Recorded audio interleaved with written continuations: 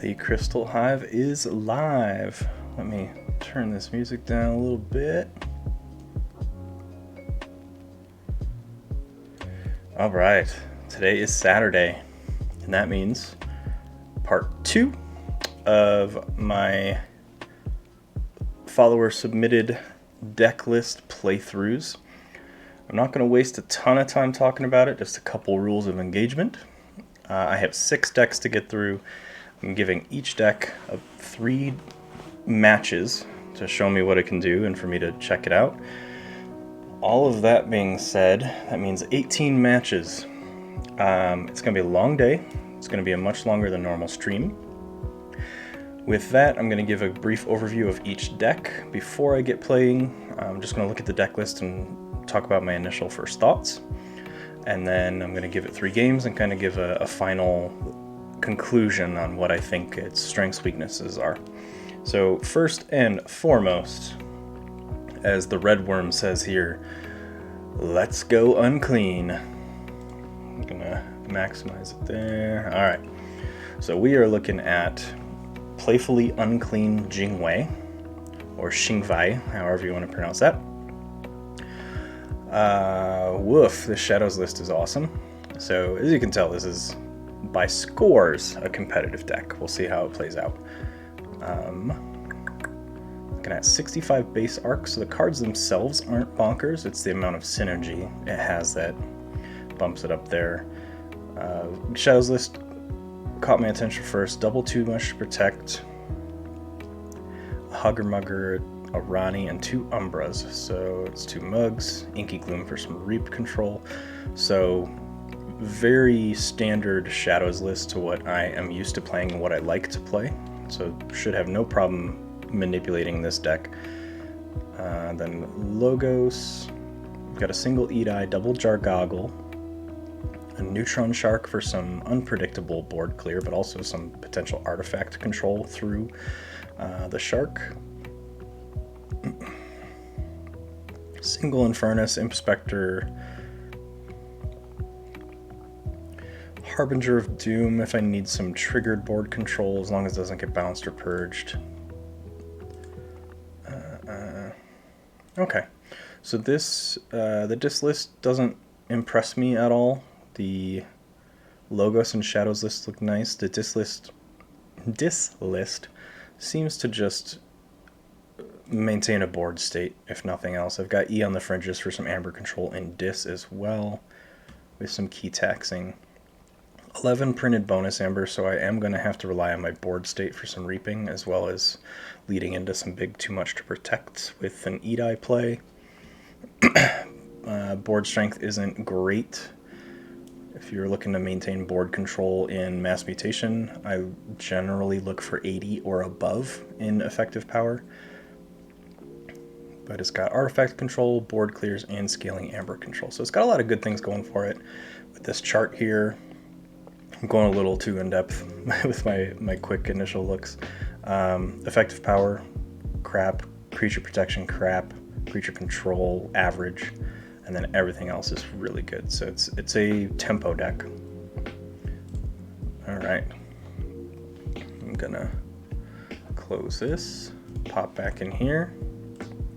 I'm going to start in casual queues. If the deck performs really well, I'm going to start dumping in the competitive. And red worm. Oh, this is one of the accidental... Oops, it's on our shelves. Along with a lot of those had Dis House in them as well, so not surprised to see that, knowing that context.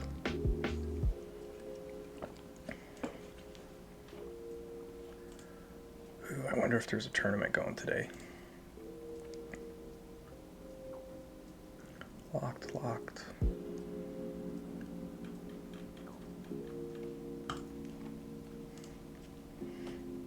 Yeah, what are we gonna do? I mean, there's people that play super high SAS decks in casual queue, and there's also people that play what I would consider casual SAS scores.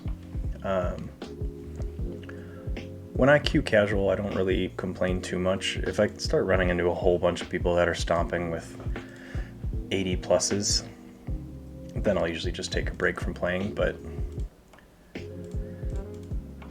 since there's no like SAS requirement for the site, because I've got a fairly competitive deck that has an SAS of 65.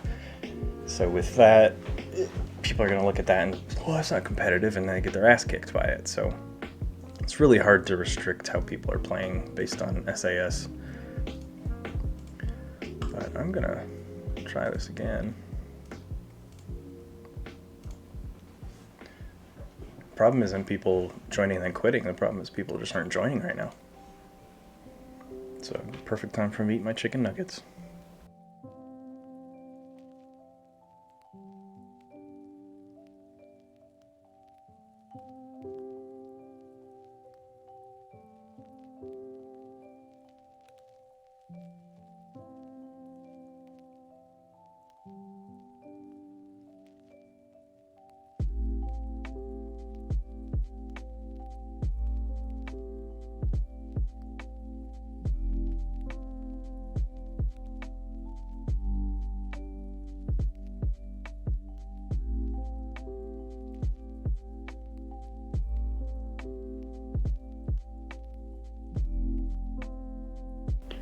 Seriously though, what's going on here, folks?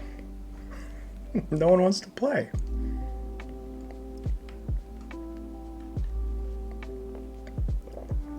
Yoo-hoo.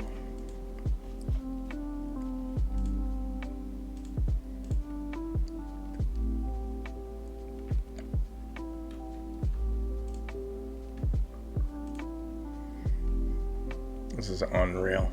Even for a casual queue, I can't find a game.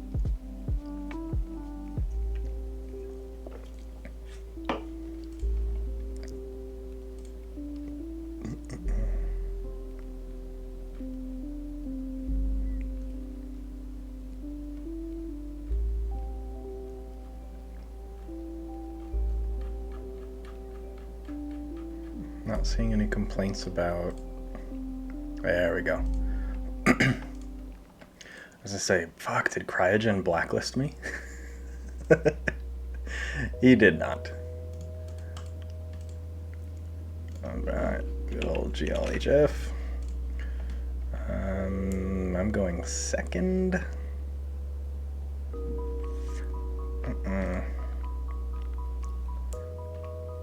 That's an okay disc start for those two with a discard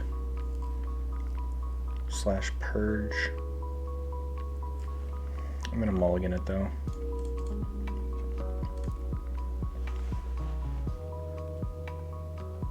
And let's close that. Cool.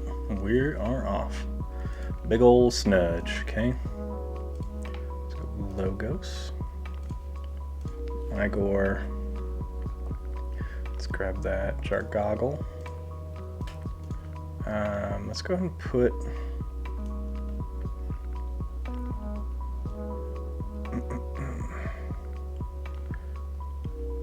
There aren't a ton of archive mechanics, so I'm going to put Too Much to Protect under there, and then let's Wild Wormhole.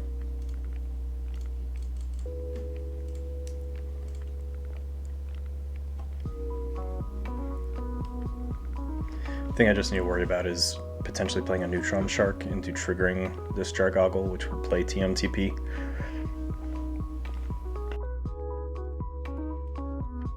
So I just need to be mindful of when I play this Neutron Shark. Excuse me.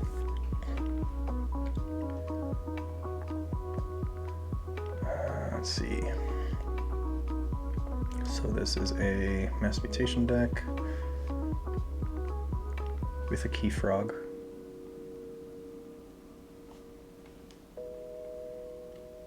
That's fine, bounce by Malison. Okay. They have nothing in their discard, so this is going to be a bad house to call here.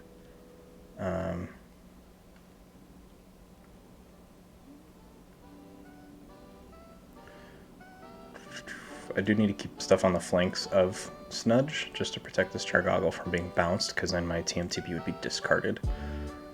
So let's play a Hugger Mugger to to the right because they're elusive, and let's play an Umbra to the left. Let's mug that. I'm gonna mug Snudge. Because an Umbra can kill him. I didn't feel like doing damage to my own Hugger Mugger.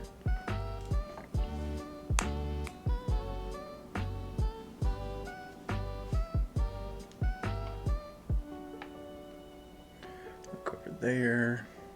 So they hit my Jargoggle, which I am fine with because that archives my TMTP. This is Playfully Unclean Jingwei, or Jingvai.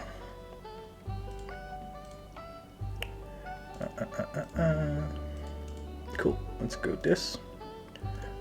No to my archives, let's hit that Infernus to hit my opponents. Get rid of both those cards. Let's go Malison, then Eterome, and then Harbinger.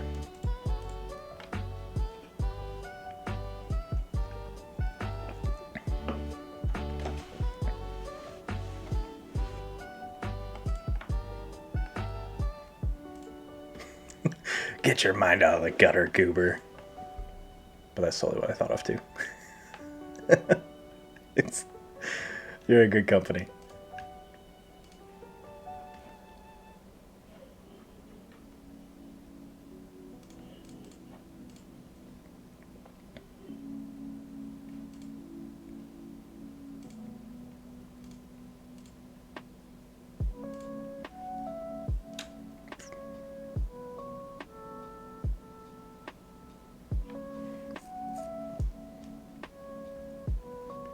Snatch to bounce my Harbinger, that's fine.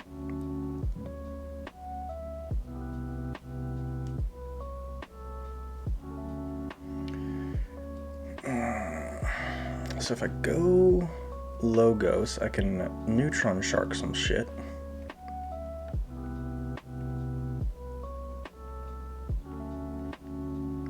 I have a feeling my opponent has a very high ranking deck as well.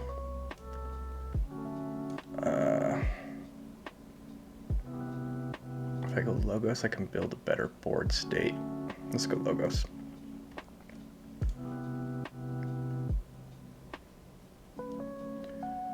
Do 8 to a creature. Well, that's going to nuke that Cinder off the board. So, then let's Twin Bolt Emission to kill that Snudge and kill that Turnkey. And then, I'm going to Jargoggle to the right and pop a...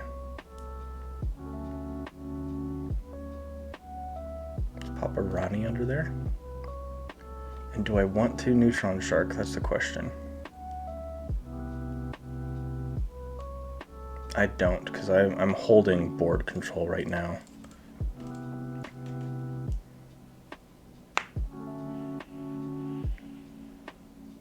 And I currently have my board built in a way where the mini groupling tank is not going to hurt me.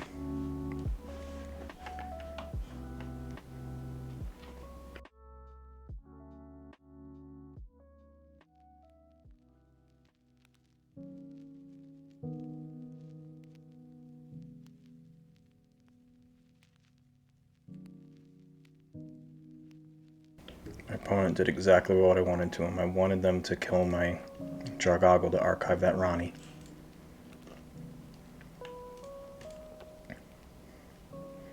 So now I'm going to go Dis. Not take my archives. Let's Reap.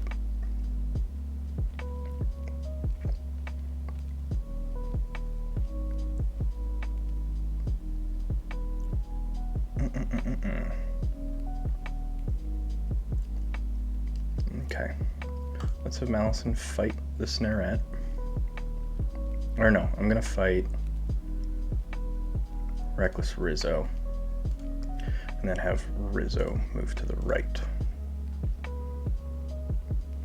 Because then I'm going to Bornet's Touch to look at my opponents and purge. I'm gonna purge that Fangtooth Cavern, because fuck that card. Then we're gonna go Harbinger of Doom. We're gonna Reap with Eterome to take out Snarette. I'm gonna play Soul Keeper on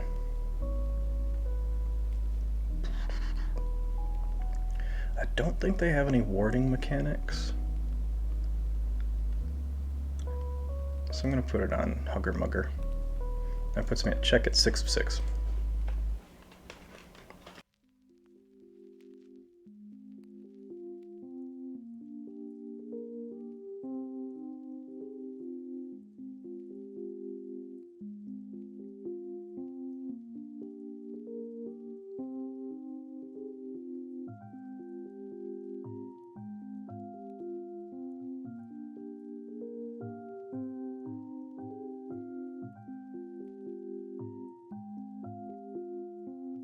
Oh ho ho, you think you're safe here, buddy?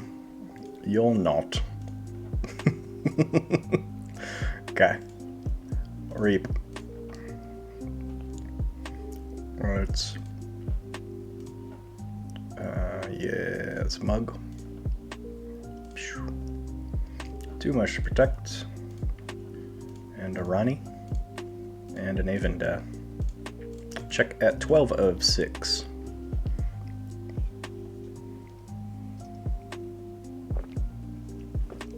I drew into an Edai, which I can archive the other TMTP.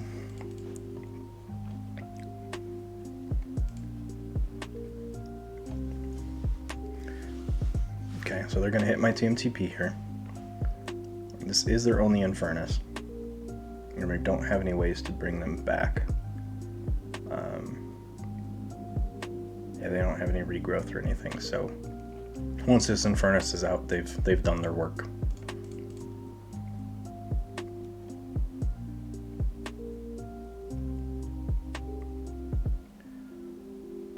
So I just need to kill Infernus, which will then kill Picarin, because Picarin will have a power of 0. Key cost is 12 right now.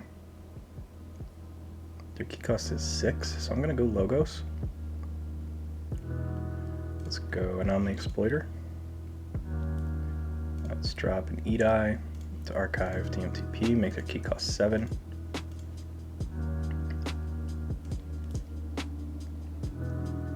I'm going to Reap.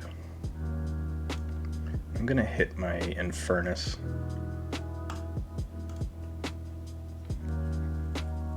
And then the question is, if it's not Logos, so I've got 1, 2, 3, 4, 5, 6, 7, 8, 9, 10. So I only have 2 accounted for in my 9, so I don't really want to avalanche this.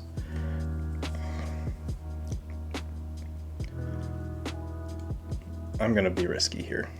I'm going to hit Infernus, and then I'm going to hit...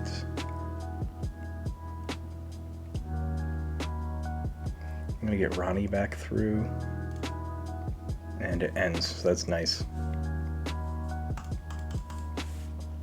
Hit my interdimensional graft, but I'm okay with it ending after 1 cycle.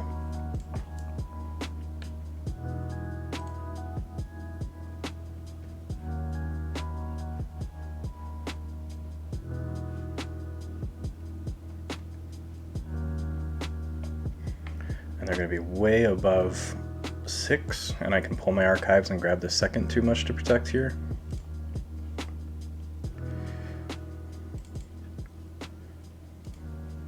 And they kill my Harbinger.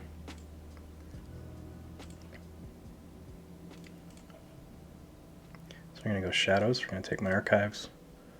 We're going to Inky Gloom just for the shits and giggles. We're going to TMTP. And we're going to Hidden Stash this. Not finished with you. I've had some really great draw in this matchup. The Shadows list is 100% the Shadows list that I played all through Coda and AOA. So I'm really familiar with the style of Shadows. So I know how to try and set this shit up.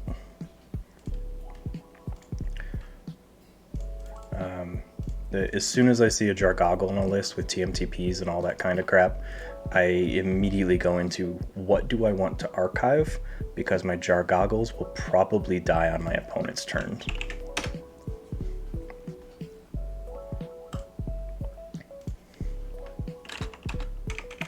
going to type you as well, but all right, we're going to jump straight into another one.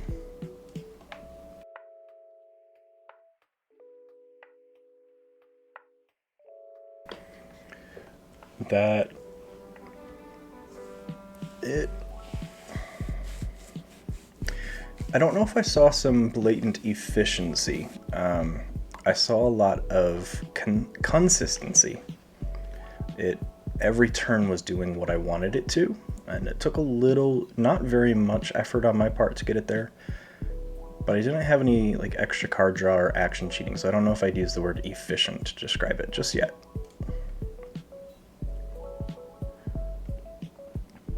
Yeah, I love using E on the fringes to thin your own dis list, especially when dis is your weakest house. No, this is an immediate no hand. Just fuck that hand. Okay.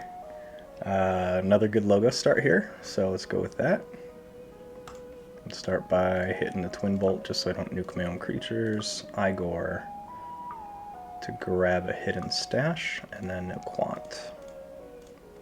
So Quant's going to lead into this deck efficiency.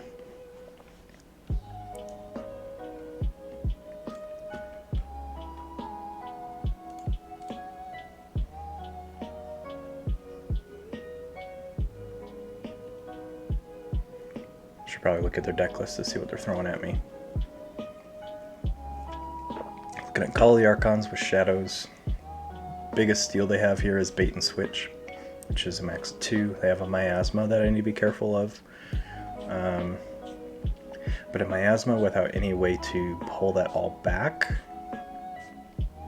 isn't that much of a threat. They don't have a ton of steal.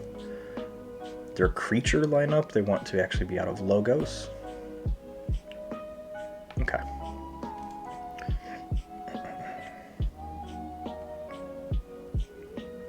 So let's go ahead and play a Shadows turn here. Let's make sure they don't reap to lessen their use of these Dock Booktons. Let's hidden stash that. Let's hidden stash my E. Let's drop both my Umbras.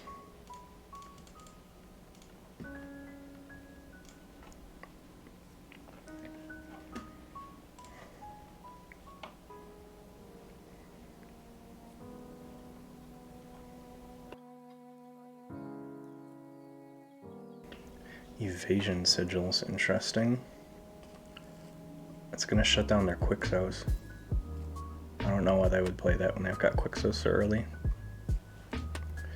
But they jump ahead with a really nice open, so I can't really do much about that right now.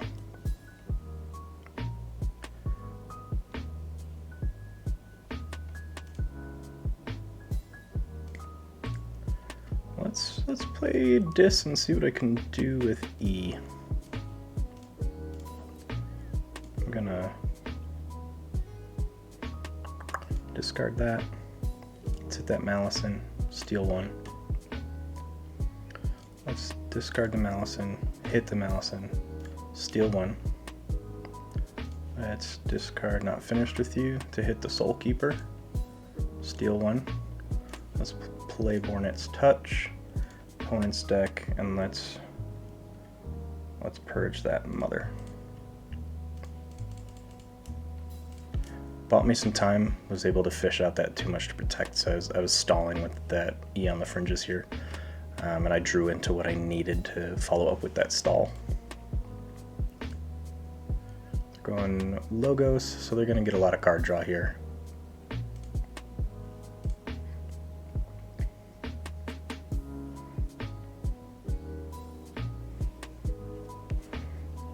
Whole bunch of card draw they're going to go through here.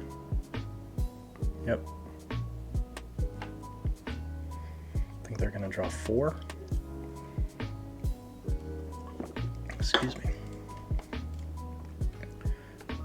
1, 2, 3, 4. They only go to 7, which I don't need to yet pull this TMTP. I'm going to go in the Shadows, and Play an Avinda. Let's have Umbra fight into the Doc Bookton, steal one. Let's have Arani come out and steal another. Just jockeying for board presence here. I do have the Harbinger. I don't have any way to out of hand kill it, so it'll have to be a turn after turn type thing.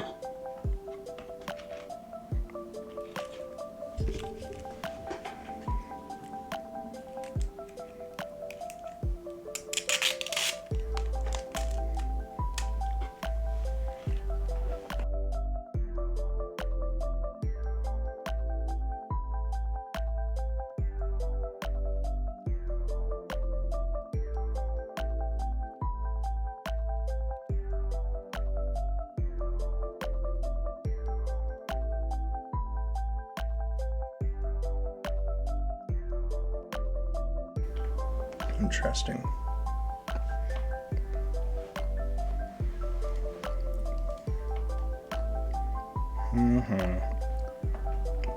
I know they're mindful of this TMTP.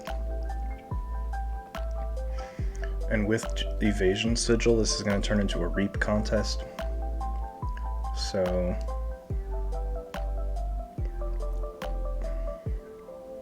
I'm going to go Shadows.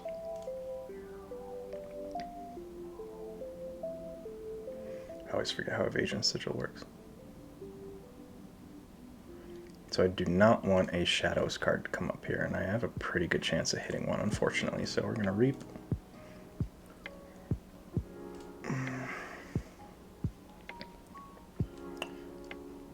Should I Brave it? You know, I'm not going to keep them from... I'm not going to keep them from forging, so I'm just going to Reap. I'm gonna hit my E on the fringes and make them discard a card. I'm gonna follow with an Avinda. I'm gonna keep my TMTP. And I made them lose a Scrambler Storm, which is nice. Evasion Sigil is very much there are a lot of artifacts from Coda that were very game-changing. And Evasion Sigil is definitely one of those. Like it completely alters your way you have to play. If you've got a fight-centric deck, which this is not, but if you do have a fight-centric deck, you're just sitting there like, yeah, I wish I could do something. And they're already at 5, so...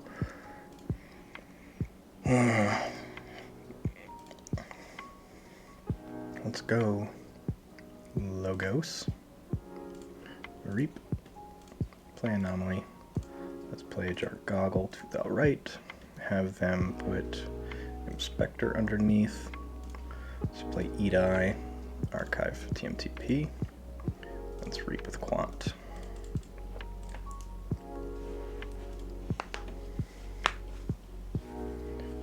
And the fabled 2/2/2 hand, the famous Crystal Hive 2/2/2 hand.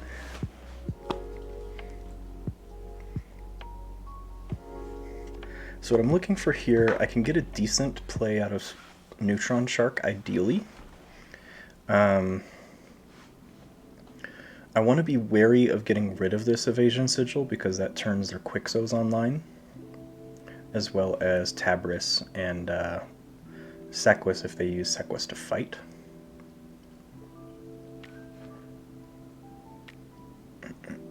Blinding Light Logos, which doesn't hurt me too much. It hurts them much more than it hurts me. They're at 9 of 7, 10 of 7. So I'll be going Shadows here and making a TMTP play.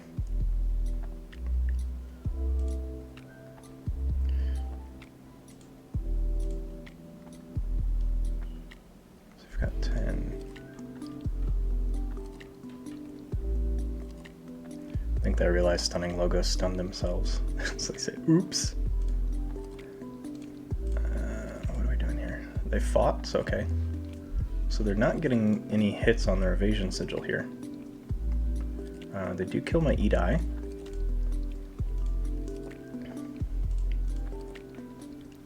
They are capturing a fuckload of amber though.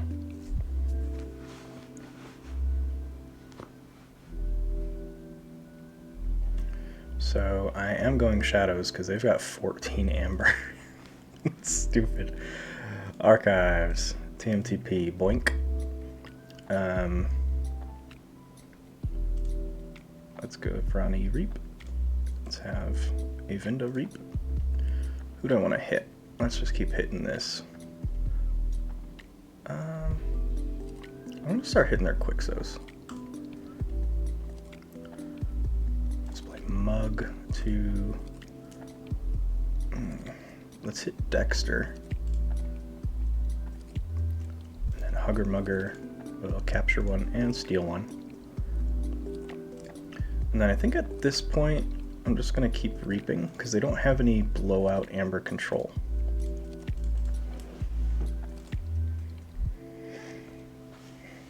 Let this be a lesson to everyone watching, whether I win or not. If you look at your opponent's deck list and they have too much to protect, at all costs, stay as close to 6 as humanly possible, or whatever the key cost is. Because when you go up to 14, 15, you just give them all that amber. You just have to play as if they have it. And you know I'm serious, because I've got my hand going.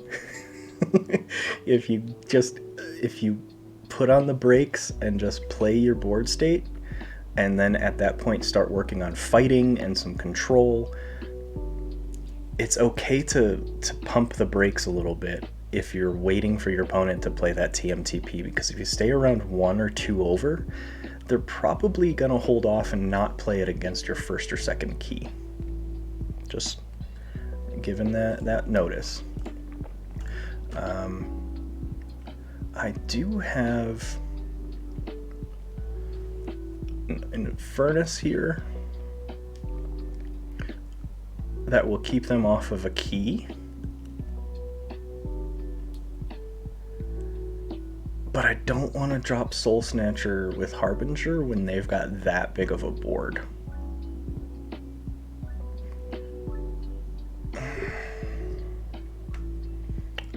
What to do? Blue key. I'm behind on tempo, so I do want to go Dis. So I'm going to play Infernus. I need to hit my discard, because they've only got 1 in there. So I'm going to hit my Not Finished With You, and at this point Interdimensional Graft is going to be useless, so I'm going to hit that as well. Pops them at 5. I'm going to discard my Soul Snatcher because I don't want to give them a benefit of that. And I'm going to call check at 13 of 6 for my second key.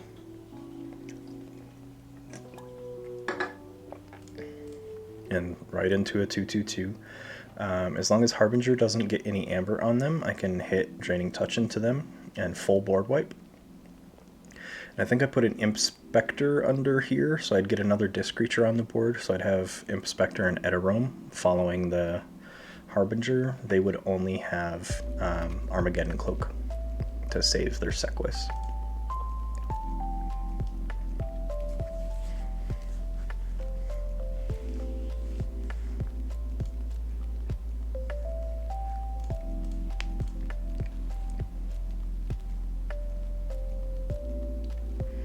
And while I am playing through here, I'm not going to be adding markers or highlights. Just like I did for last week's stream, I'm going to do some post-editing and add all those markers for the VOD and for the YouTube upload. So the markers will be there if you want to go back and watch this game, and the Red Worm if you want to see some decision points I make or just watch your deck in action. You'll have markers to be able to go to that, and I'll have every deck marked. It'll be there, just won't be there while I'm streaming. It's too cumbersome. There's a known issue with the back end adding markers midstream. So without boring you with details of behind the scenes streamer stuff. And if they go too far above 5 here, or sorry, of 6, I've got another TMTP in my hand. And really I'm just making them do the work for me.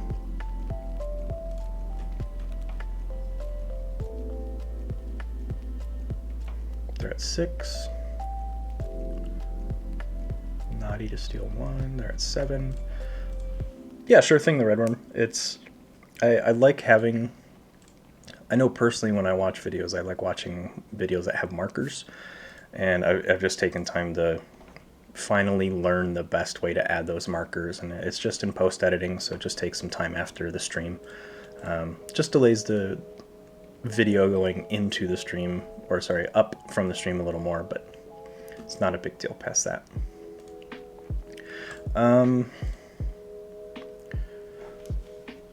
So I get my yellow key here. They are going to get their second key, because even if I do too much to protect, I can't pull them below 6.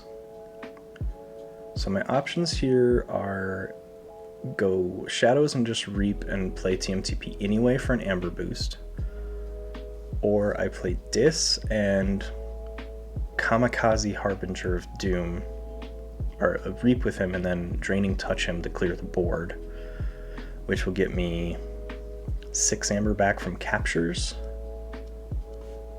I don't think they have a key cheat, so I'm going to do that because that's going to push me tempo and put me in the checkmate. I'm going to go Dis. Let's Reap. Draining Touch to hit Harbinger. Let's hit Sequus. Inspector stays, Eterome comes out. And I miscounted, I forgot that this guy was going to stay on the board. So I get 3 Amber from it, but it still puts me at checkmate. At 8 of 6 to my third key.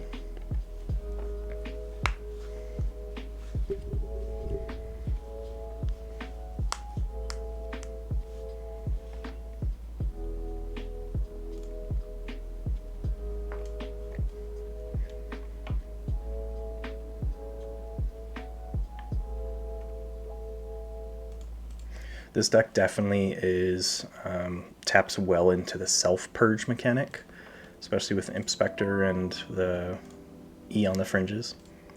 So you're thinning your deck, getting rid of your less powerful cards and leaving only your strongest cards to keep looping through your deck, which is a style that it took me a little while to actually get used to that play style, because I always thought, well, if I'm destroying my deck, it's not going to do what it wants, but you're getting rid of the cards that aren't really working. Like Malison, wasn't going to do very much work. So that's why I hit my 2 Malisons. So we are 2-0. I am going to go into a competitive queue with this one. And call this match 3.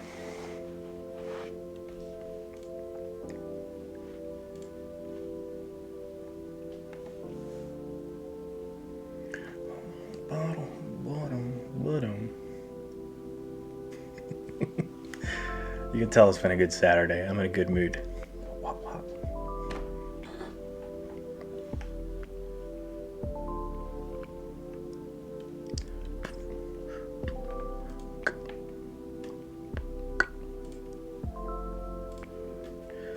Just looking at this deck list some more. This list does remind me of a deck that I've recently been revisiting, and I can pull that up for a second, and you'll see why. The Huge Enormous Viking of Pike's Harbor. So again, double TMTP, double Rani, double Trust No One, which you can't see it with my name here, but that's the steal 1, but if I have no creatures in play, I steal amount of amber equal to the number of houses represented among my opponent's creatures. So up to 3. 4 if they've pulled one of my creatures that doesn't overlap with their houses. So lots of seal potential, has some archive potential with a Dr. Millie in Logos, which is one of...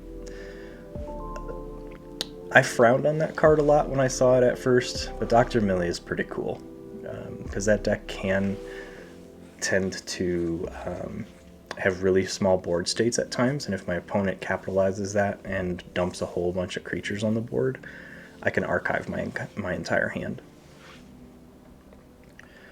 We are looking at a redacted deck. This is Mass Mutation, double Infernus,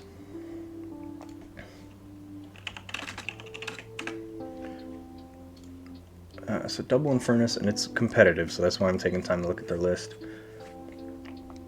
Double Bonething, double Rad Penny, so they've got a lot of Amber control. They also have Guilty Hearts, which luckily I don't really do any capture. So I'm going to save my Neutron Shark for that Redacted. And the rest of it just looks like kind of a rush game. They don't have any massive steal, just a lot of pick away at Amber here and there.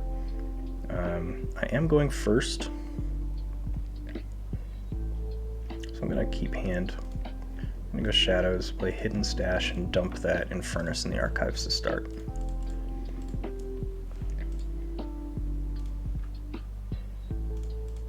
There's that Redacted. Why not? I'm just going to hit it. I'm just going to fucking hit it. Boom. Boom. Just goodbye. Fuck that card. What do I want? Let's take a Bornit's Touch. Let's hit a Jargoggle and pop a Vinda under it, and then drop another creature.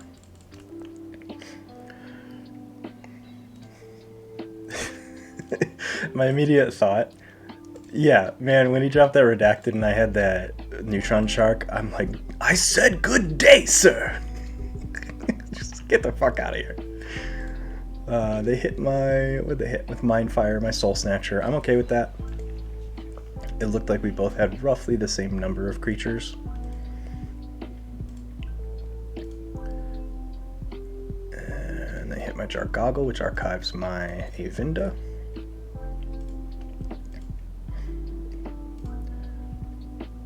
They've got 2 Amber cards in here. Yeah, let's go Dis. Take my archives. Let's drop Infernus. Opponents. I'm going to hit that Redacted, and then I'm going to hit a Mark of Dis, because I do not like house control. Bornit's Touch, my opponent's deck for... Ooh, Skippy Time Hog is awful. I'm going to purge that. And... question is what out-of-hand damage. They have Implosion, which could trigger it, which I'm okay with if they hit my board right now. So I'll drop it just for some reap potential.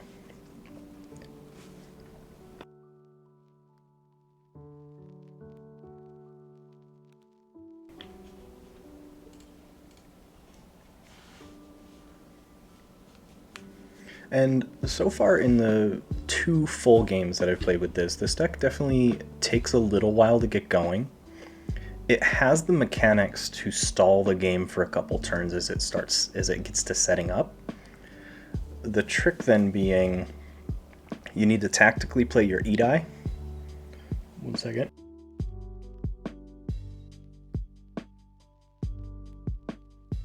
You need to tactically play your Edai, excuse me.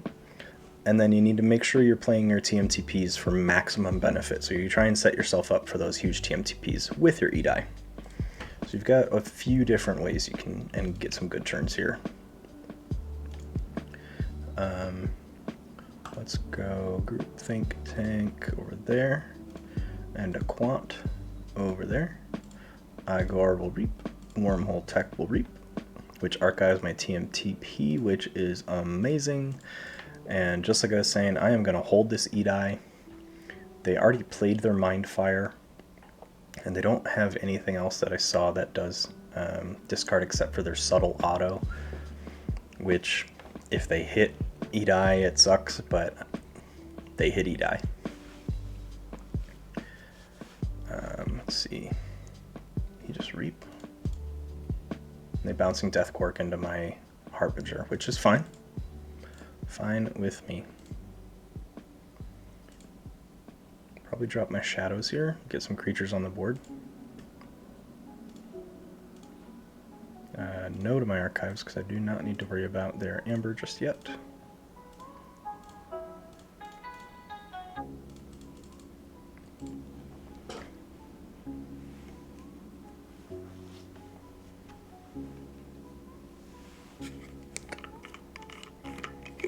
Is that Diametric Charge? No, Positron Bolt.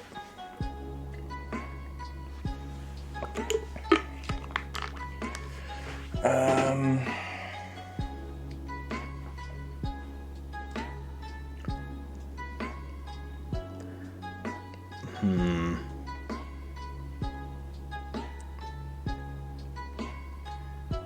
TMTP's not going to help me here. Let's go Logos. No. That's Wild Wormhole. And then Eat-Eye. Let's dump Mug in there as well. And call that good.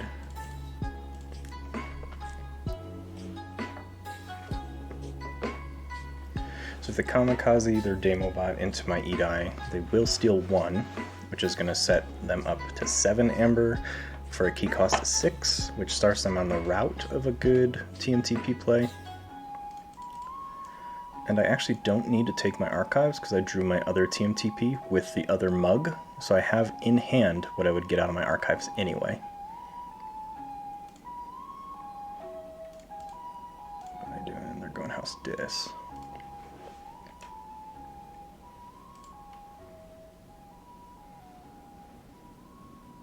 They drop their Infernus, they're going to hit probably my Wormhole and my Infernus. Or Bornets. They got a few good targets. It depends on what they think my deck is trying to do. So they hit my Bornets and Neutron, so they're taking away my basically targeted Purge and my board clear.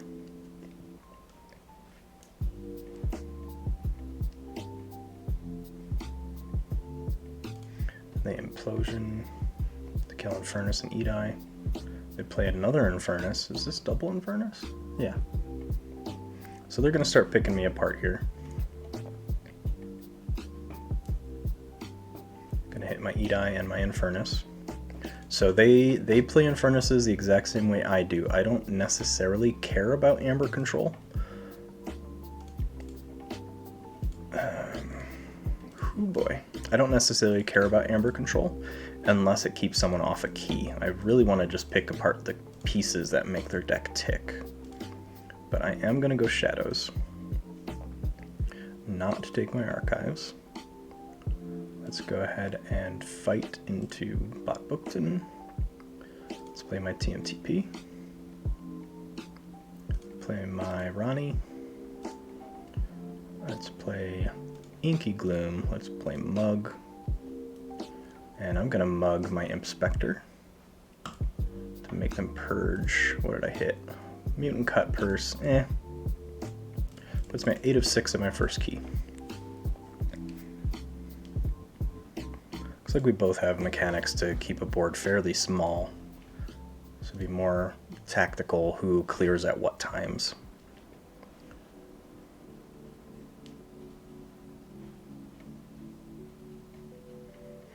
If they play a lot of out-of-hand Amber, I could either TMTP into Hugger Mugger, or I could go Logos and Graft and play a Jargoggle. There's a few things I can do here. I can also just go straight into Dis and E on the fringes.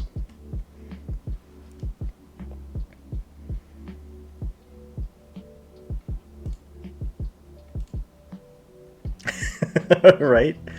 They're probably like, oh, thank God. Thanks for getting rid of that. That's how I feel about Gloriana's attendance. I'm like, please purge it. Please purge it. Get rid of it, please.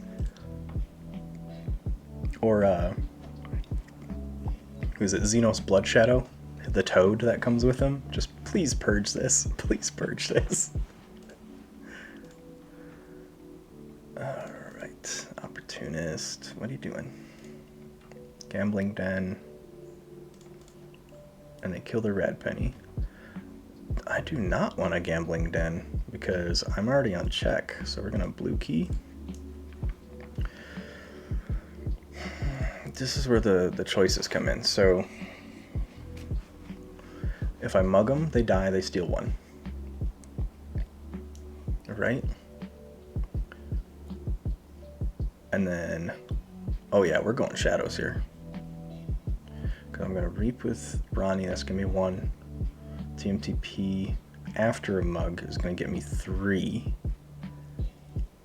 So that's 4, 5,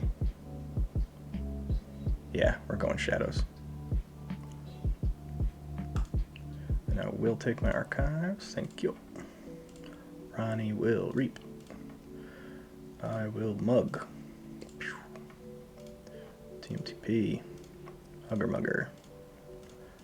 Check at 6 of 6 to my second. They are at 5 of 6 to their first.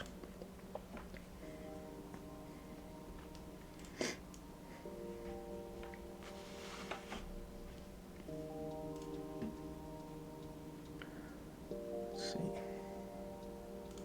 They did hit their gambling den.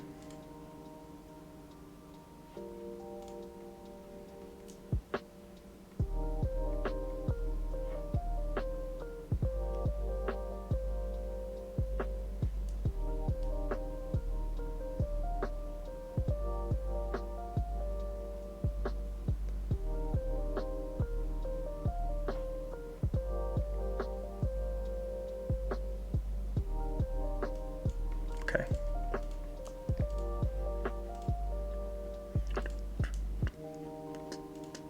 I was like, where did that key come from? No, they hit it because of the gambling den. They were at 5, so they got to 7 and forged.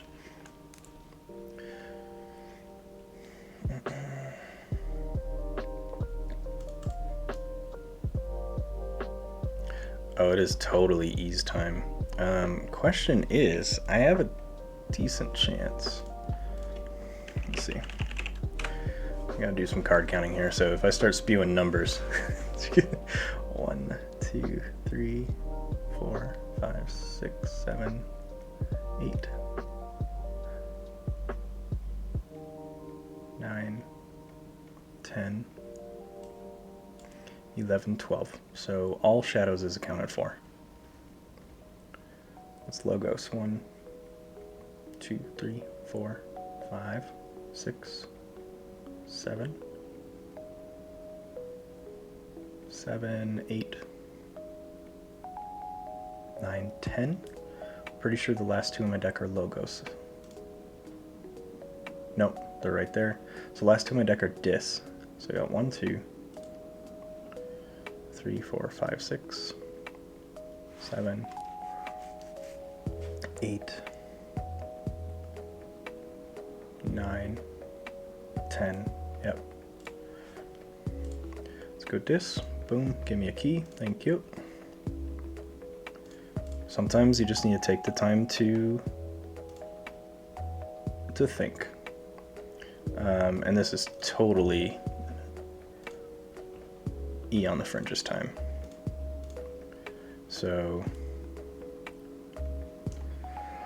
let's just discard Eterum. Set my opponent's deck. Let's start nuking those Infernuses, right?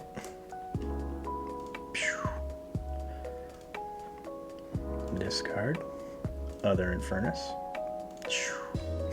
10 Draining Touch. Let's hit that Bona thing.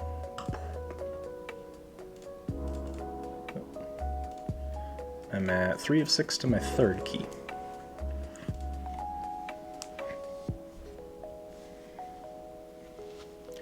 Gambling Den is it's a really deceptively high skill cap card. So if you're looking at Gambling Den, really the strategy with Gambling Den is, are you willing to play the odds right now? I have 22 cards. I have nothing to lose, so I might as well play the odds. I've got 1, 2, 3, 4 logos, 6 with 2 dis. So odds are my draw pile has the most shadows. And I discarded or looked at an Imp Spectre. So playing the odds with nothing to lose, I should have been playing my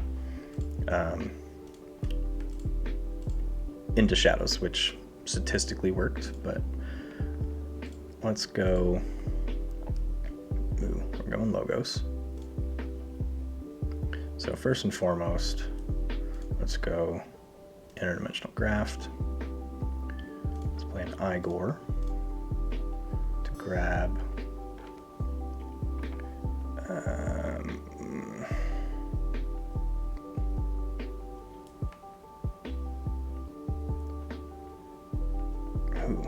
play here?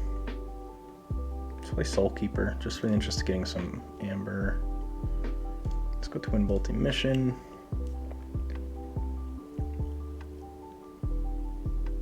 I don't really like these rad pennies being here, but I also don't like them going back in the deck. So I'm just going to hit 1 and then the Bona thing.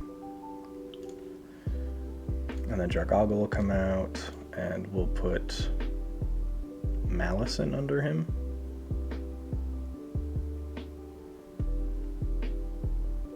Yeah. Yes.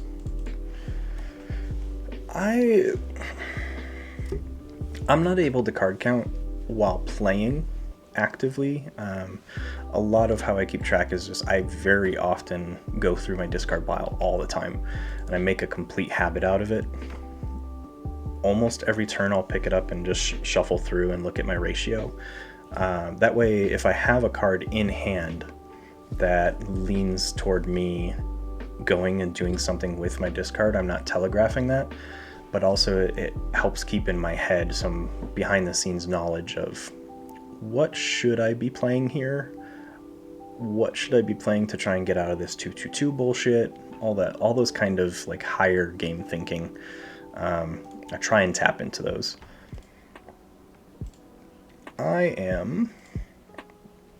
Excuse me. Let's go Logos.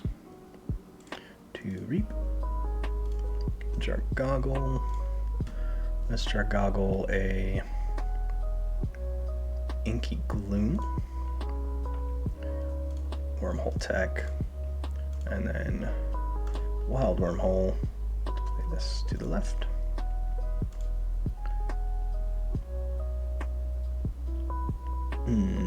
Yeah, I'll enter. I was debating my Anomaly Exploiter into my Ronnie. The reason I didn't is because I'm not close enough to reshuffling, so Ronnie is just going to sit in my discard, and I want him on the board as a potential reap target.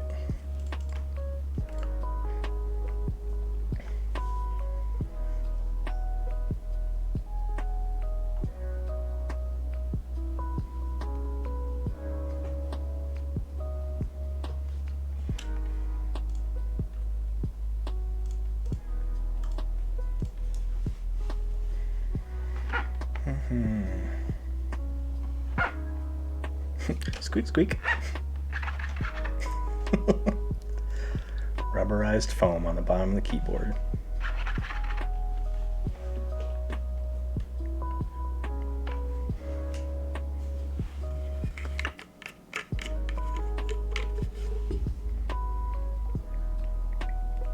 They're going Shadows. They did not use Gambling 10.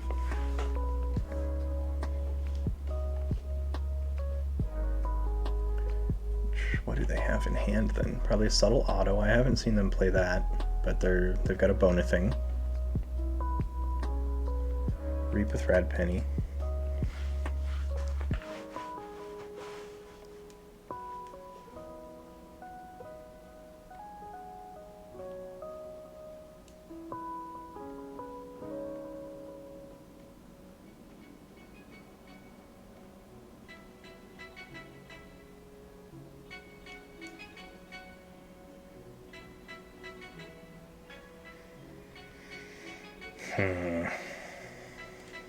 Booby Trap will do it.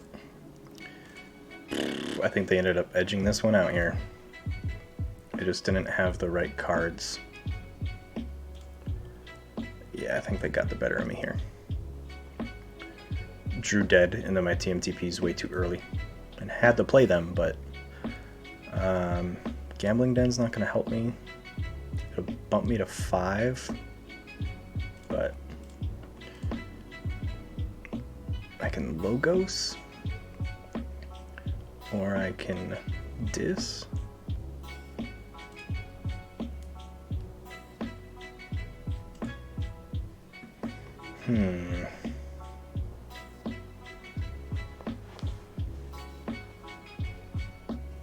Yeah, I got nothing to stop them. So let's just go Dis, because this is the most cards. Yes, I'll take my Archives. Let's go and drop the Harbinger. Let's Draining Touch it. Let's hit Red Penny first.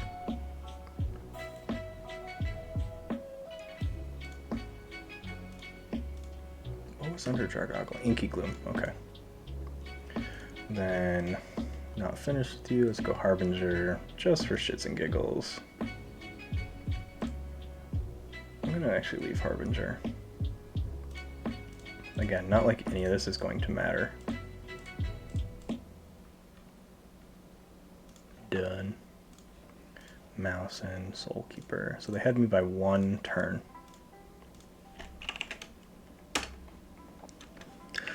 Oy. That was a really well played game. I think my weakness there was just not having enough reps with the deck to know when I can push and when I need to stall. I think I was trying to push too soon and not quite knowing what they were going to be able to do to counter it. They were able to get through their Bona things and Rad Pennies a lot, so I underestimated how impactful those would be. But with a 2-in-1, with the 1 loss being a competitive and being a 1 action game, I'm fine with it. That's an awesome deck list. I'm just gonna keep rolling. So, got a lot to get through today. So we're gonna pop you over here, maximize you out. So next deck is Leonardo Hodgepodge 40 Ward. Fortaward? That's a weird word. Looking through it. Yes, this is the Z-Force agent with the full Project ZYX package. Woof. So zero amber control. So this is all about maintaining board state and board dominance. Double Daughter's nice for card draw with a QMX. Infomorph gives a lot of draw pips. I've got 4 bonus draws here. Commandeer is my #1 amber control. And then the Z-Force agent is just bonkers if you can get him geared up. Okay, there's nothing weird or scary about this deck. It's just a really cool combo deck. So we're gonna see what we're gonna do. Leonardo Hodgepodge Fortaward. And we're gonna mute the mic because we got a helicopter here.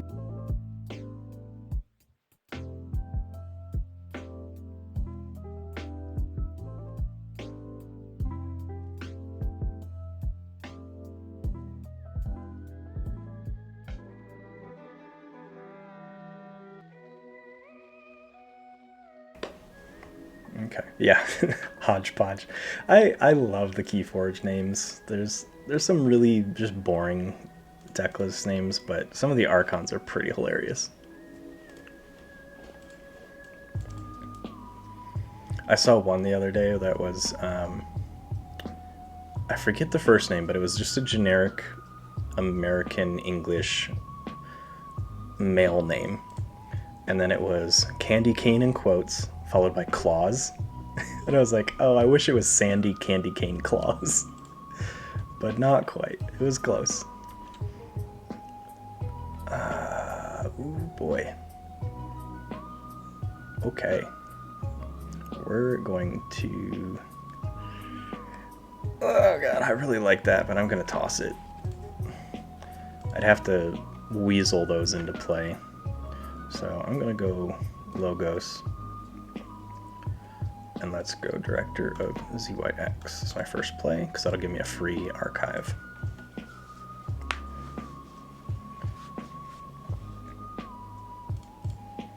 Play Font of the Eye and Squire Alice. I archive a Seeker of Truth. So let's go Logos again. No to the archives. I'm going to play a Daughter and Reap. And then play ZYX Researcher, who will archive the top of my deck, which was a Positron Bolt. And all this bullshit right here with no Z-Force agent yet. God. That's why I hate combo decks. I never draw the combo in the right order. So I'm going to have to just start picking apart cards until I find that Z-Force agent somehow. There's a QMax. So I guess let's just... That's a card draw and some damage. Oh boy. Sure, let's go for it. Let's take the archives. Let's drop a Fission Bloom. That's Reap. Let's Reap. Okay, QMax. And then Positron Bolt. Let's hit there. End turn. Still no Z-Force. Just trying to get it. Trying to get it.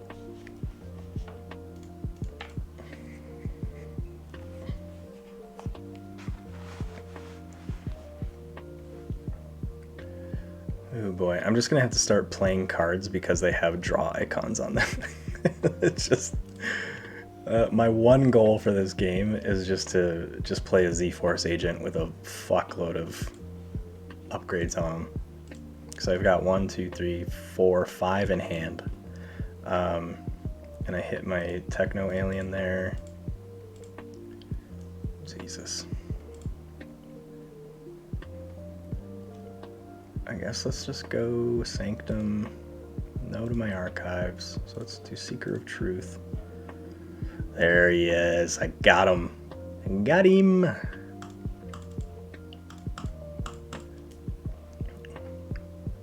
I'm sorry, opponent. You're not gonna like this next turn. I'm so sorry. Because I could pop... Oh, what can I put in there? I don't know if I really want to taunt on him.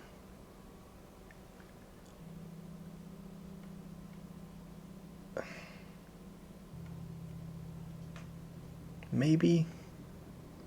I can taunt on QMax, I guess. Let's go Star Alliance. I'll take my archives. Thank you very much. Let's go Z-Force agent. Let's hit that Zealot. Then let's Red Alert for 1 to everything. That's Z-Wave Enhancer. Let's Z-Ray Blaster. Let's Particle Tracker. Let's Universal Translator. Let's put Techno Alien to the right. And I am going to put the Taunt on QMax. Check at 6. With an absurd Z agent here. So absurd that it just goes on to the other line. No! You fuck. You piece of shit. The tempting offered him back to my hand and I lost all those upgrades. Motherfucker. Alright. Alright, it's fine. It's kind of fine. It's not really fine. I'm angry. Oh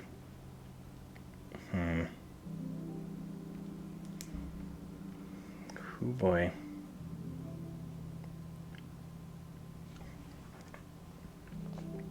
That was a well-timed tempting offer. I mean, they've got 1. Yeah. Looking at it, they already played Spirit's Way. So that was the 1 card in their hand they could have to get rid of him, and they had it, so nothing I can do. That being said, I think Sanctum's a good play here.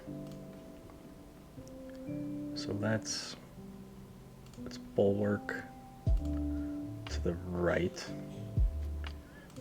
Gizelheart to the right with a shoulder armor on the Gizelheart Zealot to fight Alice.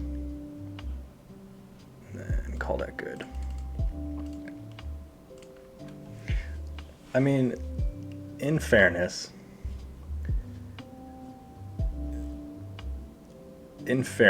I was able to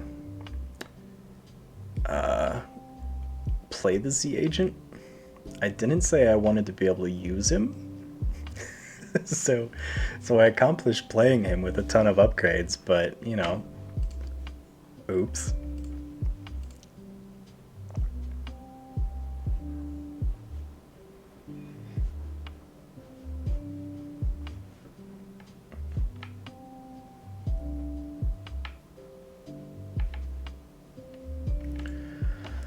Okay. I think we're going Logos here. So go ahead and reap with QMX. Drop the project.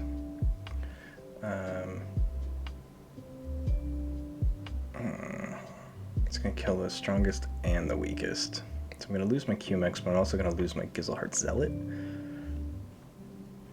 Let's Fission Bloom, double the Eclectic Inquiry bonuses. Let's capture on Bulwark and Techno Alien.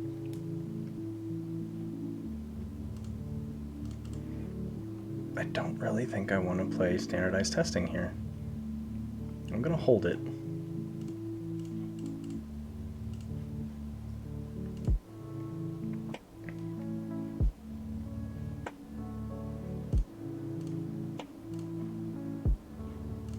Currently most powerful creature is the Zealot, but I can pop something on the flank to not make him the most powerful, but then it would be Project.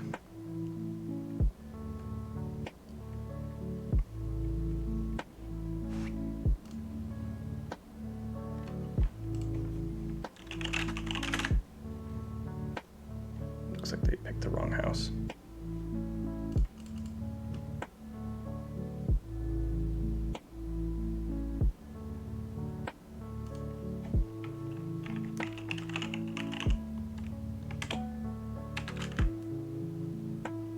Okay, perfect, sweet. Sometimes people don't know the type out script and just start dragging cards around, and I'm like, no, just switch it with /active house. All right, Orb of Wonder, Grey Rider. Francis is going to make us each gain 1. She's probably going to fight my QMX. Yep. So QMX goes to the archives.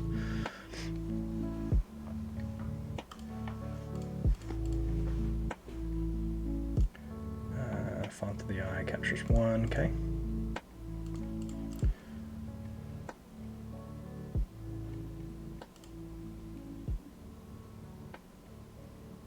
Logos looks like an okay option. Not quite yet, though. I'm going to go Star Alliance. So Star Alliance, I'm going to get Assault 2, so I'm just going to take this Grey Rider out. I am not going to take my Archives. I'm going to fight into the Grey Rider. It'll die from Assault. The fight trigger doesn't happen because the fight never actually happened. But let's go Subject Kirby to the left.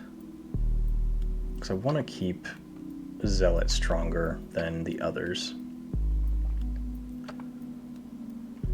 Let's hit you there. Are you a mutant? No, you're a mutant. So let's go Z-Force Agent. Let's hit you with 1. Let's Particle Sweep hit you with 2.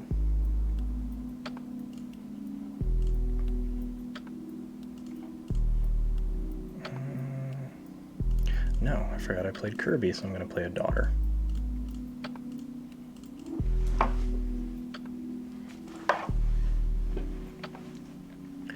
So, ahead on tempo, ahead on board state. I don't feel confident, though. My board's pretty weak. I do have 2 upgrades I can drop on the Z-Force Agent pretty quickly and gain 2 amber from a fight from him. Beyond that, though, it's not an amazing Star Alliance turn. I can play 1 off turn. And so they kill my project.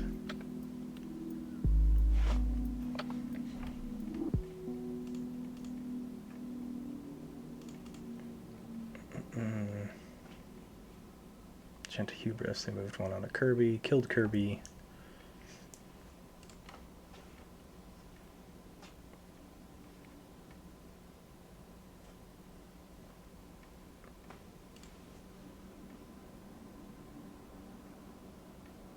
I got one mutant.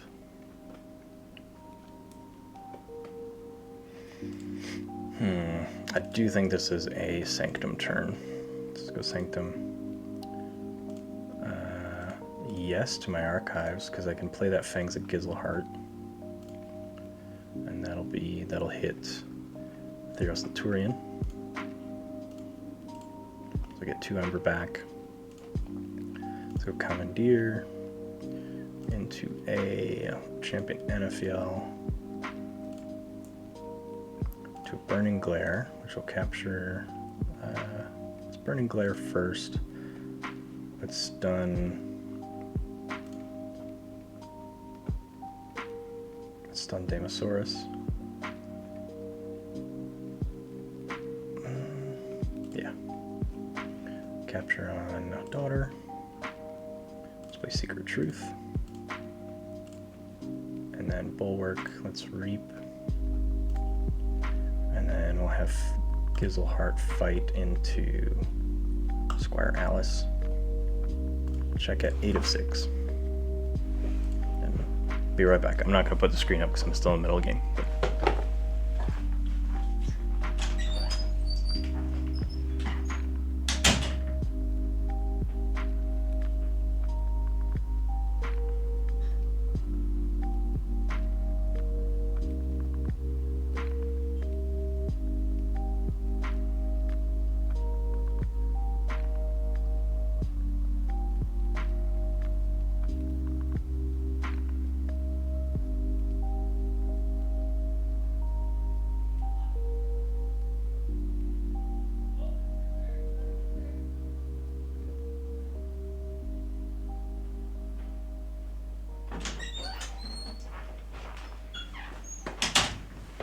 Okay.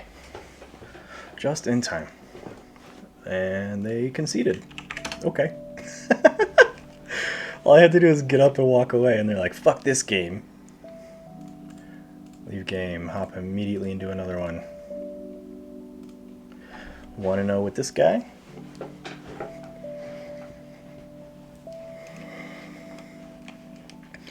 I think I ran into just a weird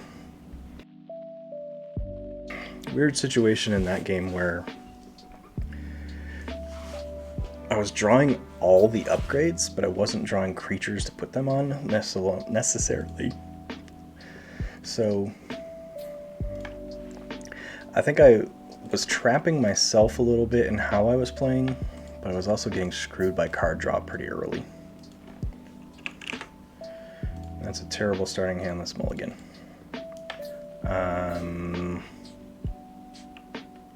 Sure. I'm gonna Logos first turn into Daughter.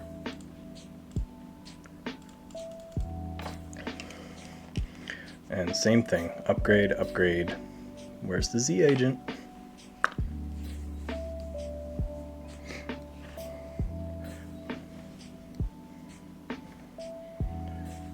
Scale. What are they playing? Got an Orb and Furnace.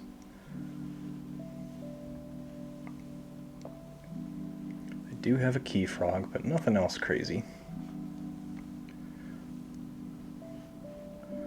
Interesting.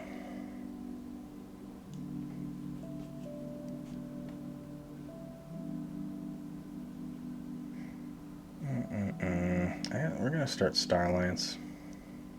Are we? Are we? Let's go Logos. Trying to get use of my board while I can.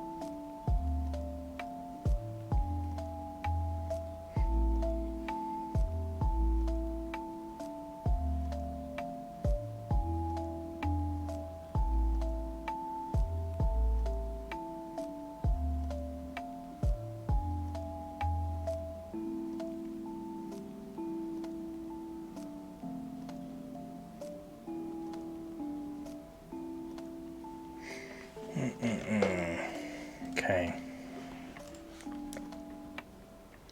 Well, let's go Star Alliance. Let's drop Secura Droid.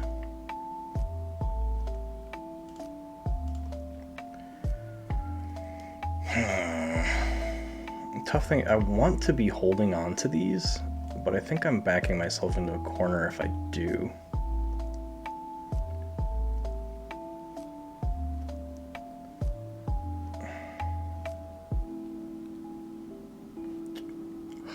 God damn. So let's... Fuck it, I'm just gonna pitch Red Alert. I'm gonna call that a turn. See what I can do.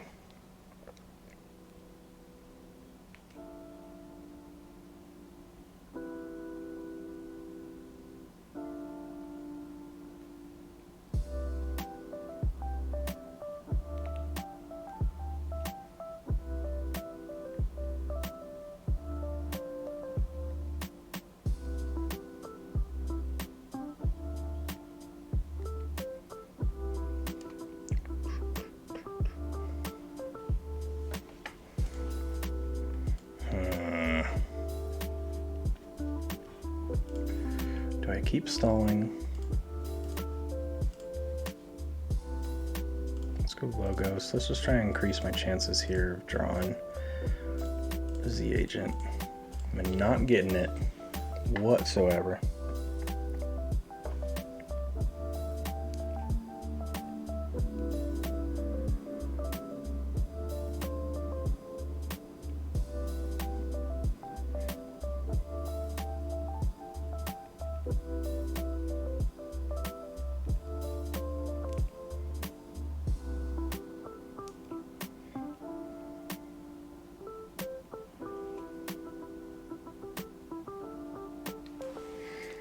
Okay. My phone was blowing up at me about a bunch of Twitch stuff, so I was filtering through that. My apologies. Let's go Sanctum to play Seeker of Truth. Then let's play a Mantle. And that's Reap. And then that's Free Markets. Put me at 7 of 8. Still no Z agent. This is crazy. Upgrade, upgrade, action, upgrade, upgrade, upgrade. Okay. They're in Dis. So Gabus will probably fight Daughter and then hit my Mantled Daughter.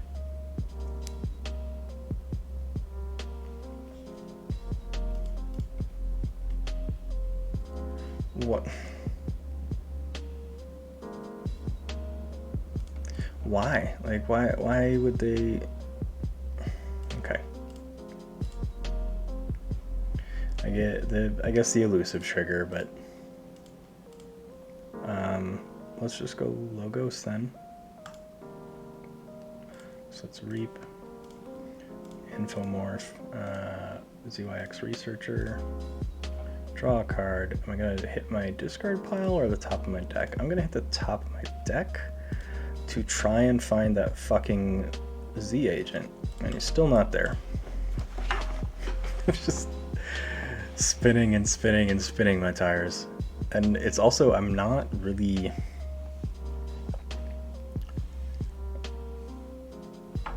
playing just to find the Z agent. That's what my deck is forcing me to do with the way I'm drawing. Unfortunately. So I'm probably going to have to just dump all this shit onto... Yeah, just like... I don't even know what to do. I could go Logos, Reap, Reap, Reap, take my archives, draw one.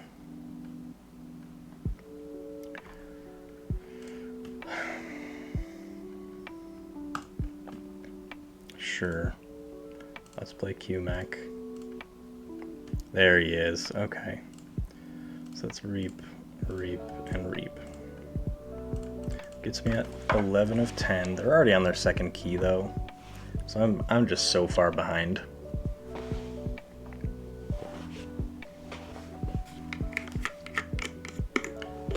Just playing my Starline's turn alone will get me enough amber for a key, so I can rock it back fairly quick. They're in Starline, so they're playing a bunch of cards. Not sure if they feel comfortable here or if they're just playing with what's in their hand. So let's go Starlines. Z Agent. It's going to do 1, 2.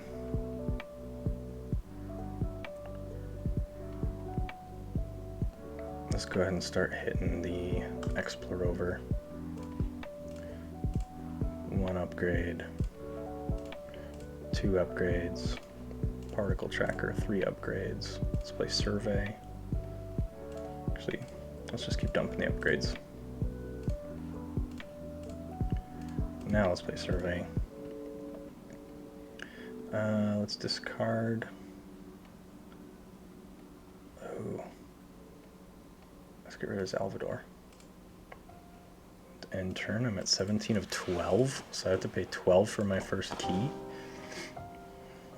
No, thank you. I don't even know all the upgrades I put on here. Search your deck for an upgrade, put it in your hand, shuffle your deck, use another non-star alliance, and then fight 3, do 3 splash. Or 3 before fight, not splash.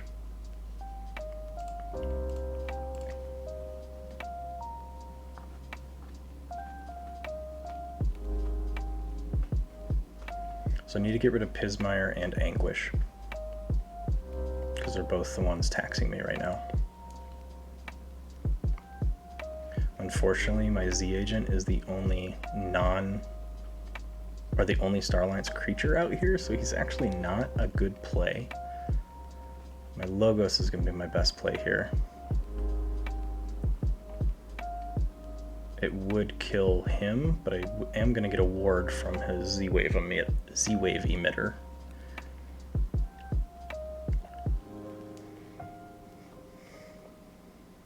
So they just destroyed Pismire. So they're bringing my key cost down to Gateway. And then that puts him in checkmate. Interesting. I don't have anything. There's 0 amber control in this deck. I don't have any capture icons. I don't even know this deck well enough to know what I still have in here. I could draw into an eclectic inquiry. Alright, so I gotta go for the card draw here. Let's go Fission Bloom, discard the Standardized Testing, QMX.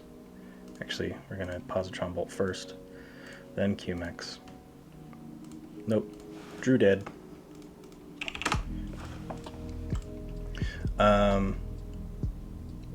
Seen some immediate problems with this deck. I will talk about them in the recap, but it's pretty clear how my thoughts on this deck, so it's not going to be a long recap, but we'll give it a third game and see how that goes.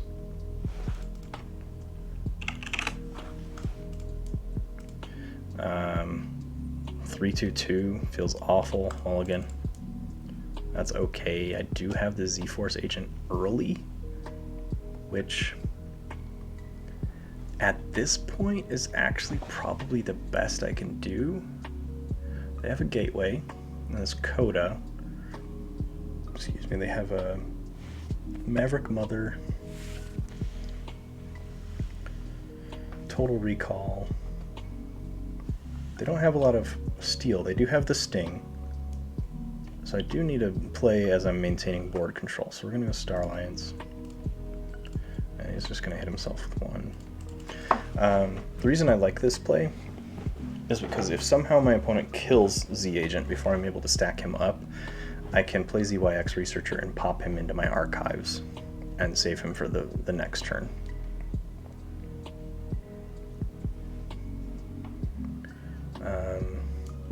Let's go ahead and play Star Alliance. Pop a Z-Wave emitter in there. Let's put a taunt over there, and I'm actually just going to reap. Because fighting's going to kill me if I go into that.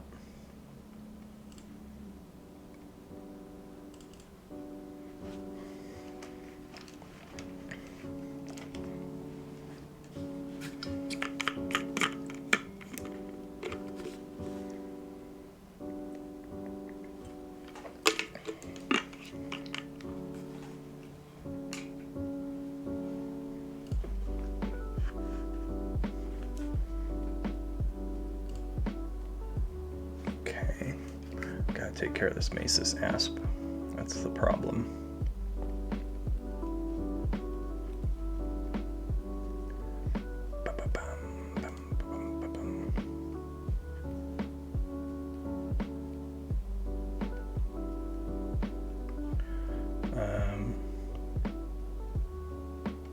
Let's go logos. Daughter, and then a CYX researcher.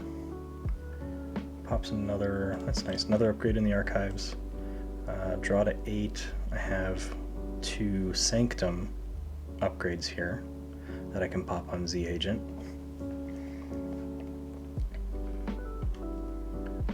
Just give me a hand size of 8.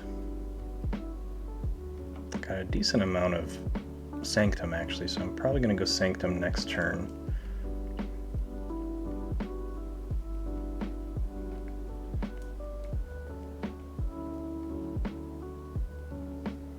What my opponent should do here is Mace's Asp into Z Agent and Dodger. Just both of them should attack my Z Agent if they can. Since they can't, they should take out my Secura droid. They're probably going to here with Dodger. Yep. So they're slowly working their way to be able to kill my Z-Force agent. I'm going to go Sanctum, not to take my archives. So let's go Zealot, Shoulder Armor, Seeker of Truth, other Zealot, then Burning Glare. It's Coda, so I don't think they have really many mutants. So I'm going to stun their Mace's Asp. And then you are going to fight.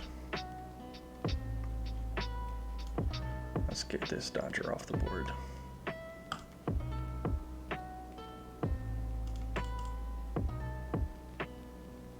And then Zealot.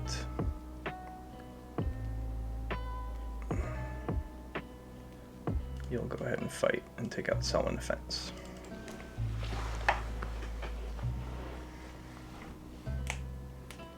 So they do have their Sting down, so they're going to be building a whole bunch of Amber, and it's just going to be down to, do they discard their Sting at the right time? And my next turn looks like it's a very obvious Star Alliance turn as long as Z-Force Agent is still on the board. If they're not, I'm gonna have to, oh, there we go. They fucking take it. Okay, so I think this is a perfect time to give my recap. I absolutely hate decks that completely revolve around one creature. It gives the deck no depth. It gives the deck no overall strategy other than keep that one creature alive and on the board. When you can't do that,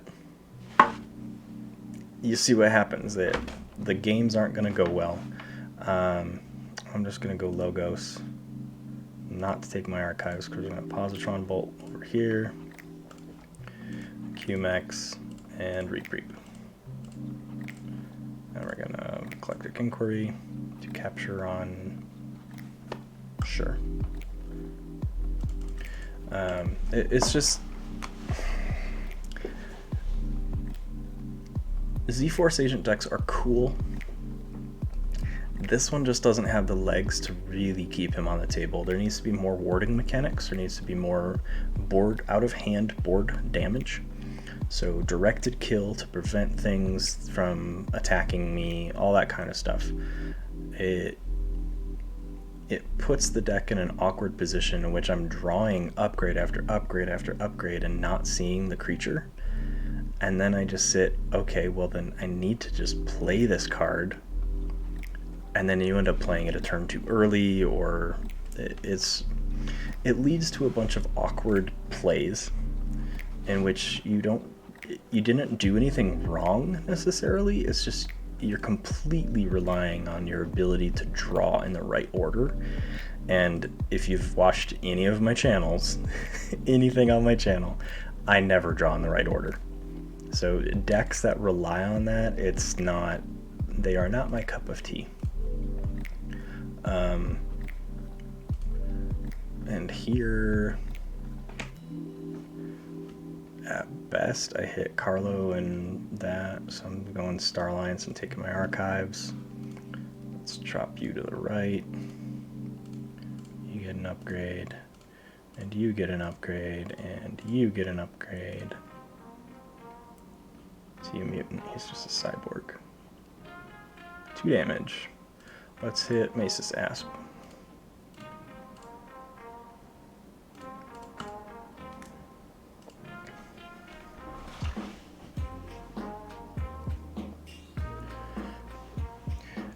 He is a huge target, but the problem is these creatures are so small. I think at quick cursory glance, the initial power of my creatures averages to a little over 3. And that's an awful average power to keep board control. Sure. let's standardize testing and then drop a whole bunch of shit that doesn't matter. I'm not saying this deck is bad. I'm saying I do not play these type of decks well, nor do I have the brain to play them casually and enjoy them, because I attribute it to my draw luck. Whether that's true or not, take it with a grain of salt. I just tend to get some really fucking weird hands and try and make the best of them, and then they just get worse and worse and worse. And it leads to these awkward hands in which, not knowing the deck well enough, I make probably some bad decisions. And I also, in casual queue, I faced a whole bunch of decks that have a whole bunch of targeted creature control. So it is what it is. I couldn't get those wards going and didn't have enough creatures to actually drop enough targets on them. The upgrades were coming at terrible times. Yeah, drawing into 6 upgrades on your second turn, you're just like, cool, thanks. I've got 1 creature I could put it on. And admittedly, I was playing that deck more for fun to see how crazy I could get my Z Agent to go. But all of that said, let's hop directly into deck number 3. This is Director Appleseed. I feel a sneeze coming on, hold on.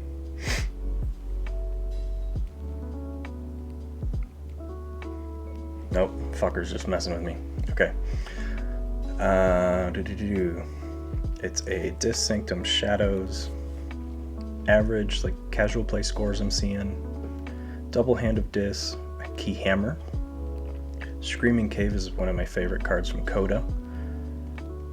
Call of Subordination is great. Begone for anti-Dis. Oath of Poverty is alright, but how many artifacts do I have? I have 2.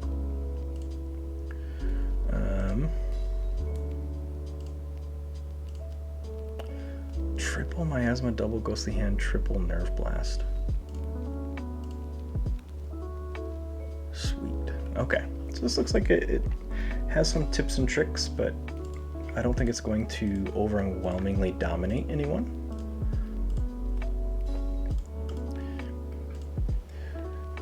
Oh, it was your deck, Ketzer. Now I remember us talking about that last week. Yeah, and I had fun playing it. It was cool to see the stupid shit it can do. Game 1, I fell into the trap of just trying to get Z-Force Agent as bonkers as possible. And continuing that trap, let's play Dust Imp first. I wanted to get a really cool Z-Force agent out. And I wanted to sit there and see what else it could do, knowing it doesn't have amber control. I needed to try and maintain board control. With the average creature power being so low, that was really difficult when one of the only main board clears were Kurzap and Red Alert. If I'm not mixing decks, I might be mixing decks, but with the board clear options, it puts it in a weird position in which you have to react, it feels like, but in reacting you don't have optimal choices to react, if that makes sense. Like it puts you in a weird position in which you have to do something with suboptimal choices, and some of that can go great, but there's not a lot of efficiency. There's +4 card draw pips, which is great, but the out of house efficiency felt a little clunky. It wanted to do multi-house turns and just couldn't. And I don't have enough games to really allocate that to my opponent's play or my own play, or a mixture of the two. I think it was a weird collection of things not quite going right, that I could have picked better play lines, but that just takes more experience with the deck.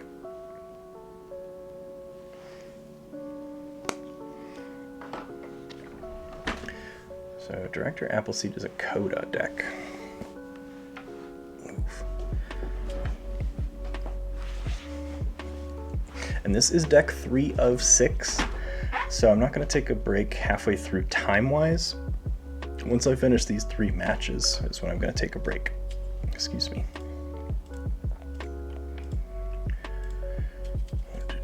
Let's go Shadows. Play Magda the Rat to steal 2. Let's play Nerve Blast to steal 1 and kill Gamgee. Let's play Ghostly Hand. I will not play Miasma just yet.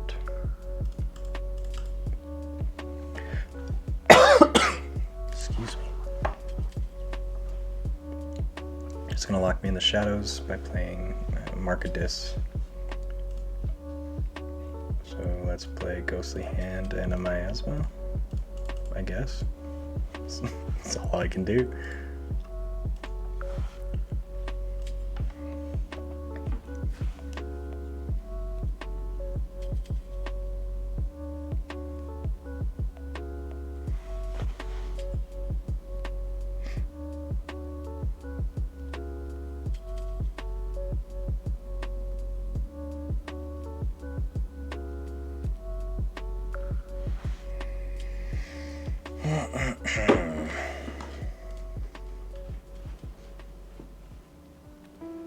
If they just played Troop Call, Savage Clash.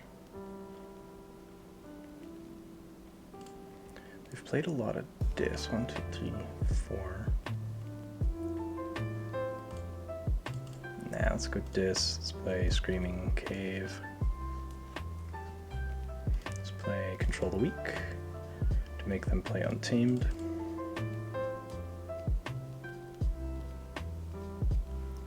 And end turn there. They're going to capture 1 here, so I'm going to prevent myself from getting a key by forcing them into this Wild Spirit turn. But I have a Tendrils of Pain and a Key Hammer, and then I'm going to Screaming Cave.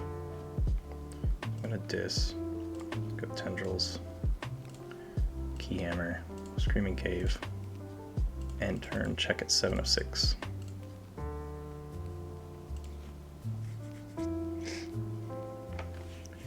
I'm 1 short of having Skixuno die. Niffleape's 1 short.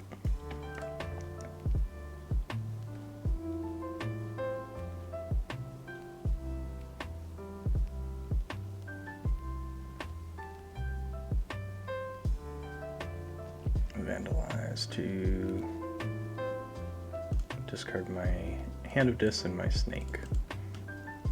So if I go Shadows, yeah, let's go Shadows. So it's Nerve Blast. Let's hit the Niffleape. Ghostly Hand. Check at 10 of 6.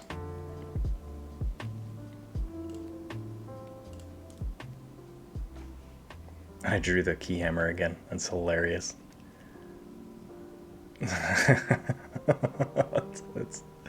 I'm gonna be that guy. Totally gonna be that guy. Oh, they're gonna hit my Ghostly Hand though. That's fine. Ghostly Hand and then probably a Nerve Blast. Yep.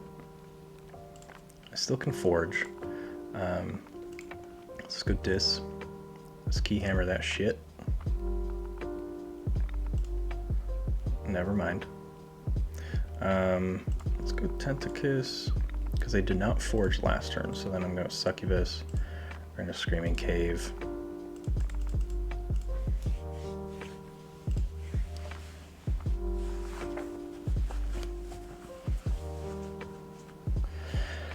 God, what? I think I have to say this is a coup against the Crystal Hive, where everyone is giving me decks where I cannot keep a fucking board. So, thanks everybody. It's just, fly the middle finger. It's, especially with the current meta, if you cannot keep a board, you're screwed. So let's go Sanctum. Let's pop a Anafiel with a Grey Monk, and then let's hit an Oath of Poverty. And then I can steal this Anguish, which will be hilarious. Nope, they're just gonna kill it, which is less hilarious.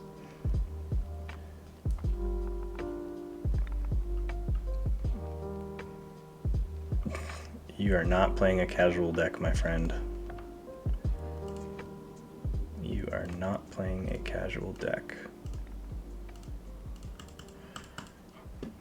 I have a 28 creature deck. It's bad. What's so bad about my creature deck is the creatures don't have any play effects. A large creature deck is fine if they have play effects or destroyed effects that help you with your board state. This is just a whole bunch of creatures that need to stay on the board, and they're like 2 and 3 power. So they don't do much of anything. Let's go Shadows. Let's Miasma you. And then let's Reap. And then that's going to be game. So GG. Concede. Leave game. Another one. Just grinding through these games today.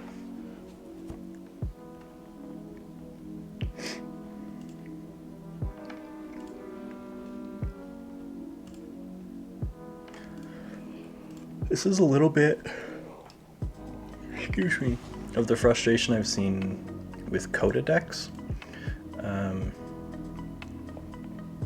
In the current state of the game, they are not aging well. It doesn't mean that they're doing poorly, but Coda decks are not... Ooh, I'm going to make them play Untamed. They still are strong. They don't have the creature base to keep a board against Mass Mutation. They don't have the creature base to really even handle a board against Worlds Collide. So there's some difficult choices to be made. Let's go Shadows. Let's Ghostly Hand, steal that 1, and turn, call that good.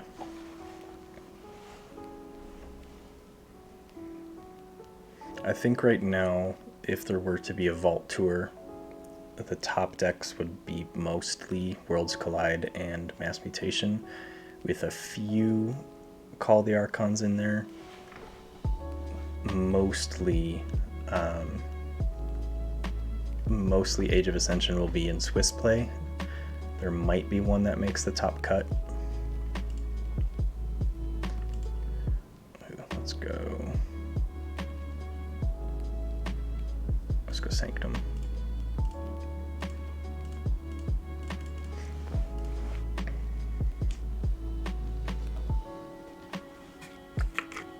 struggling with creatures again here. Just can't keep them on the board, and their Untamed has a lot of creature bouncing. So let's go Shadows. Let's steal 1, steal 2, and then drop Umbra. Check at 8 of 6.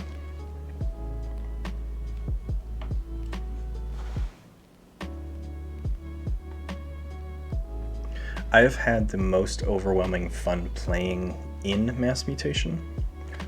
I don't have that many crazy Mass Mutation decks though. I got very unlucky in my pulls from my boxes. I think I'd say the same. Mass Mutation's been the favorite set so far. And then my strongest is probably a Worlds Collide.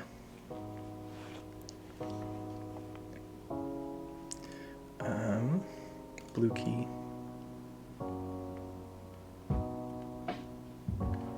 Let's go Dis for a Collar of Subordination on Gamgee. And then let's go Mind Barb. Make them discard Anguish. I'm okay with that. I'm gonna let them forage, and I'm gonna hit them with a Key Hammer.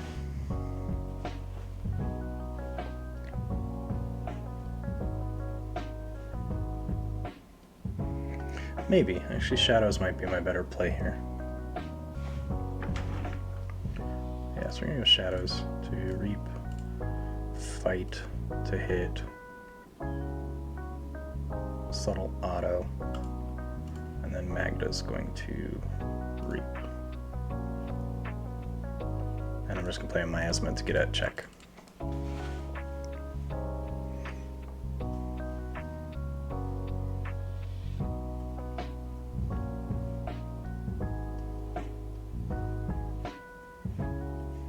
Pose Pixies is a good counter to some steel decks.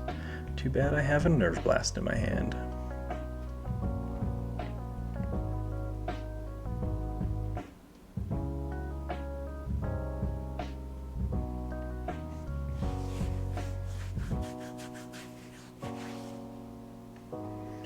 Lost in the Woods are going to hit Magda and probably Bonething. Yep.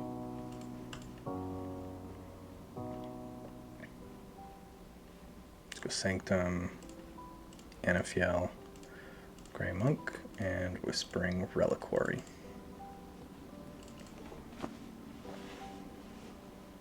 I'm incredibly excited about Dark Tidings. I'm trying to put my thoughts into words here. I'm skeptical of the Evil Twins mechanic. I think the Evil Twins have a potential to be really, really, really cool. I'm wary that Keyforge has a tendency to implement new mechanics, which I think Evil Tidings could, or the Evil Twins of Dark Tidings could be deemed as a mechanic. Keyforge has a tendency to drop those mechanics and then never touch them again. Like Alpha and Omega in Age of Ascension. Deploy was a big thing in Age of Ascension as well, and it's prominent enough still that I think they found that was a good tactic for them to use. Hold on one second. I can't talk and think through my turn at the same time. Give me just a second. Let's play that. Grey Monk. And then you can reap, and then we're going to use the Reliquary. I should have done the Reliquary before the Orb, but whatever. Yeah, let's go ahead and hit the Orb. So it's just difficult to fully know what the Evil Twins are going to do. I'm super excited for the new house, the Unfathomable Fishies. I think the way they're going to be approaching control with that house is awesome. It's not just blatant, okay, you're locked in a house. It's, I'm going to exhaust your creatures and your cards and make you effectively lose a turn unless you can play cards from your hand. I think that's just a really cool mechanic that I was hoping they would use eventually, and they finally are implementing it, which makes me super excited. I'm going to go Shadows. It's Miasma. That's Nerve Blast to hit Gamgee.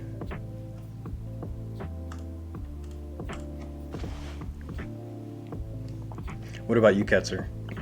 What are you looking forward to the most for Dark Tidings? Is it the new house, the new card set, the new mechanics of Evil Twin, or the tide mechanic? Are you excited about high and low tide? I'm sorry, it's bugging me. I realized my camera's a little out of frame there.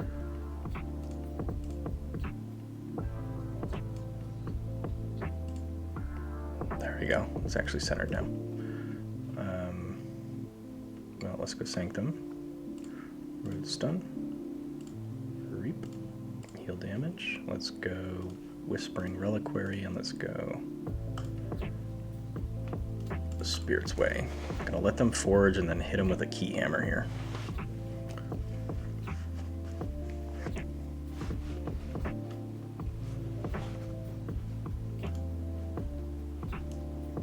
It's an awkward time to play Infernus, because they hit both two of my 3 miasmas, but they're only gonna make me lose 1 amber.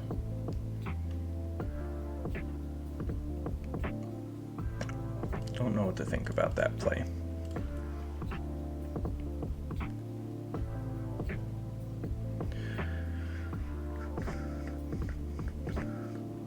This key hammer. Dust Imp, Succubus, Tentacus.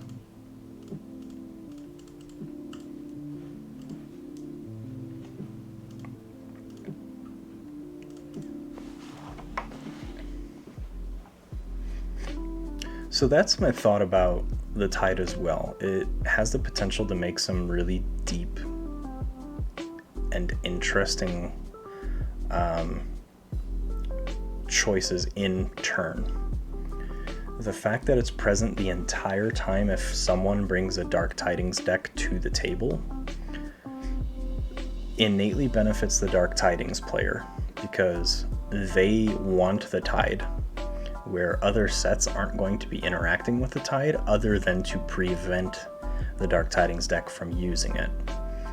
So I'm hoping it doesn't implement as much of a disbalance as I'm anticipating, because if that becomes the case, then everyone's going to start bringing Dark Tidings decks, because if someone brings one, you have to play with the tide.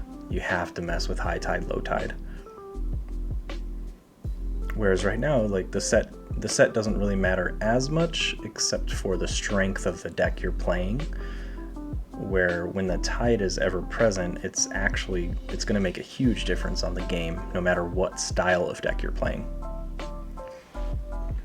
So I am just more curious than anything to see how it plays out. And looks like my opponent beat me here. Let's go take hostages. Let's drop Vimos. Protect the weak. And play and gain 1 amber. GG. 0-2 with this deck. I have a feeling I know where the third game is going.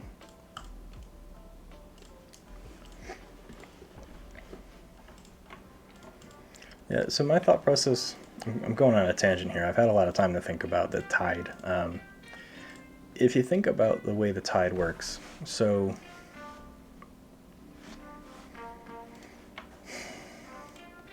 I think the best way to think about this, excuse me, at least from my perspective, is you're looking at, it would be similar to if Mass Mutation had a card that went in the center that both players can interact with that just says, make your creatures the mutant trait for 1 turn. You're just sitting there like, that could be borderline broken. I don't know if I like that.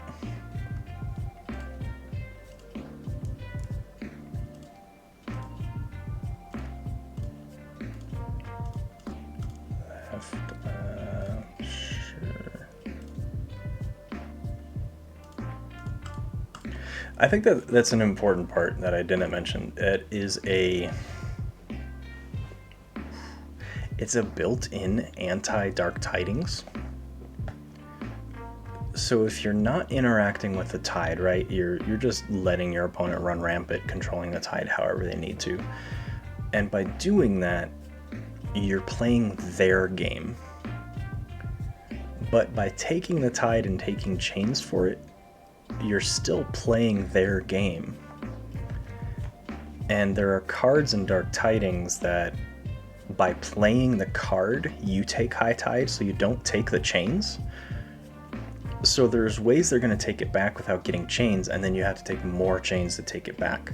It's a very passive and cumbersome way of your team, your houses, trying to win the dominance of the board.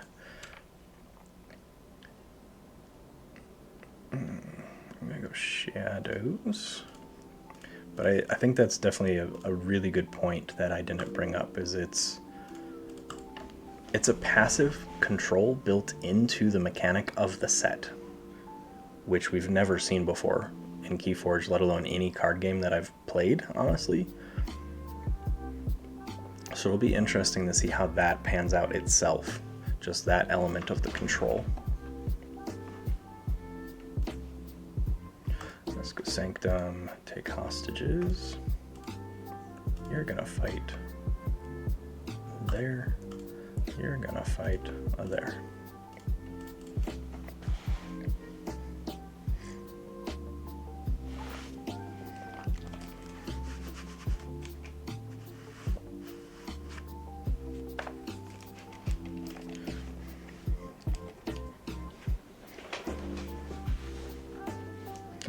Ooh, that Tentacus looks delicious.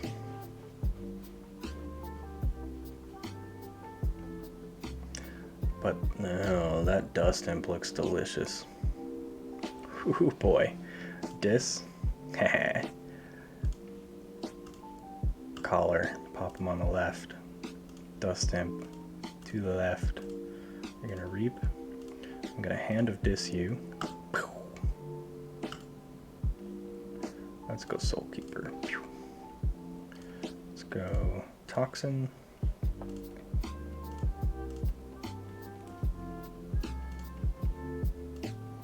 That was a fun play. I like that.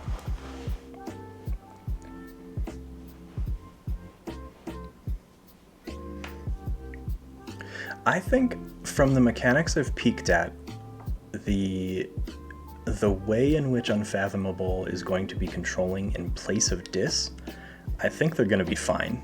It's going to be a very different method of control that people are going to have to get used to. But I think the mechanic themselves, I think that mechanic is just fine. Let's go Dis to Reap. Reap, discard card. Discard Hand of Dis. I'm going to play Tentacus, so they have to pay me an amber to use the Sting. I like the term used. Tide-based chicken. Tide-based chain chicken.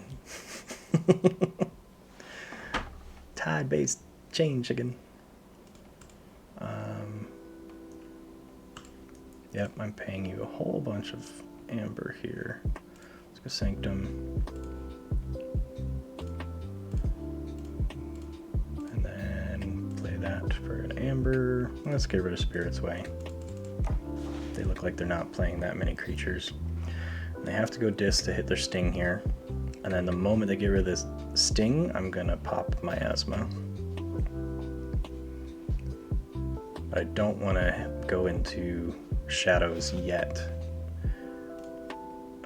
because they're still in Untamed. They're still building this amber for some reason. So they've got a Chota, just gonna give them one key, which they just played. So let's just stay in Sanctum, I guess. Should I?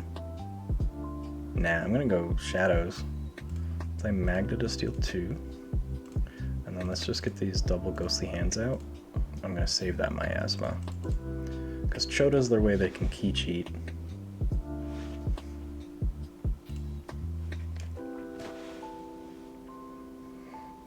Now I'm really curious about anyone that has the Sting in a deck with multiple key cheats, so like Key Abduction, Choda, and Key Charge, because then you can just leave the Sting out the entire game, gain your Amber and your opponent's Amber, and if you also had a too much to protect, hoo boy, hoo boy.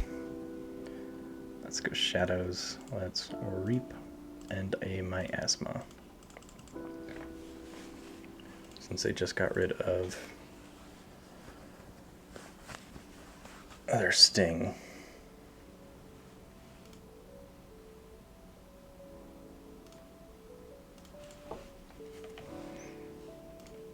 Check at 11 of 6 to my second. They're also at 11 of 6, but I Miasma'd, so they can't forge this turn.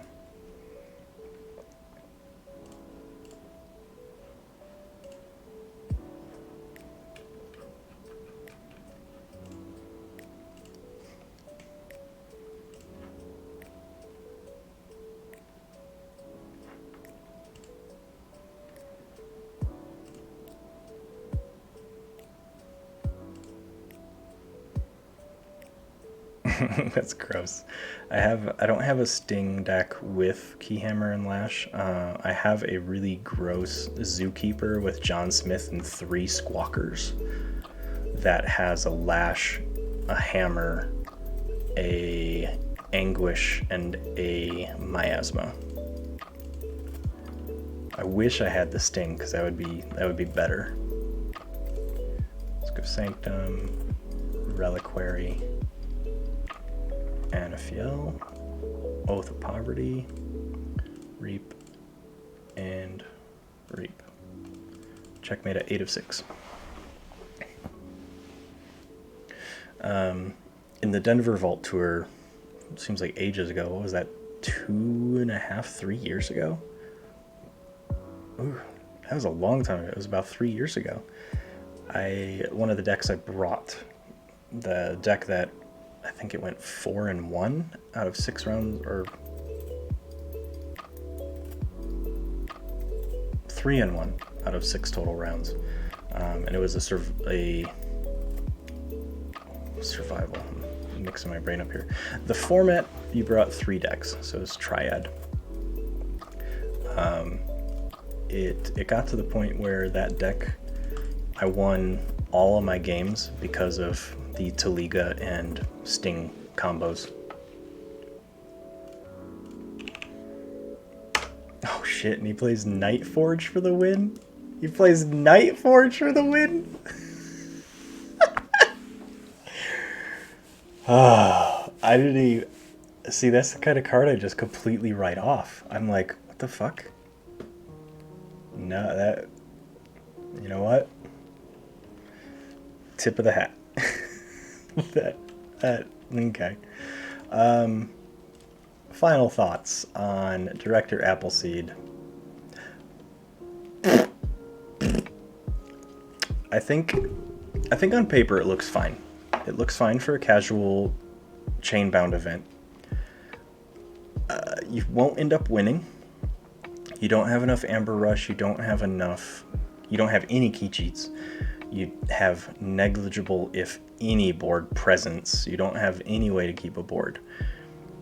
Your dis is deceptively bad. From the list, it looks good. The Keyhammer and the Screaming Have and Succubus are the big targets to be like, oh, that works. The Color of Subordination is a hit or miss card depending on how well or what creatures your opponent plays. The Sanctum list is atrocious. I don't like early Keyforge Sanctum. Anything before Worlds Collide Sanctum I do not enjoy. So that's some of my personal bias playing into it. The Shadows list is okay. The 3 Miasma is excessively clunky because you're going to end up with them in your hand at times you don't want to play them, but you don't want to just play them because they're essentially your only Amber control by preventing the Forge Key step. In a local chainbound, you could probably pull an even 2-2 or like a 1-2 or 2-1.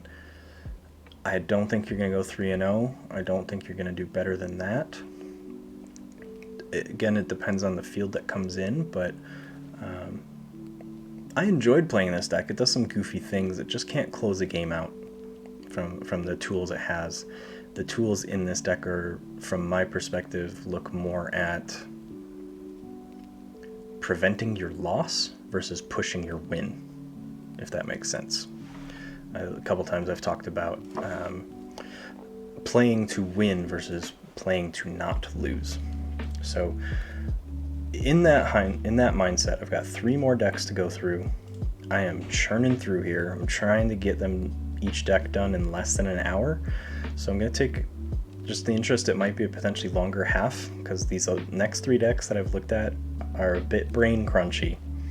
I'm going to take about 5 to 10, let's say an 8-minute break, and I'll be back at 2:20 my time. So enjoy the music in the meantime.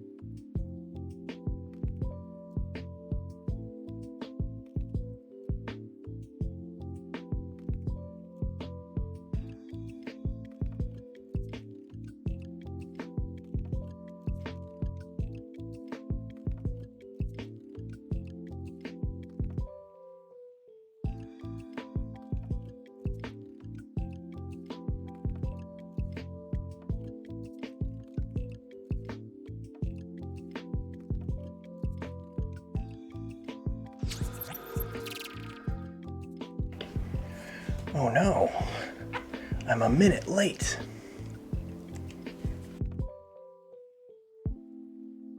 And Ketzer's left us. Okay, that's fine, Ketzer. I am playing second half here. We're in the home stretch. Get the right keys. I am dumping onto Wells the Abominable.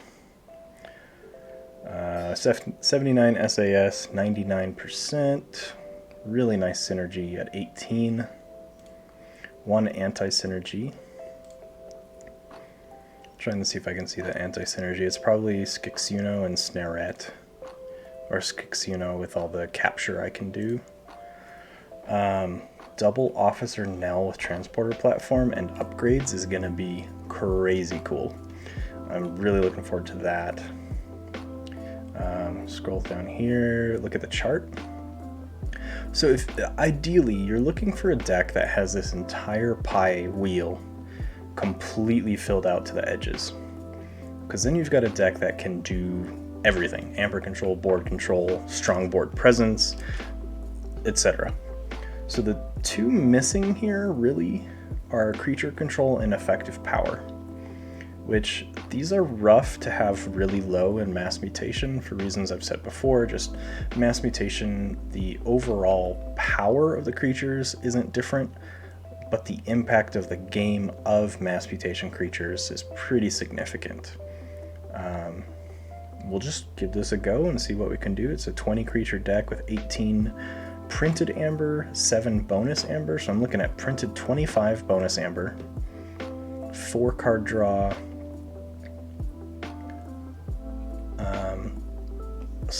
for what I personally would like is slightly under amber control. Snudge is the only artifact control, but who knows how this is going to turn out.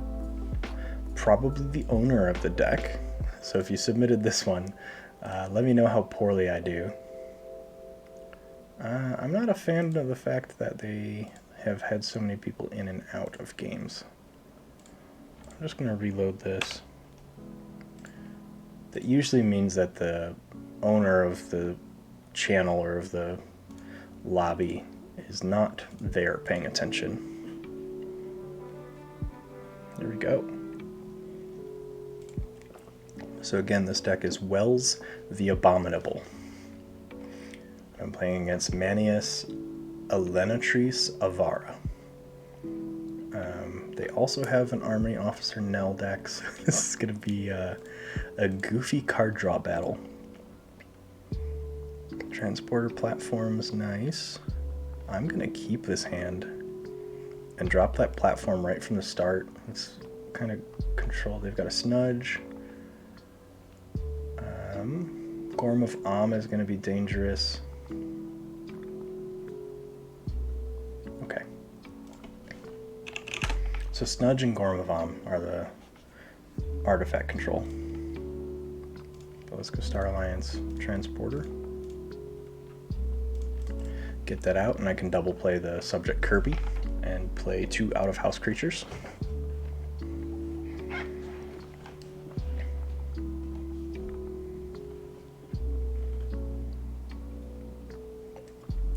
They play Commandeer followed by a Smite. Okay, let's go Star Alliance. Kirby. I'm going to play an Amber Spine Mongrel. Then I'm going to bounce Kirby to play Kirby and play an Anguish right there. Let's go ahead and play this upgrade on.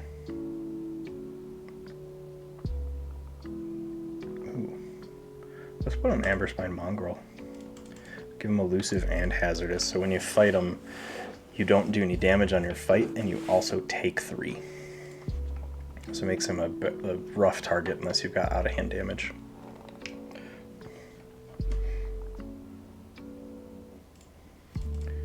They go Stirring Grave Pain Reaction, so they bump their key cost. They do kill my Kirby. Let's go Untamed Bumblebird. Where's Mortivis when you need him? Actually, I know where he is. He is currently streaming right now on his own stream for Extra Life.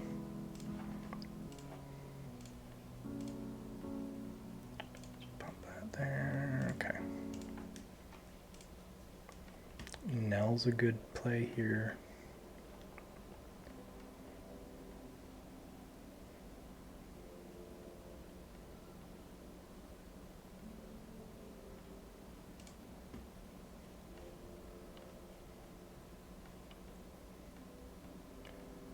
Champion NFL in Star Alliance? Does he have a... No, just a Maverick. Okay, I was gonna say if he had an exchange officer. Let's go Star Alliance. Drop a Nell. Let's play a Subdue. Stun you. Let's play this upgrade on Nell. Nice, Mutagenesis Researcher. Draws a Wretched Doll. Ooh. I'm gonna use Platform to pull the Mongrel back. Play an upgrade on Nell. Call that good.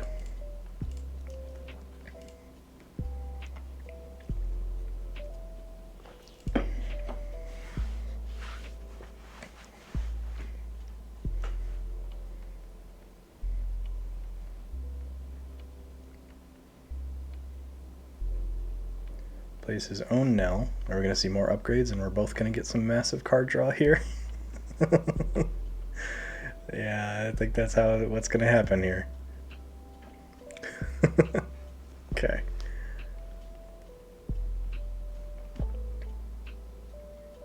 Yeah, capturing more on Nell. I'm pulling a whole bunch of cards in here.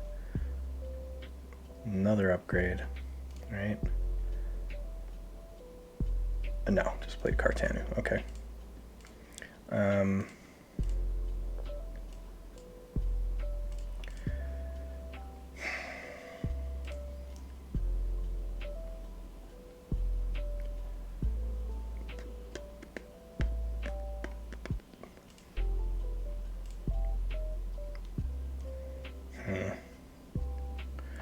gonna go Dis. Let's go Mindfire. Wretched Doll. I'm gonna play a Snudge. I'm gonna play an Infernus. Grab my opponent's discard to hit their Commandeer and Pain Reaction. I'm gonna Mark of Dis to kill Cartanu because I do not want them to use my transporter platforms. And then I can't kill him, so I'm just gonna Reap.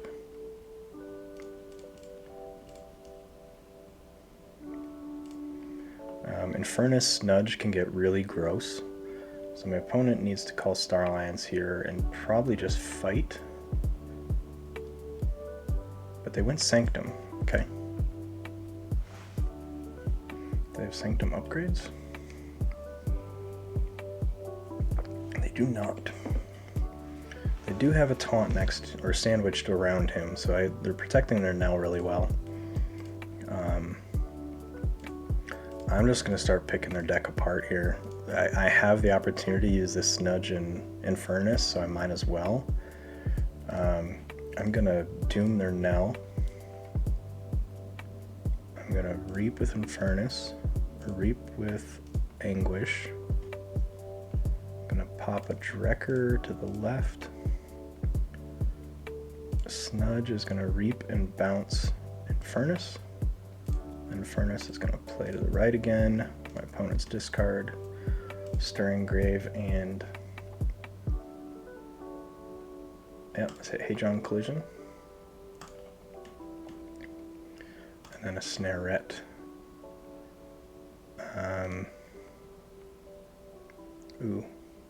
Let's just go ahead and hit a Snarette on the left. It's probably going to kill my Drekker, but I don't want to play Skixuno. But that's also a card I don't want to just pitch. Because I don't want to get rid of it in case my opponent has their own type of unilateral or one-sided board clear or out-of-hand damage. They do have a lot of fighting things here, and my Wretched Doll is going to hit my Armory Officer Nell, or their Nell.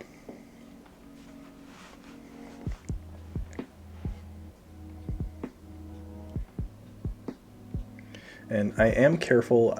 I do have several Armory Officer Nell decks, so I'm careful to over commit to the mechanic, because I know it can be cool. I also have 2 of them, so I'm not hell-bent on keeping just one of them alive. So I have ways to bring that back, like I have a Resurgence here, Kirby. So I've got some ways to set it up. They're at 4 of 9, I'm at 5 of 14. Because they play Waking Nightmare. I'm stuck in Star Alliance. So I'm going to Reap with Mutagenesis. I'm going to pull her back and play her, gain an Amber and draw a card. Call that good. I'm at check at 7 of 6.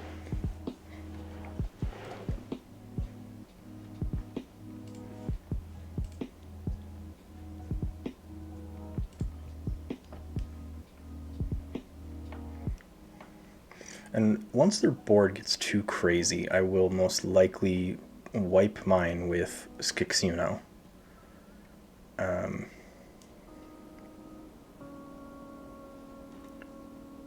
Yeah, because the Wretched Doll is going to kill... So one way or another, their Nell is going to die this turn, my next turn.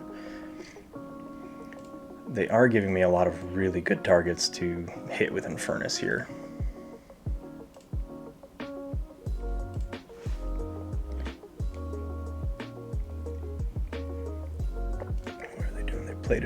They reaped with Drekker, so they stole 1. Mark of Dis to hit my Anguish.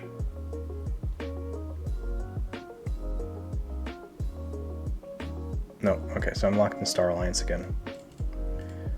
So they're being an asshole. That's what they're doing. They're house locking.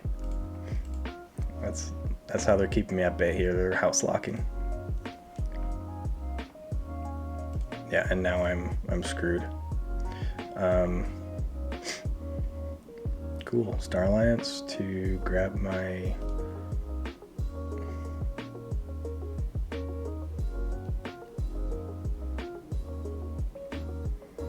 Let's grab Infernus.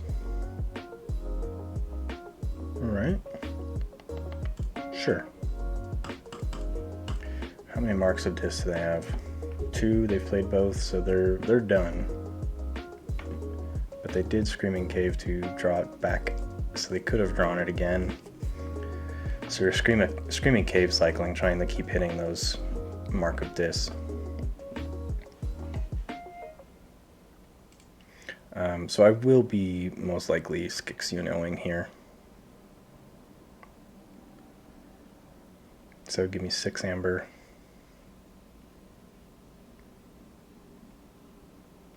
There's Reaping and Stealing, yep.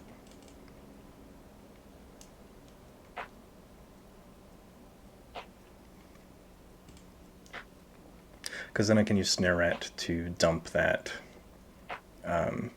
that Amber off of her first. Yeah, they've got all kinds of key control here. They are not playing a casual deck, but that's okay, because neither am I. At least based on score. Destroyed effects. Just this purged. Okay.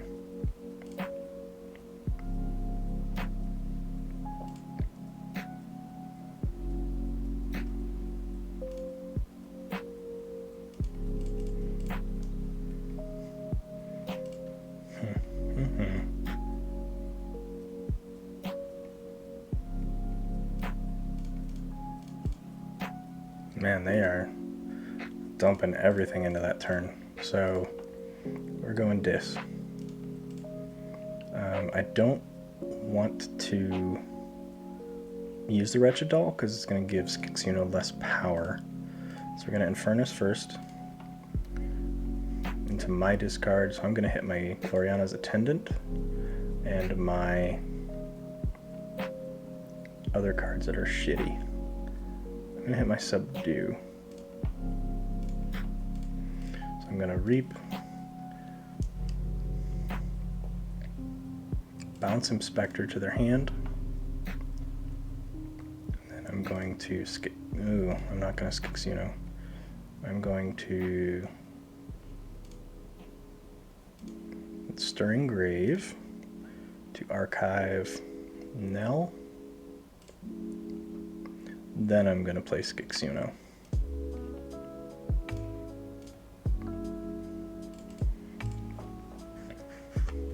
And a full hand of Untamed.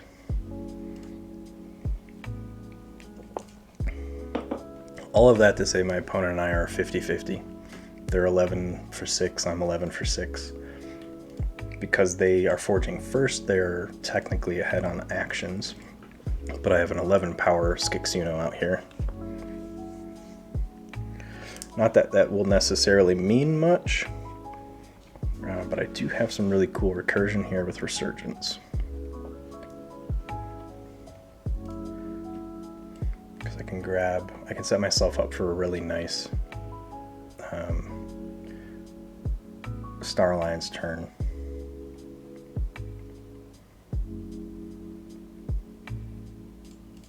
So let's do a blue key. Let's go Untamed. Not take my archives.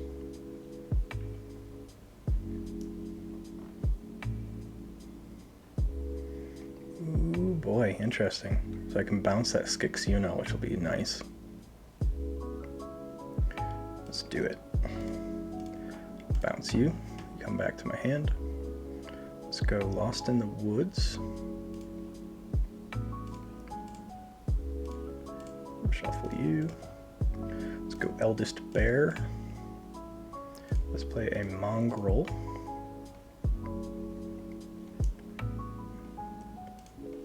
Let's pop you on the Mongrel because you've got Hazardous, and let's play Resurgence to capture one on the Mongrel. And let's grab a Researcher and then an upgrade. So let's grab Stealthster and call that good. So I'm at check at 8 of 6.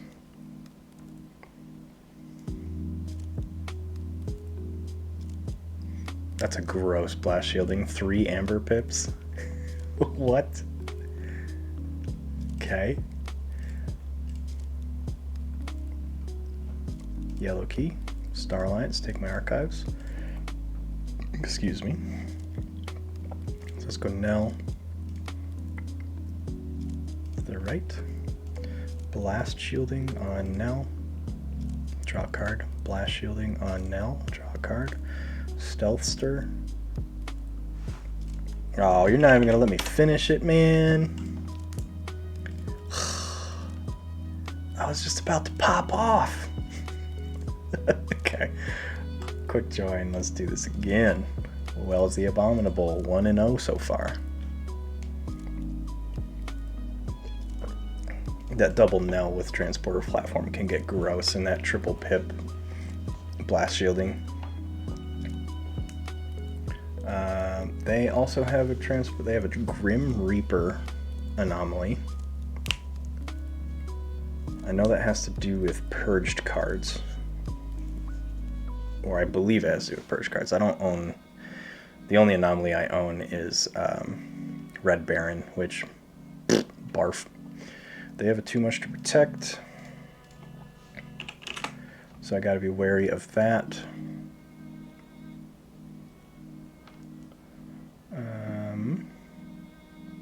Not a great starting hand, so I'm gonna mulligan.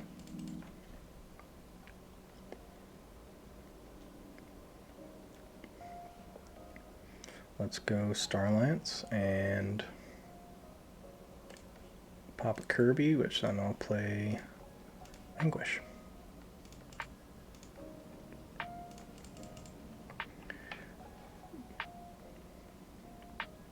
I know it's supposed to be a party popper, but that emoji every time just looks like an exploding mailbox.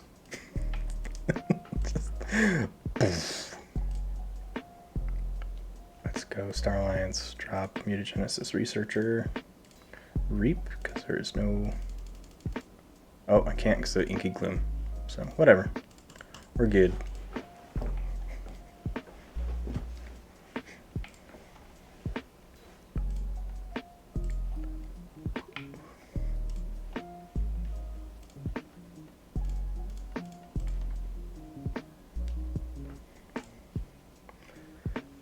I'm gonna have a nice Saurian line here. Yep, dig out my research, or my Kirby. Sure, let's go Untamed. Let's get Eldest Bear. And Gloriana's Attendant. Let's go ahead and buff the Attendant. And then go Wild Spirit on... Ooh. On Gloriana.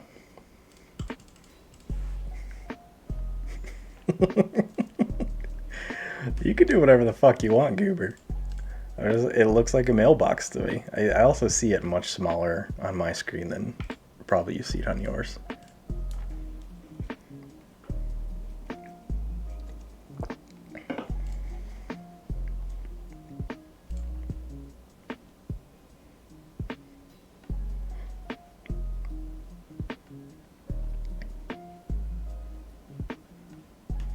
Let's go Star Alliance. Drop the platform. She's going to reap. I'm going to put a blast shielding on.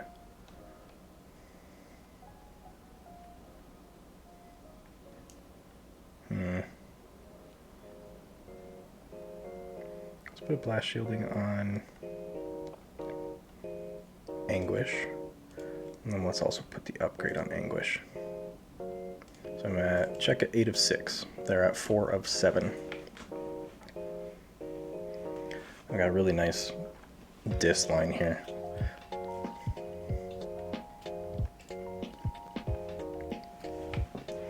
Here's the Grim Reaper. What do you do? If you're haunted, the Grim Reaper enters play ready.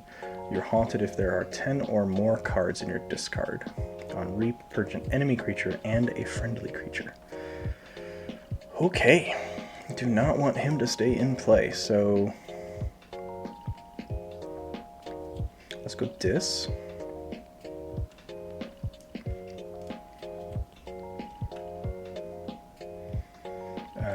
Let's have you fight. Let's get rid of Avinda. Let's move the blast shielding over there.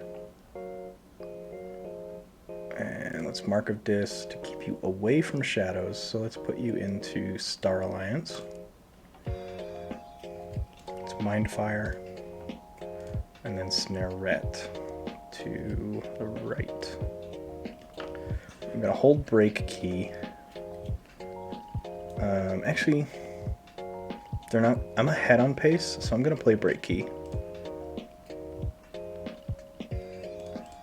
Okay.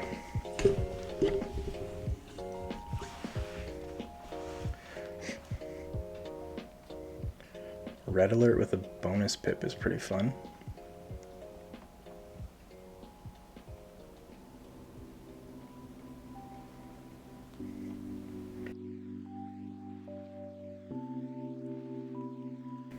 I just realized this game is timed. Why are you timing this, bro? It's casual.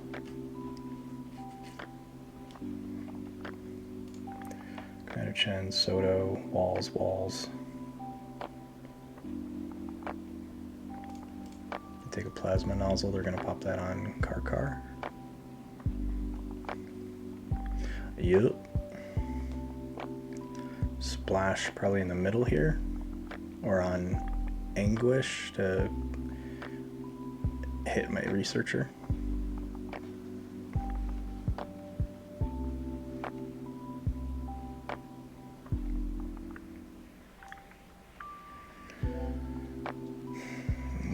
3, 4, 7 to my 4, so everything on the line would take 3. I can...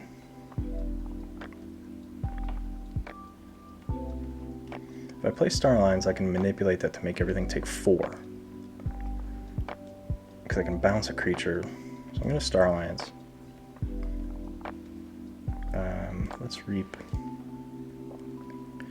I'm not going to move blast shielding because I want it to stay on her. So now I'm going to play red alert. Boom, everything takes 4. I'm going to play 1 to the left. And then let's play 1 to the... Whoop. Or not. GG. People do not like this game, or this deck. Because that, and my rules of engagement, I'm 2-0, so I am going to open a competitive queue. And because of that, I'll just go ahead and do a time limit as well. Wells the Abominable 2-0 going into game 3.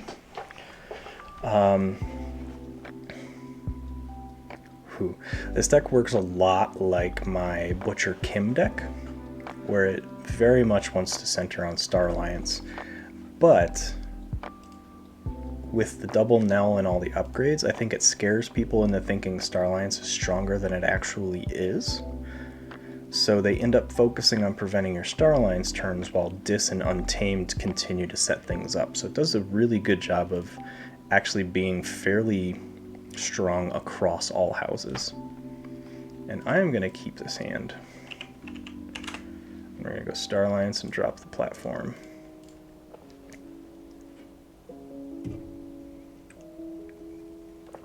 Any deck that uses a mechanic around transporter platform, excuse me, I try and get that out as quickly as possible. I do try and hard mulligan for transporter platform. The sooner you have it out, the more use you get out of it. And if they don't have any artifact hate, which they do, they have a Reclaimed by Nature, but it allows you to get the plays through initially. Let's go Star Alliance, Kirby, Snarette, Blast Shielding, and let's bounce to go Kirby. Blast Shielding on Kirby again. Let's just go ahead and play the creature. There's a good Nell.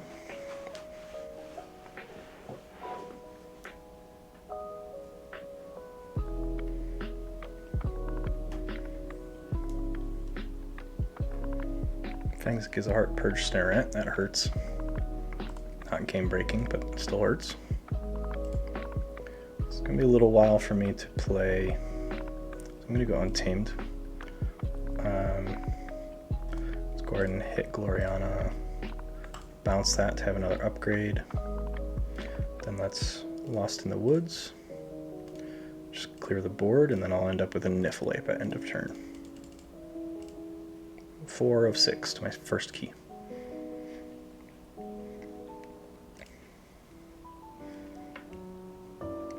Good of the mini, alright. That was a good board clear.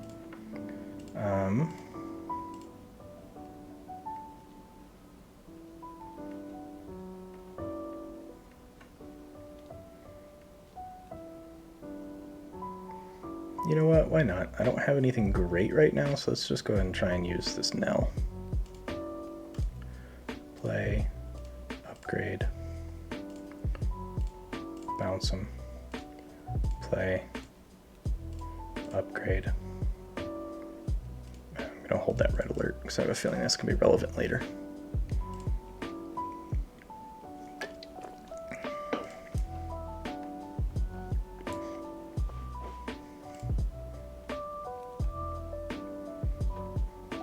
Unoya, okay. Let's go Untamed to pop Wild Spirit on Nell. Gloriana's Attendant, and then I'm going to Growth Surge on Nell. 5 of 6 to their 4 of 6.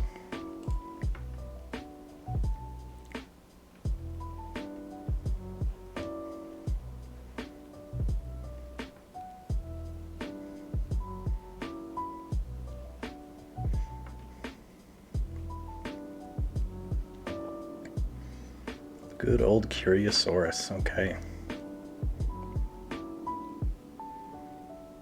0.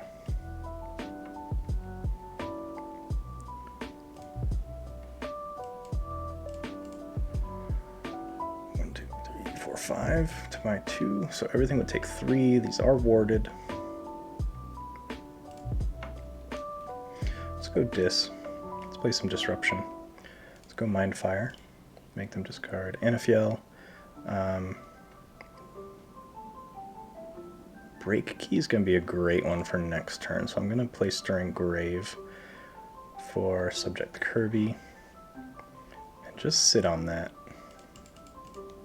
See if they continue to build their board and give me a better red alert.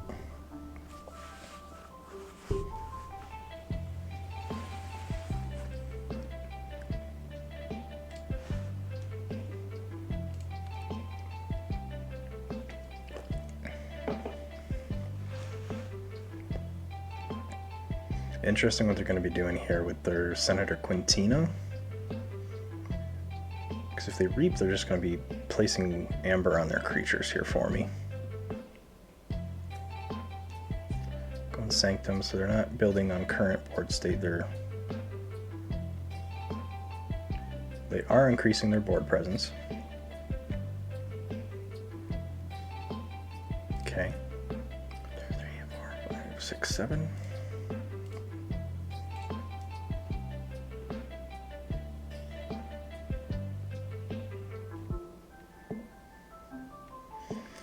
Yep, let's do it. Let's go Star Alliance. Yes. So let's reap. Ooh, I don't want to reap with them yet. I've got 7. 1, 2, 3, 4, 5, 6, 7.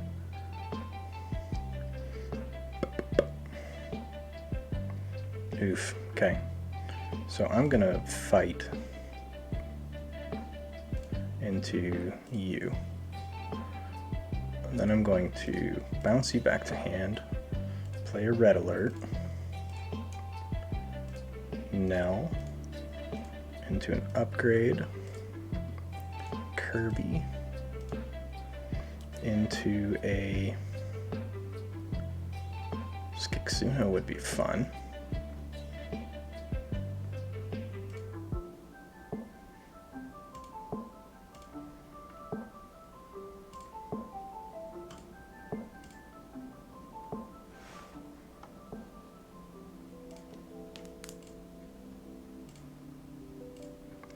Okay. Boom, ba boom, boom, boom. Puts me at check of 6 of 6. If they keep me off of a check, I can still punch my microphone. If they keep me off check, I can still play break key. If they don't keep me off check, I'll still end up playing break key here, but they do keep me off check because of double Faust. So we're gonna go Dis. It's gonna be an interesting one. So let's go Anguish to the left, ping a Faust, fight Faust, and then Snudge, break key, and then Drekker next to Snudge. There's not a good target to put Drekker next to.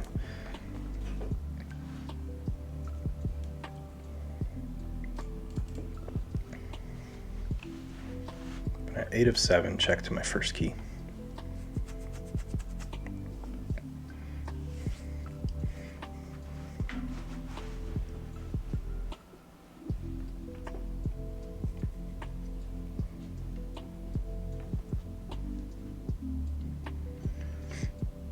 Okay, Faust fights my Snudge, which I suspected they would do.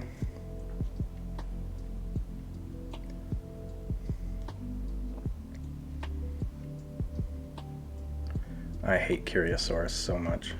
Let's continue Dis. So you're gonna reap. Anguish is gonna fight Faust. put 1 amber on Skixuno, I get 2. Then let's Infernus my opponents. And what do I want to get rid of? Let's get rid of any warding, so Ancient Power. And then let's hit a Faust. Let's just hit both Ancient Powers. Check at 9 of 6. I've got an okay Untamed hand. I'm going to be playing this Untamed. Let's go blue. Let's go Untamed. I'm going to bounce my Infernus. Bumblebird's useless. I should have played that first, but I'm just going to discard him. Excuse me. Let's put...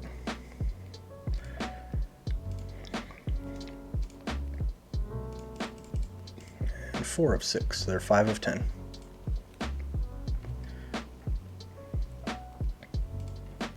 Still got a Nell in here somewhere. Haven't drawn into it. I might hit it with one of these 2 draw cards. And I'll be playing these cards twice, so I can draw 4 of my 8. So good chances of seeing Nell.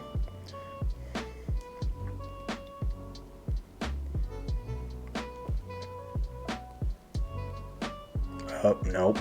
They hit the Reclaim by Nature, so I'll only get 2 plays out of these. So I'll play them both as creatures. Or do I play my Infernus again?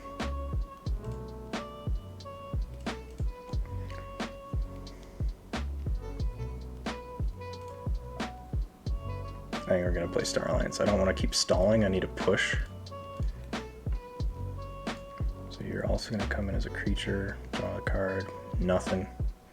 So let's Blaze Upgrade on Gloriana. And then let's put these Blast Shielding on Genesis Researcher. Check at 8 of 6. So I'm just a turn behind this guy. As a well-timed Reclaimed by Nature they played there, though.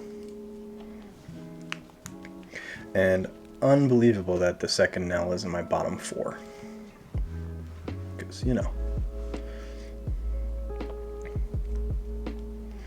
And then Blossom Drake to follow it up, so they hit my artifact, and then now if I were to replay my artifacts, they are blanked. That does take Curiosaurus offline, which I'm okay with. But that will give them 3 amber instead of 2 if Skixuno dies. And they will be redrawing here, so it's a bad time for Infernus unless I hit my own deck. Which I could hit my Break Key or my Growth Surge. I've got some really good targets for my Infernus.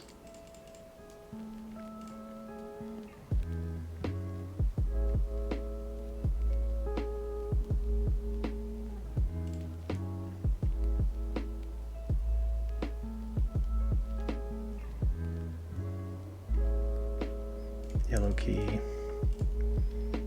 I do need to stop a key, so I'm gonna go into Dis, Wretched Doll. Just increases power. Blossom Drake, big deal. Let's go Infernus. Hit my deck. I'm gonna hit my Break Key and my Growth Surge to set them back as much as possible. That's going to set them back 4. I'm going to hit Mark of Dis to lock them into Sanctum and hit Salvador. And then Skixuno, I've got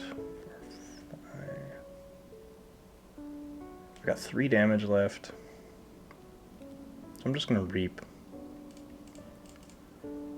There's my other Nell, which at this point, the mechanic's kind of a trap.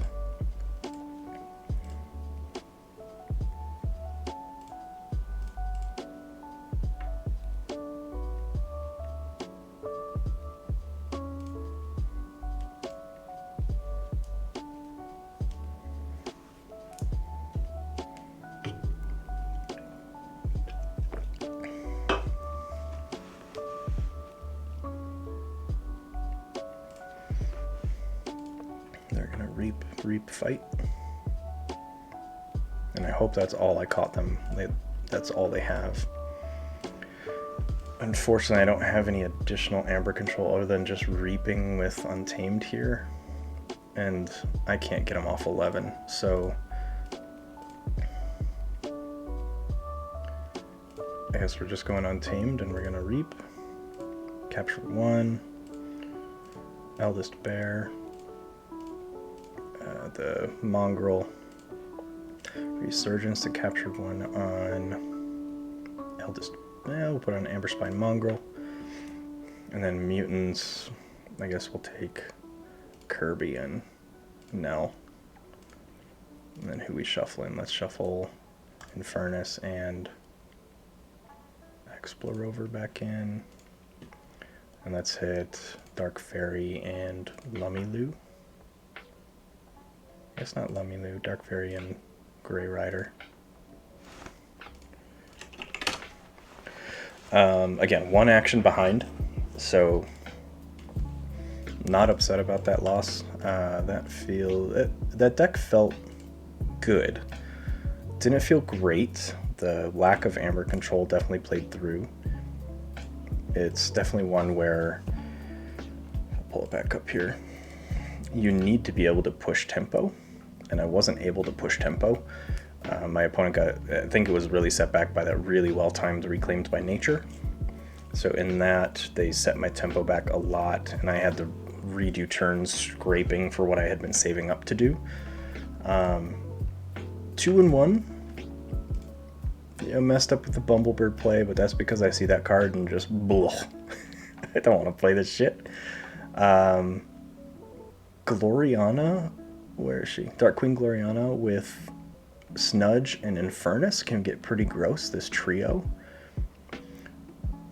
In competitive queues, your opponents are going to see those plays a lot more often than casual, so you're not going to get away with much. But 1 to 2 turns of that, you can demolish your opponent's deck. Unfortunately, that final round I got caught up where I was stuck with the Infernus play when my opponent had no discard and I had to hit my own discard. So we're going to hop right into the next deck. We're not going to delay. Going to Kron of Pitshaw. This is Age of Ascension deck. Got stretch here.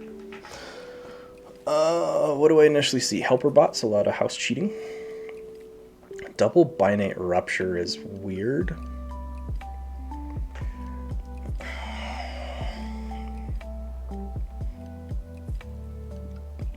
So here's my problem with the first 3 cards in Logos. They're all alphas. So since they're all alphas, if I ever draw 2 of them in my hand at once, I'm going to be discarding probably 1 of them. Okay, so that's a rough anti-synergy. Just multiple alphas. But double Archimedes and triple Helper Bot's really cool. Library of Babel, I'm always happy to see. I've got Blinding Light for some board control, double Shield of Justice for some fighting control. Doom of the Martyr is cool. Logos Ambassador is alright. The Ambassadors are cool in principle. I think their power is way too low because if they were a 2 power, I think I'd be okay with them much more. But a 1 power just feels awful.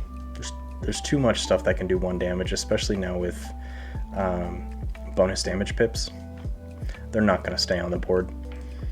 Lion Botrom, maybe, if I put these next to my Ambassador. Lights Out, Miasma, Too Much to Protect, that's a great trio. Whistling Darts with 2 special deliveries, so lots of damage in Shadows. With a Hexbion, Maverick, and a Rani. Okay, I can see what this deck's trying to do. It's tricksy stuff and efficiency out of Logos, but I'm mainly going to be playing in Sanctum.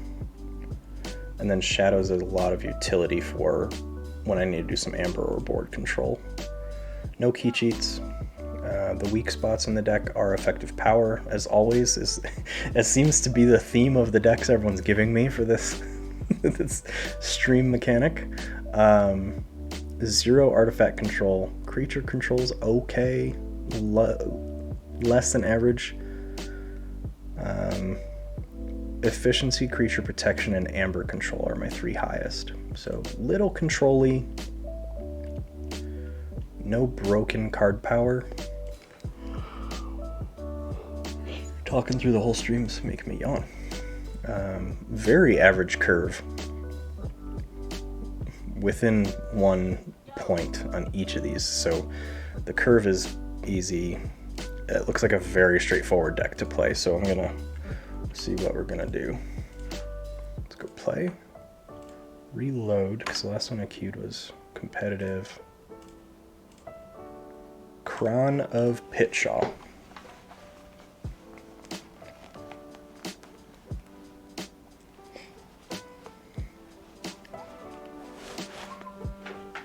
Oh. Been sitting too long. I got the belt digging into my belly. Let's go start.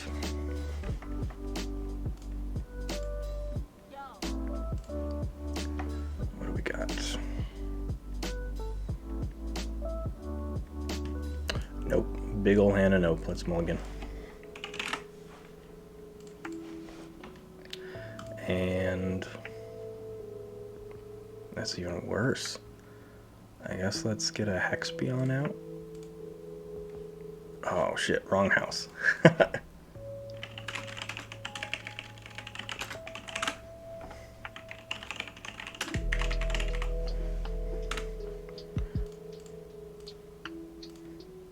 I saw Hexbion and I'm like, oh, he's Logos. Wait, why isn't he next to the other Logos cards?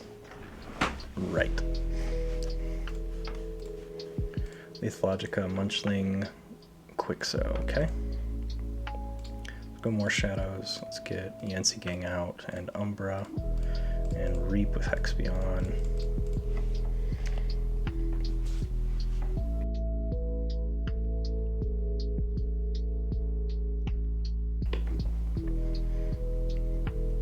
Okay.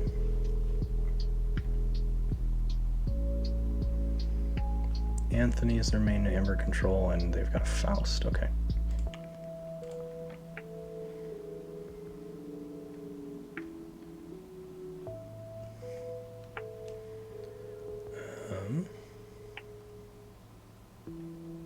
Ooh.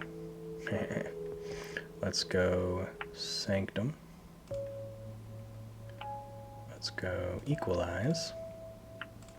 Pop that on the egg. Have fun using that egg now. Deploy right, squeeze them in there. Let's just play Shield of Justice just to get an Amber. And see, I've already got 2 alphas in hand, so I'm going to be discarding one of these binates. There's also no Interdimensional Graft in here, so it makes for a little awkward play. I want to play that when I'm ahead, or kind of like an endgame kicker to guarantee that I get in the checkmate.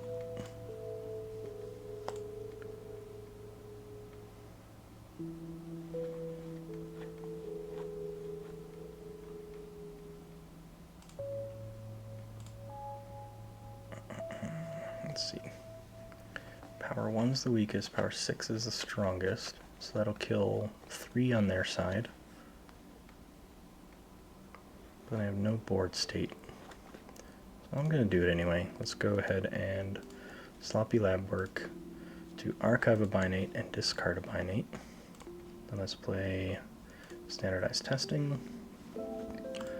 Let's do that.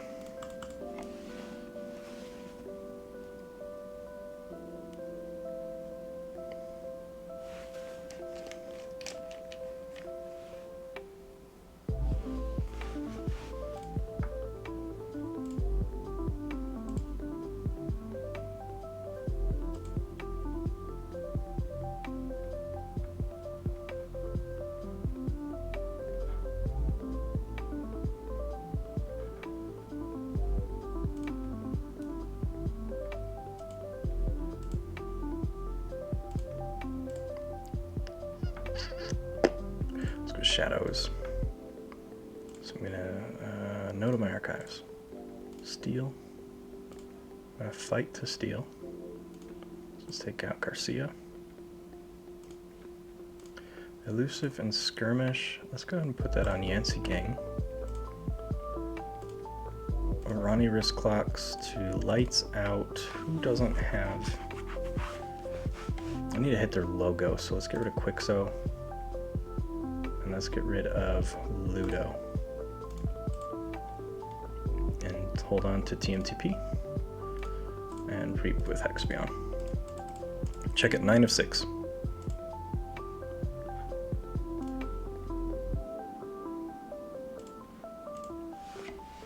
They play Axiom, that's just gonna nuke the entire board, okay.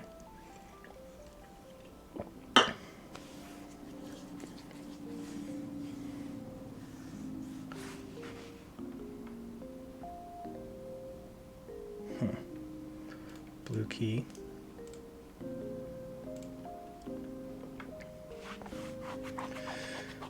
Oh, okay. I see how this goes. I see how this goes now. I had to see it in action first. Okay. Okay. Binate Rupture into a helper bot into too much to protect is what I'm looking for. So we're going to go Sanctum to bide some time.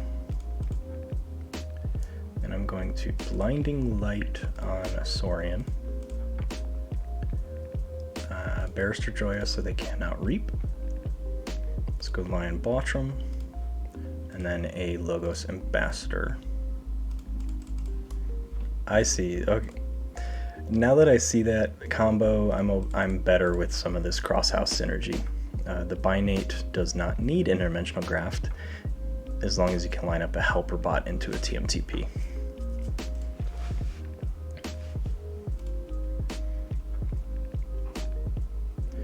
And I just realized, is my now playing widget working?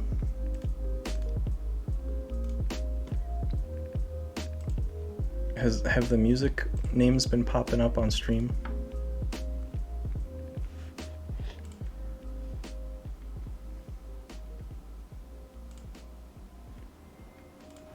Logos. I'm gonna look over here.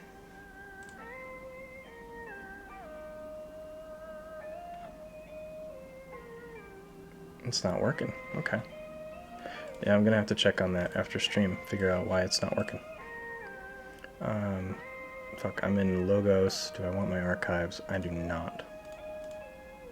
So I'm gonna go Library of Babel, and then an Archimedes, and then a helper bot to play to the left. I'm gonna have you come in, and you're gonna fight this guy, and then go into my archives.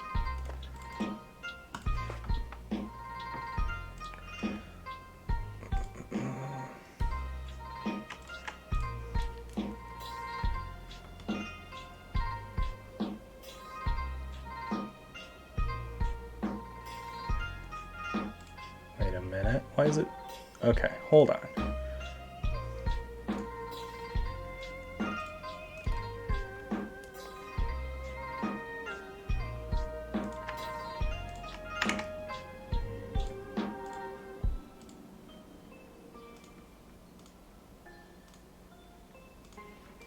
Should probably take my turn here. Okay. Okay. Oh man, this is gonna get gross. Logos, not my archives. Remove stone. Actually, hold on. I'm getting ahead of myself.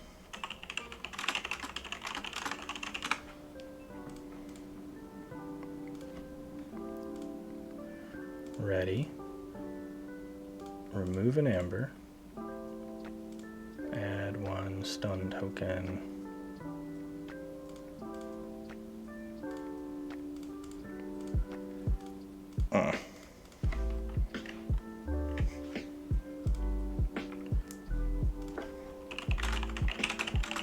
I'm playing too fast. I'm getting ahead of myself. Ugh.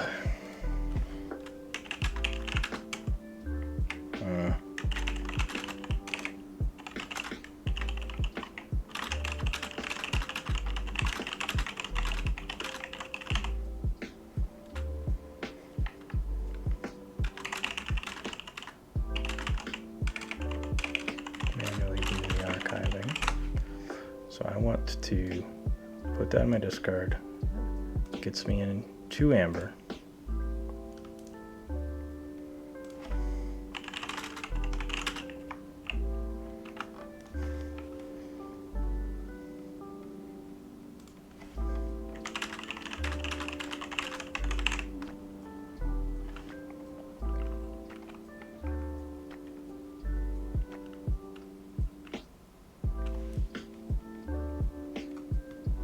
Come on, man.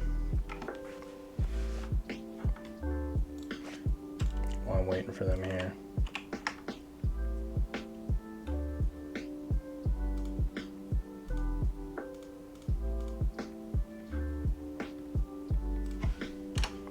Okay.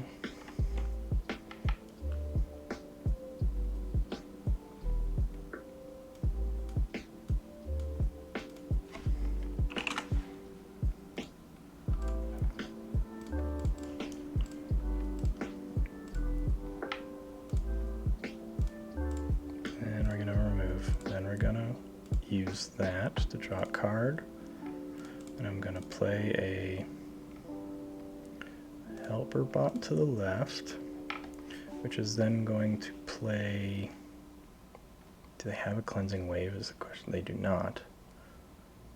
But do I? I don't either. So I'm gonna play a whistling darts.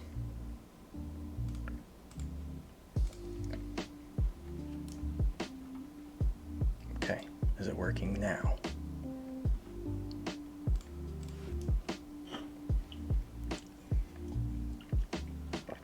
Weird. I don't know why my stream's not working. My now playing overlay. Add that to the to-do list. It's always shitty when you don't make changes at all, and what ends up happening is for some reason, what you're doing doesn't work anymore. But now I'm gonna go logos. I am gonna take my archives because I'm going to play Finite Rupture and go pew. And now I'm gonna play a helper bot. And I'm gonna play a Too Much to Protect. And now I'm going to draw a card. I'm gonna reap. Play another helper bot. Play that to the right. So now I'm gonna play. I'm gonna be that asshole. Play a miasma, and then let's play.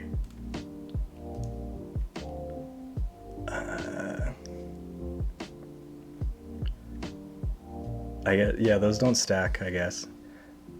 Did I? No, I played Too Much to Protect. And then miasma, and then reaped. So we're fine. We are good. End turn. Check at 14 of 5.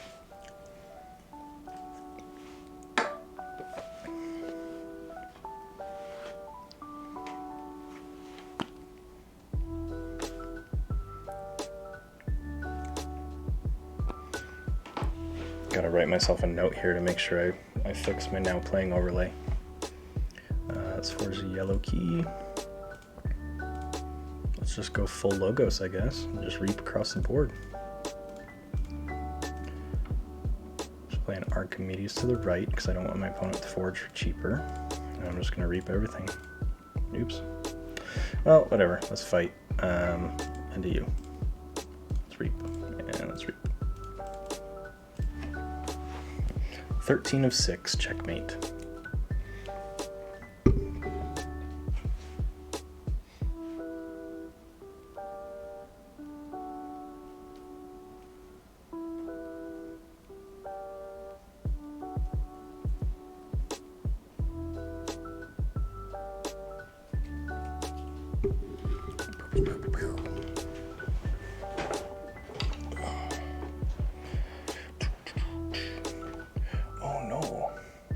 Oh no.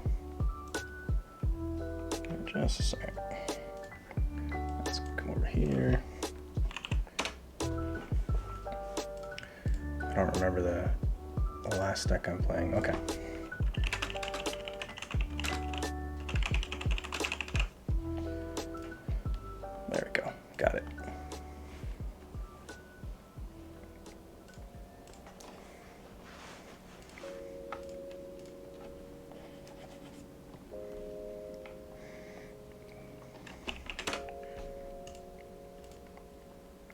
live game.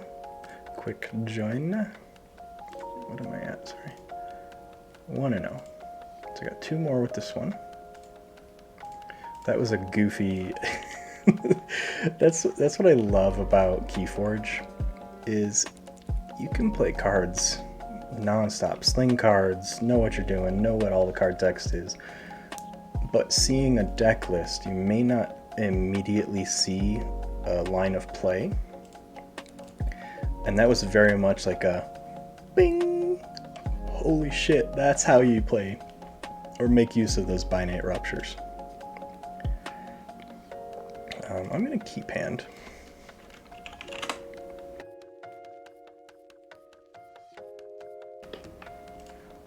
We're going Sanctum, let's go Lion Botrom, Ambassador, and then Bordan. Sure, we'll take hostages. Yeah, I'm gonna go back in the replay when I'm making my highlights and markers. I'm pretty sure my face was like, oh, okay, that's what I do. Got it. My watch is yelling at me to move. Get moving. Ooh boy, Coward's End, okay.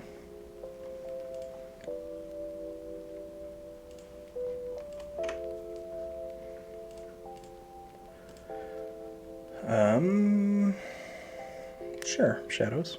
Let's go Ronnie. Umbra. They are playing Coda, Brobnar Dis Logos, so only Amber control they have here is Effervescent Principle.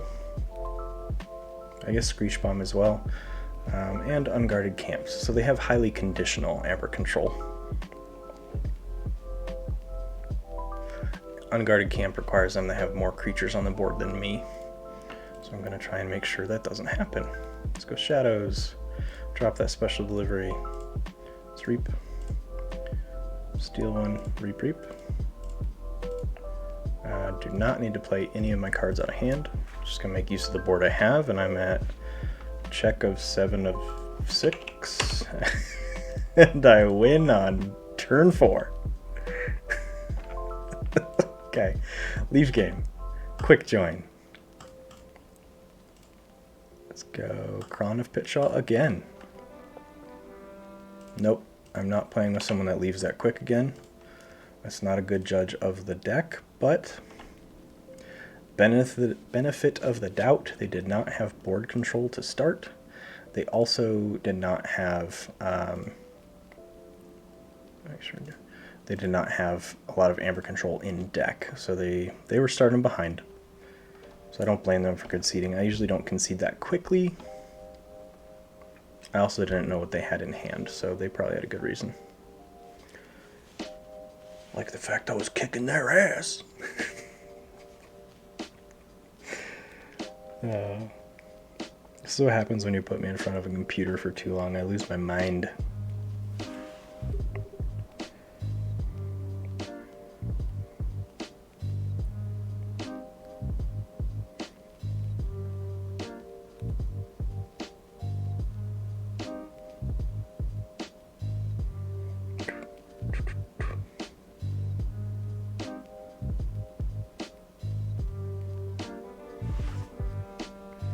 Cool, we got a taker. Let's do it. They are playing Castillo.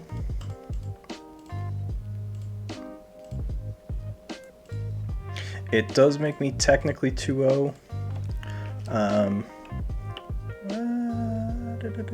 I'll keep hand. It does technically make me 2-0, but because that went so quickly, I couldn't gauge if this deck itself can make 2-0 happen. So the third game I'm just doing a casual queue. Can't really gauge how a deck's doing when I call one house and take 2 turns in that and the game ends.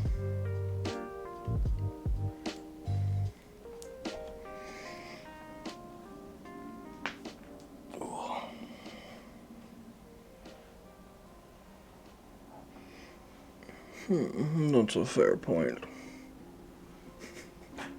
Indubitably. Choose this. Okay. They choose this. I'm gonna go Sanctum, Equalize, Shield of Justice, Lion Botrom, Doom of the Martyr, Bordan the Redeemed. Guess who has board control?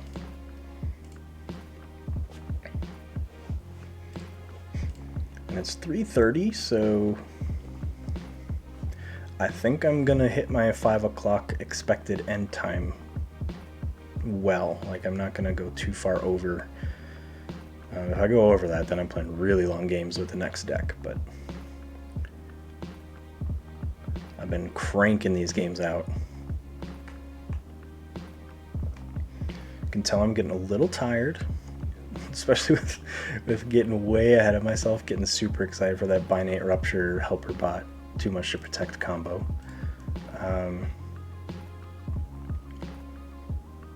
Why not? Let's go ahead and play Logos. Let's...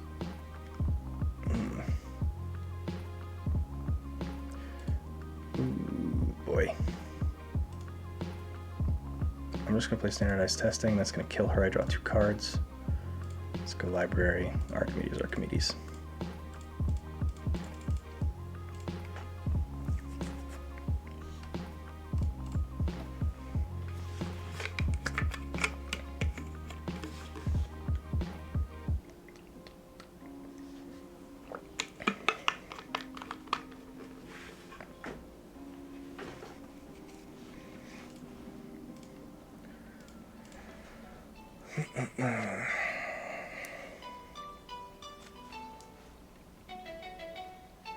I like the Blinding Light play here. I also like the Sanctum, or the Logos play, so I'm going to go Logos. Draw a card. Let's reap. Sloppy Lab Work to archive TMTP and discard. Let's discard Bordan.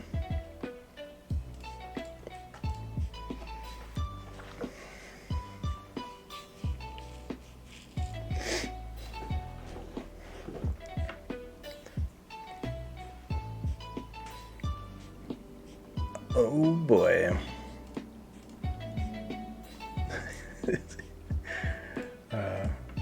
Oh my.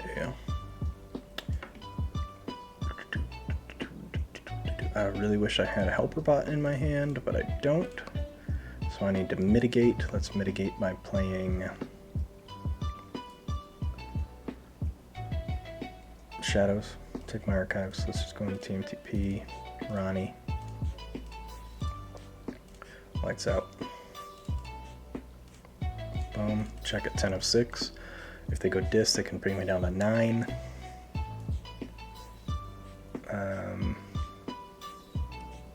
If not much else, if they go dis, so they can bring me down 1, and then they could bounce Ronnie to my hand, which would be great, because then I get another play out of Ronnie. They're going Shadows, so they play Dodger. What do they got in Shadows? A Miasma, potentially, or a Routine Job, or TMTP. So they have some options in Shadows. Silvertooth, there's the Miasma.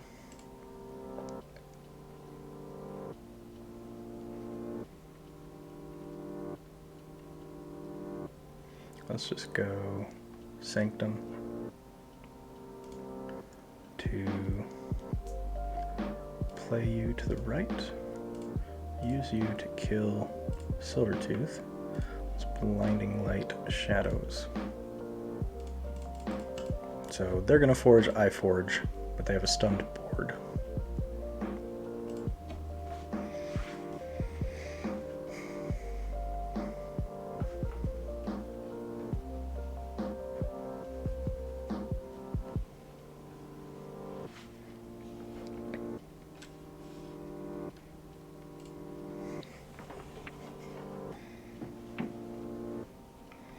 Terror. Schuler steal 1. Arise to grab their Shadows creatures, right? No, disc creatures played out of Dust Imp. Okay. blue key. Here's where we're going to go logos. Excuse me. I'm going to binate rupture, put myself in the check again. I'm going to Archimedes this. Ronnie, let's draw a card. Nothing helpful, but I'm in check at 8 of 6.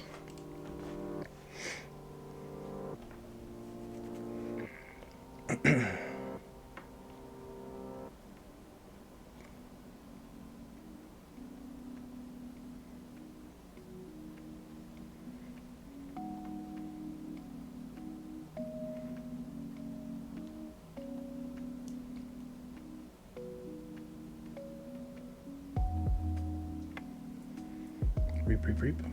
Where's Dustin fighting? Reaping, okay. Schuler's gonna fight. Kill my Grey Rider and reap a Schuler.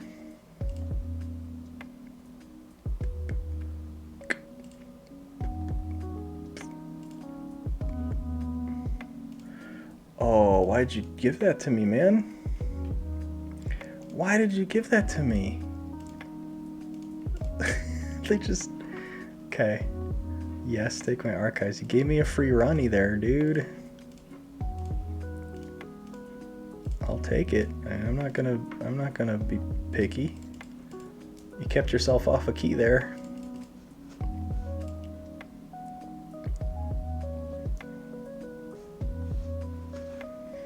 And then I can just skyrocket with another binate, and they don't have the amber control to deal with it.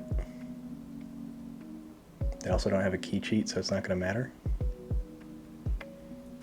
This life ward's a little late.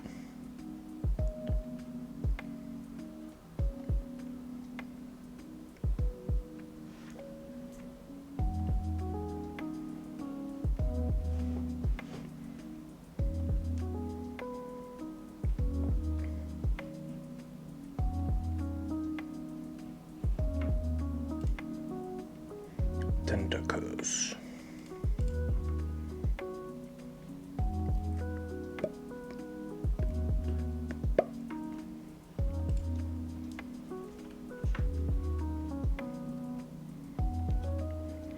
Kill my Archimedes because you're a dick. And then you're gonna move my, kill my Umbra. And then kill my Ronnie.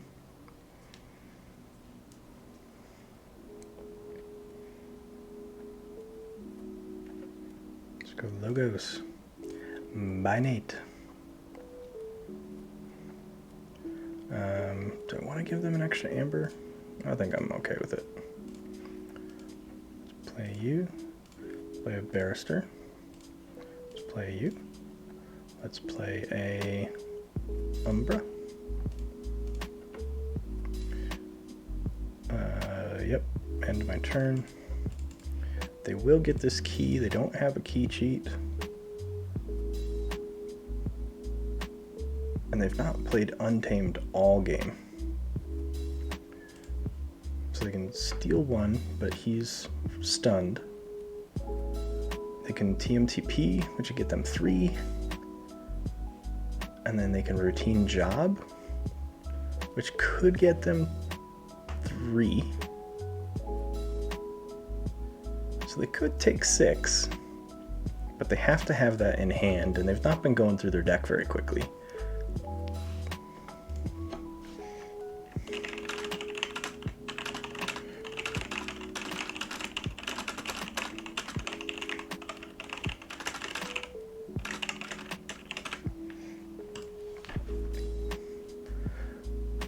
Yeah, that second binate seems like it caught him where they couldn't do anything.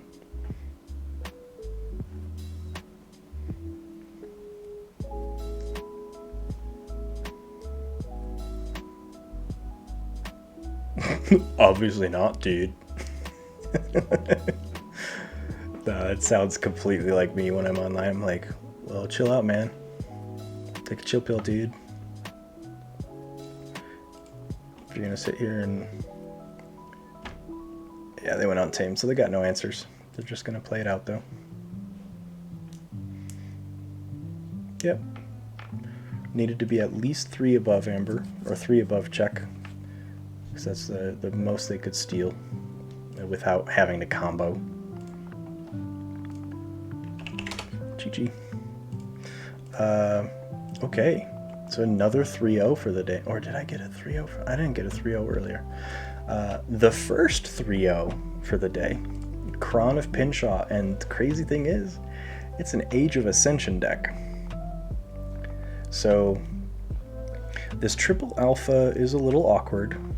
I didn't necessarily have issues with it in those 3 matches, well, 2.1 matches, but it could potentially be an issue. At least there's a sloppy lab work to get rid of one of them and archive one, like I did with the double binate. Double Archimedes sets up for some really fun plays by putting Archimedes between helper bots. And the amount of answers this deck has is about average, but the ability to play them basically anytime I want on a Logos turn is really good. If my opponent had been able to get Life Ward out in that 3rd game, this would have prevented the helper bot if they trigger that Life Ward at the right time. I saw this deck list and thought it was going to be okay. I am pleasantly surprised. Kron of Pinshaw gets a huge double thumbs up from me. Like that rating means anything. Okay. With that, I am trudging along into the final deck of the day. And it is It Who Foolishly Reconfigures Tungsten. So this deck is owned by Orion, a frequent of the channel, and he submitted this one. It's arguably his favorite, as well as arguably one of his most complicated. The big problem that's going to be with my playstyle, 4 bonus pips. 4 bonus pips. Let me just say that again. 4 bonus pips. So I've seen him play it. I've not looked at the list well enough to know it. It's a really intricate deck, and I'm probably gonna obliterate this in the way I play it, so it's gonna be really bad. Not the deck. My playing it is going to be really bad. But if you look at deck house distribution power here, Dis is the worst, then Logos and Saurian at 2nd and 3rd. Saurian's got Axiom of Grisk. This deck is completely about capturing and then following it up with Curiosaurus to put Amber on your opponent's strongest creature, and then you just kill it. So I'm working on a way, or trying to work out the way to make sure I stack Amber on a single one of their creatures while I'm completely spreading the Amber out in my battle line. I also do have Double Daughter, Double Torado, which is super fun. I'm trying to look at how many mutants I have. I don't think there's a lot. 2, 3, 4, 5. I think 5 is about what I remember.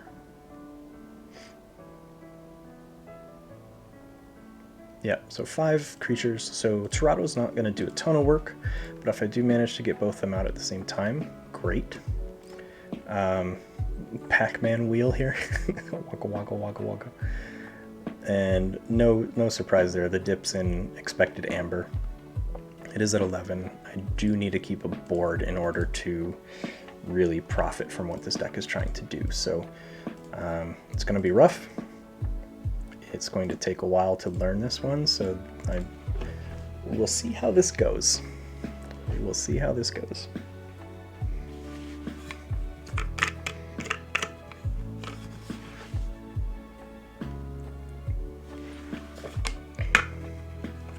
The one plus that Orion constantly reminds me of, because I feel how we all as players have most loved cards. Earlier Ketzer was talking about Love and Gambling Den, and what was the other one? Evasion Sigil, a lot of the Shadows artifacts. I feel like as players we also all have most hated cards. And Orion's, I'm going to go on the record and say it for him, Orion's most hated card is Infernus. He absolutely hates that card. And so a deck that has only 4 bonus pips printed on the deck doesn't create any blaringly good Infernus targets. And I'm going to keep this hand. And knowing that Curiosaurus is a big mechanic of this deck, I have some insider knowledge, so I did not glean that from looking at the deck list, but there is a sufficient amount of fighting creatures. There's 4 Therocentorians, Dominator Bauble to get some out-of-house cheating, so there is some cool efficiency in here as well. We're going to go Saurian and drop that Curiosaurus right away.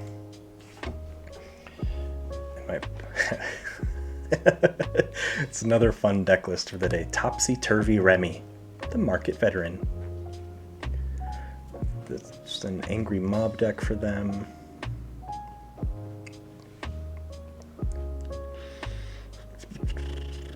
So they do have a fighting deck, and they are pretty heavy on mutants. So I'm going to be wary of when I play my Professor Tirado. Let's go Dis, English, Drekker, and Double Dominator.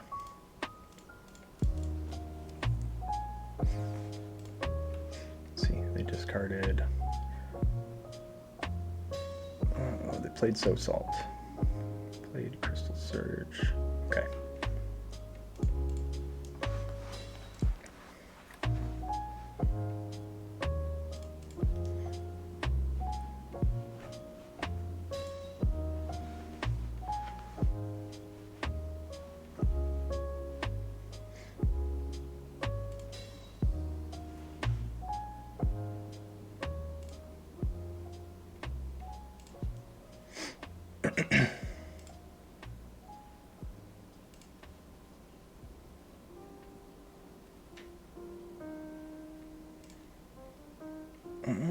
Boy. Defense initiatives, okay.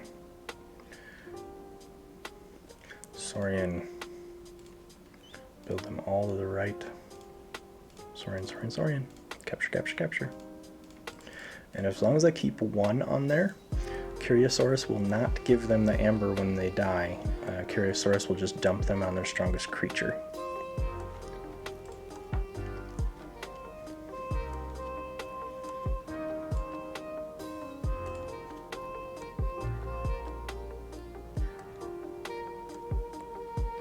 Gorvanel with the Golgotha's gross.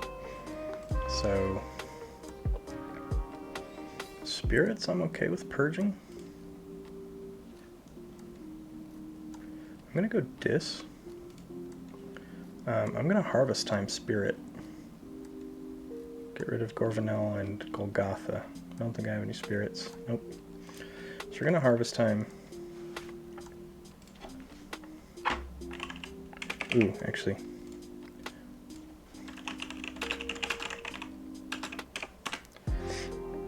I do not want to do Harvest Time first. I want to fight. I want to Dominator Bauble fight, because then they're not capturing extra amber.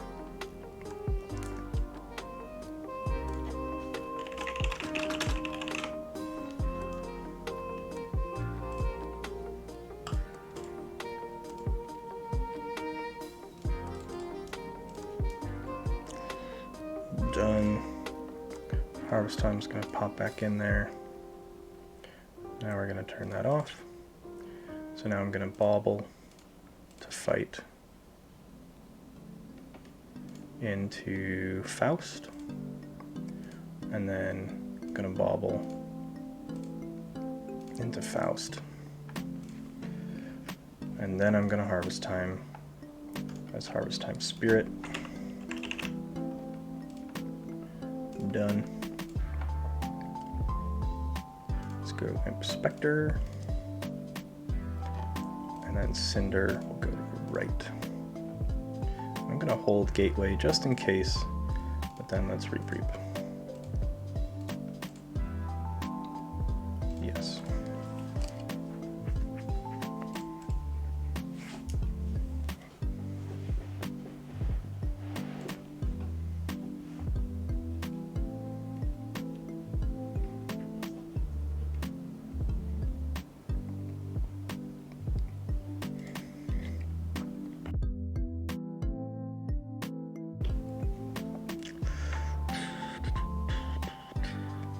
Let's just stay in dis.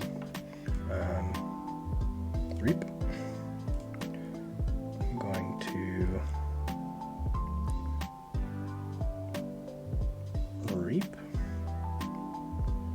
You're gonna reap, and you're going to reap, and then you're gonna kill Inspector. Ooh, that's a nice hit. I love hitting that Senator Brockus. So let's use that to use you to reap, and use you to reap. Still holding that gateway, but I'm at checkmate, or checkmate, check at 10 of 6.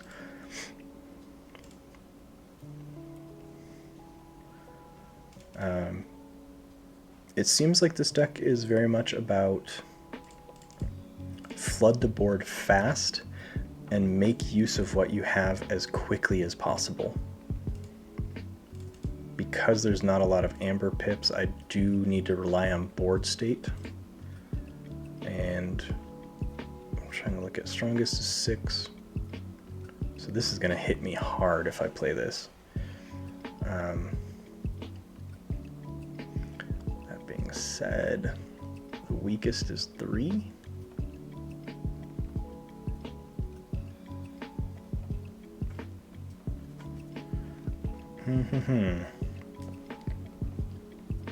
Forge the blue key. So if I go standardized testing, I'm going to hit all my 6s, which are then going to move all the amber to their strongest, which I can put on whatever target I want.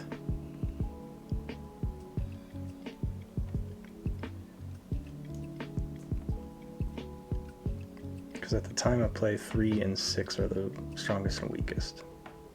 So that's really going to hurt me. Let's just continue Saurian. Or honestly, let's just continue dis. Sure, let's just keep going dis. Reap. I'm going to fight into Torado so they don't get the benefit of that. I'm going to reap and destroy my own creature. It's Dominator Bauble to reap. Dominator Bauble to reap. Check at 9 of 6.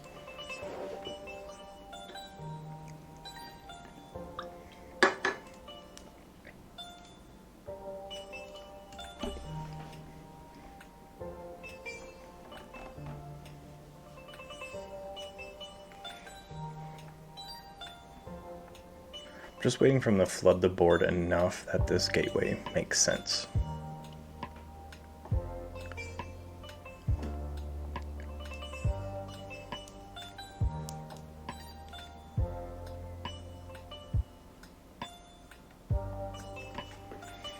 And then I can choose the order, so I can dump all of these onto their strongest creature, and then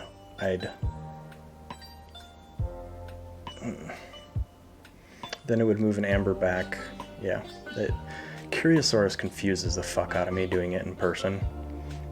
So I'm so glad that TCO does it automatically. Okay, there goes Anguish. They put an amber on there. So 3s.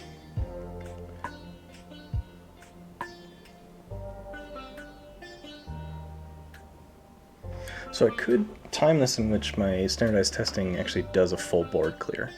So I can Bouncing Death Court, well I can fight Thero into the Munchling.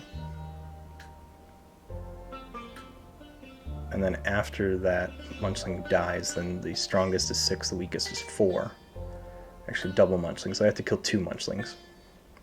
But I could just have an easier route of just calling Dis. And if I call Dis, I get 2 Reaps, and then I board clear.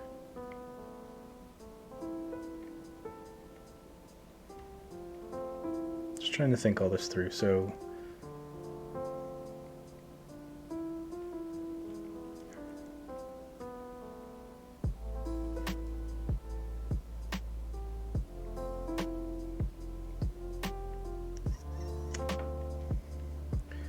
Let's go ahead and go logos. I'm going to try and do fancy stuff. I'm probably going to fuck it up so bad. Let's go logos. Let's go bouncing death quark. Let's hit Munchling, Thero, pop it on him. Repeat it. Munchling, Thero, pop it on him. Yes. Let's hit the board, him, pop it on him. Standardized testing, clear the board. Lethalogica, into a Mobius scroll, checkmate at 9 of 6.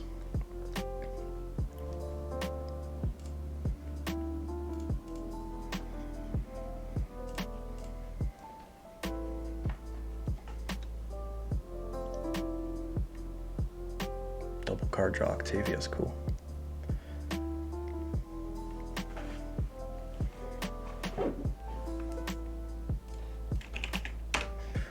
Game 1 down. Let's go game 2. Is this one no, I played them earlier. Okay. It Who Foolishly Reconfigures Tungsten, game number 2.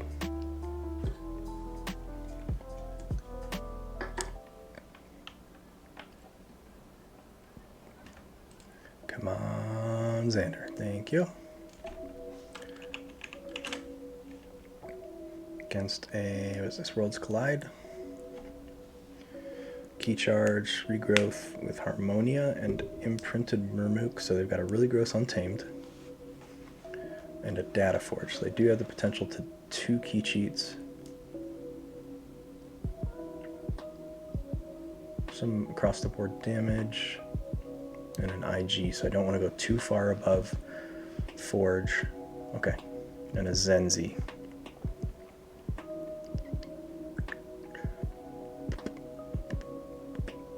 Let's go ahead and go, let's keep Logos and Daughter.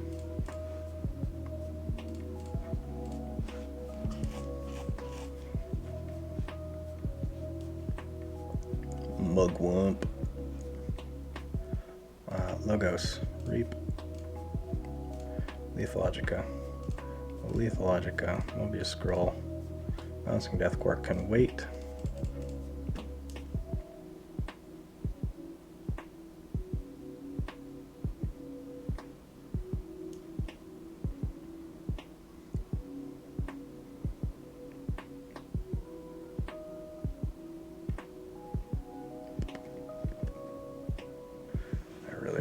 Giants. Please. Flaxia gets him 2. Murmook, okay. Boy. Let's go Dis.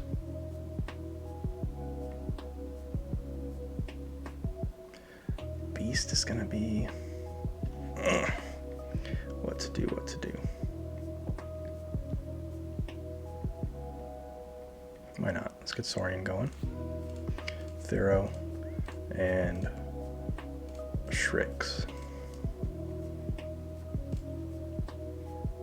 My hands are screaming at me, play Dis, play Dis. I want to see if they drop some good targets for me to hit with Harvest Time. They're going to stun my board, so they are Brobnar. Probably Reap.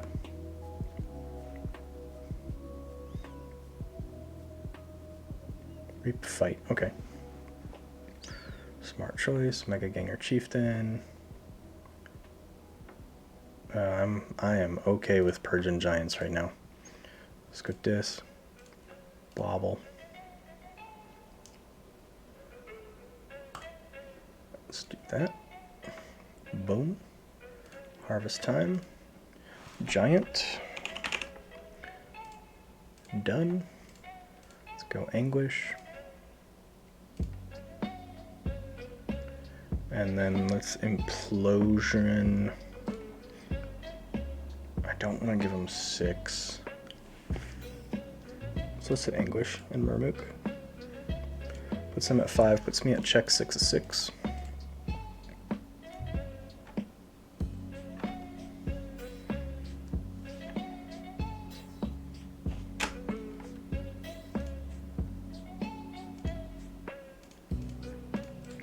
tamed.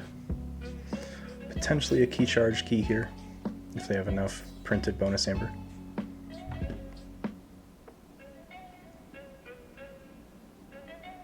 Probably a key charge here. Looks like what they're gearing up for. Nope. So let's go blue. Let's go Logos and Effervescent. Where are you? Then let's go Mobius Scroll to archive both these dinosaurs. Daughter, and then a Torado. Death Core can just sit in my hand for now.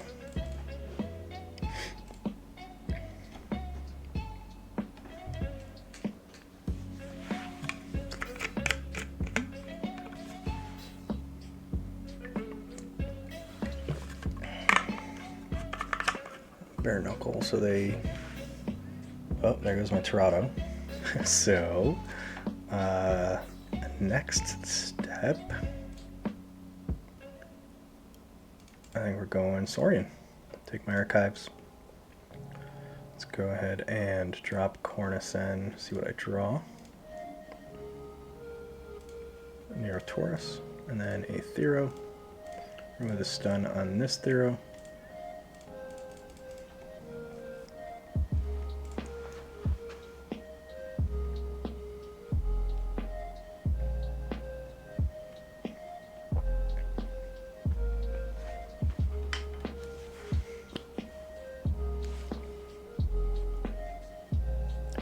So Edi Quant and a Hologramophone.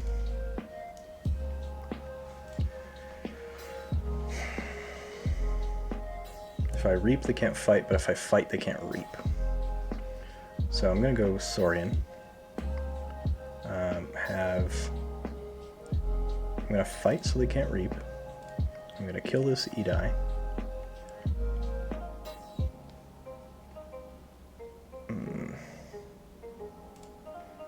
Going to capture 2, then reap and reap.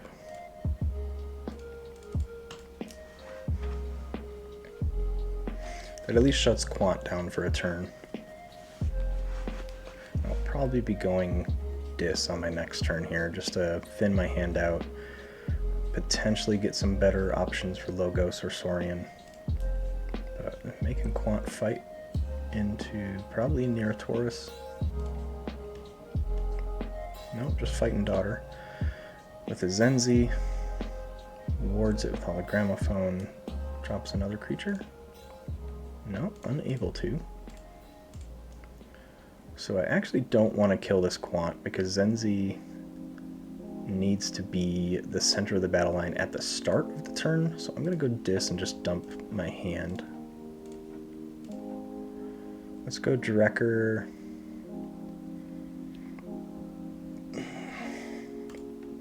To the right. Let's Sif Cinder go to the left.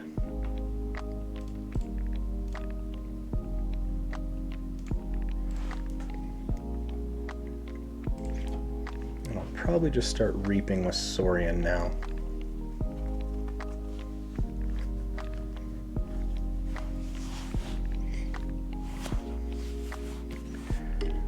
So if they keep Zenzi in the middle, they're going to have a hand size of 8.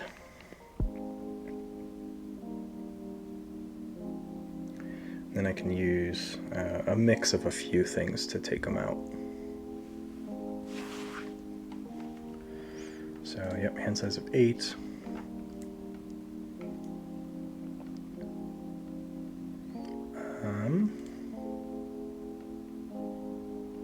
Let's go Dis. Tracker will reap and steal 1. Imp Spectre. Just gonna go to the left. Let's go Dominator Bauble to have. Let's have this Thero Centurion fight and get rid of that ward.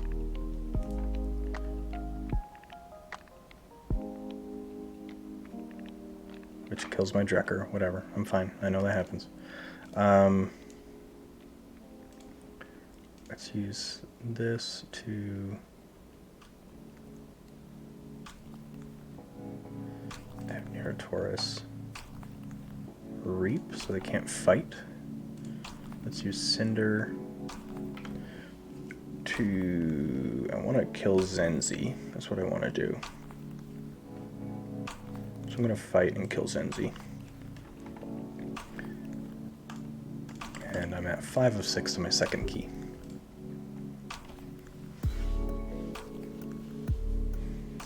And yes, I only call that creature Zenzi because saying Zenzi, Zenzi, Zenzik every time is really annoying. Some people just call him Z.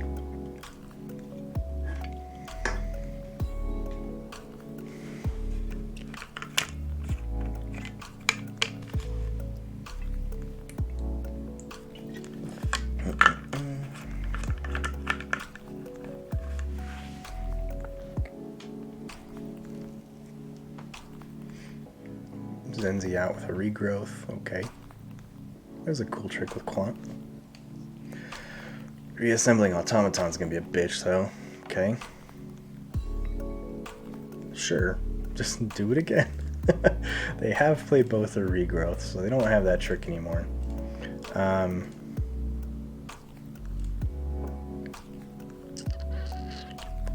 Let's go Saurian. Drop Curiosaurus. Monument to Octavia. And I'm just going to do a whole bunch of reaping. So reap, reap, reap. I'm going to drop a Thero to the left. And all these targets are going to kill him, so I'm just going to reap, which prevents fighting. Puts me at 9 of 7. Check for my second key.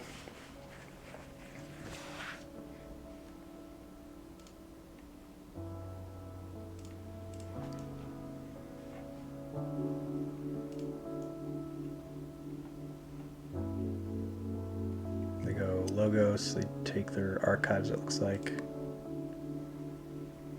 Which is interesting because they just lessened my key cost. What do they have in Logos? They're probably going to play a graft here is what they're going to do, is why they lessened my key cost. So they'll get 3 out of that. And Data Forge. You don't have enough amber.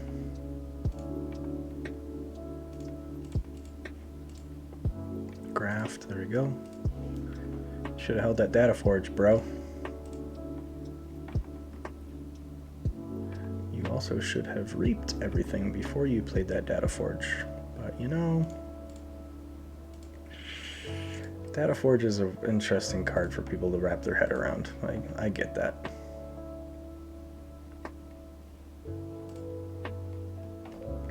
Yellow key, enjoy my amber. Because we're going to go Logos and Effervescent that shit. Sorry. Reap. Mobius Scroll. Okay. Let's go Death Quark to hit Edie. Let's hit Inspector. Repeat it. Let's hit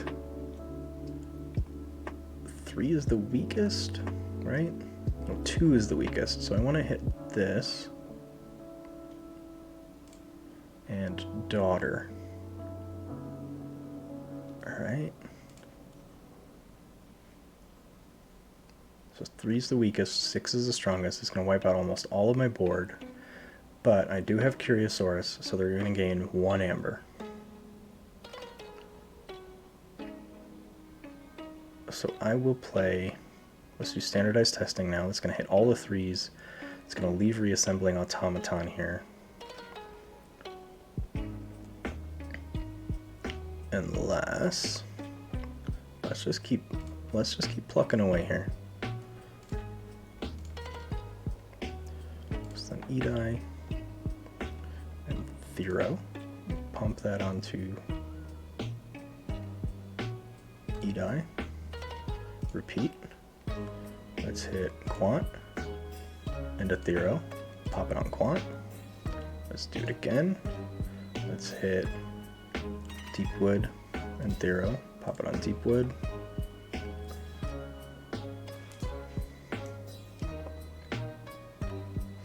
Let's say no. Let's go Professor Torado. and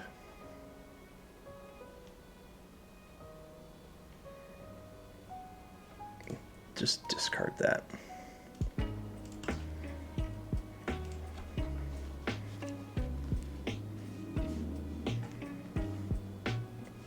I was apprehensive at first at the Bouncing Death Quirk, but that works really well. Because Curiosaurus piggybacks off of the Destroyed effect, right, and adds the 1 amber from this creature moves to your opponent's strongest creature. If you're constantly just Bouncing Death Quirking their strongest creature, then you're dumping the amber on that every single time, and you're getting the amber off of your creature dying, which is pretty fucking cool, I won't lie.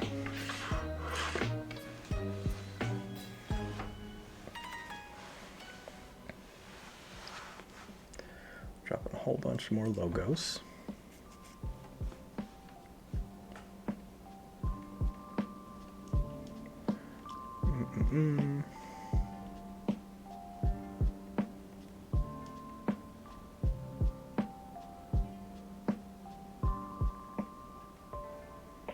If we go Saurian, let's drop a Prefectus, another Thero.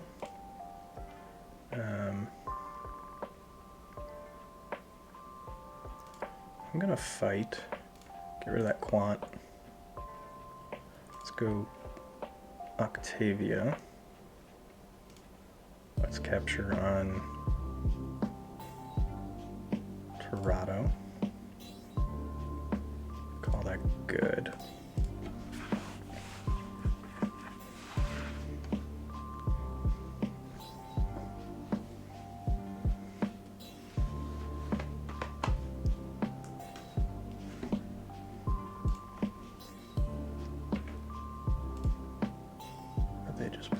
I don't know what they just played. Volcano, okay.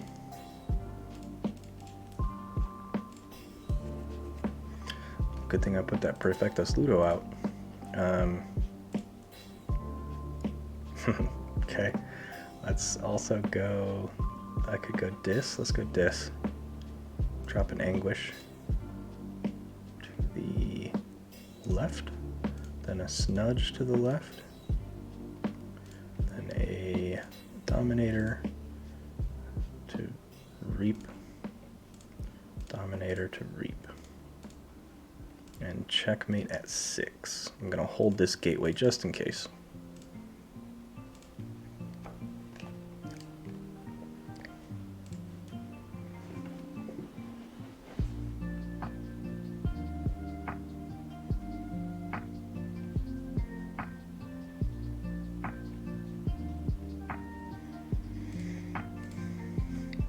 GG.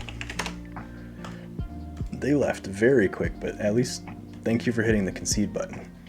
Excuse me. So 2-0 with the It Who Foolishly Reconfigures Tungsten. I'm going to step away just for a second. Gotta take care of my sinuses. And I will be back for the 3rd queue for It Who Foolishly Reconfigures Tungsten. Because of how well it did, it's going to be a competitive queue, so we'll see how it does in a competitive queue. Give me just a moment.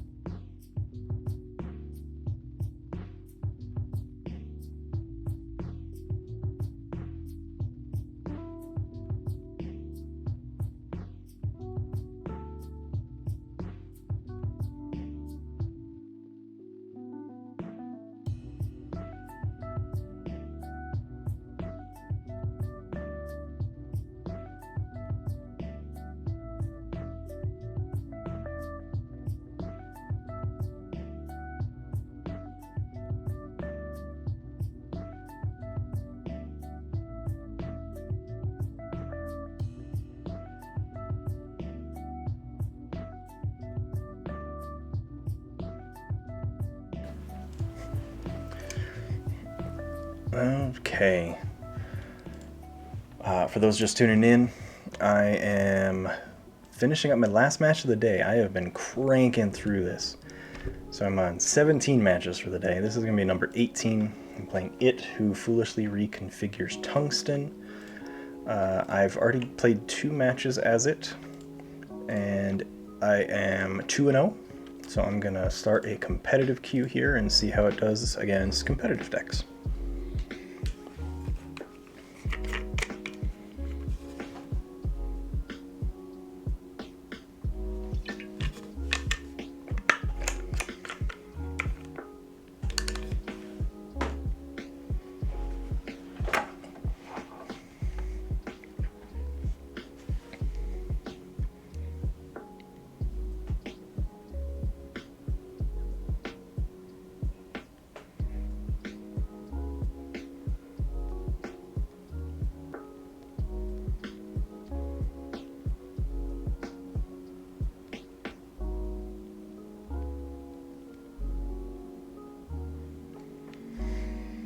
No one wants to play competitive.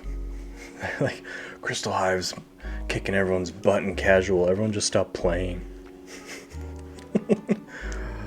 Alright. Never seen this name before, so I don't know how this player plays. But let's do it.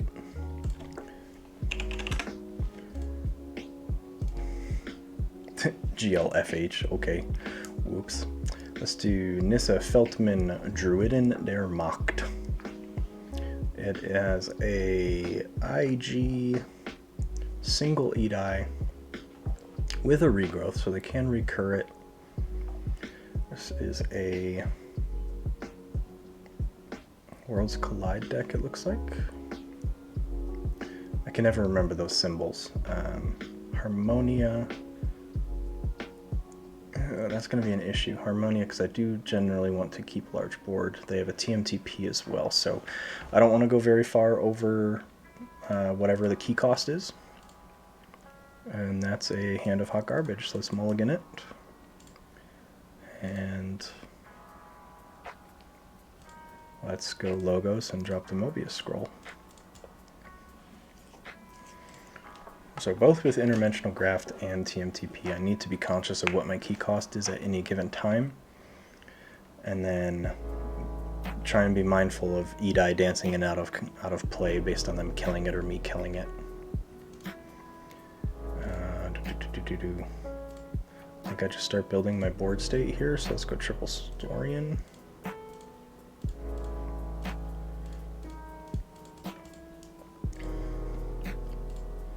Just boom, boom, boom, the triplets.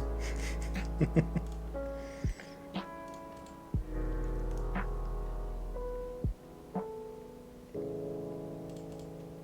are in Logos. There's the Edie. Probably archiving TMTP.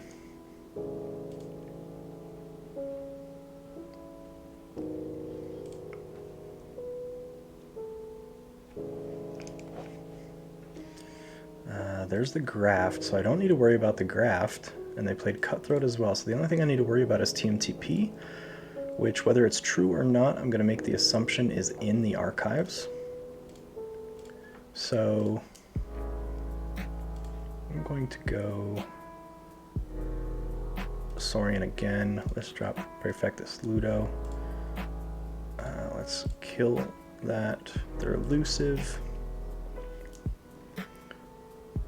So I'm going to Reap and Reap. Again, I don't want to get too far ahead on board state because of that Harmonia. So I want to have enough creatures just to maintain dominance. But I don't want to overflow it so much that they can get a crazy Harmonia play. Because, yeah, here comes Harmonia. So what I was anticipating is happening right now. Luckily, they're only going to get 3 Amber maximum. Actually, it would be 2. Because on a tie, they don't gain Amber.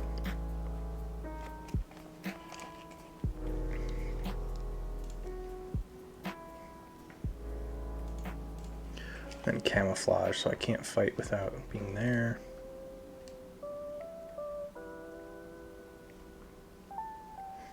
Just need to deal with that Harmonia.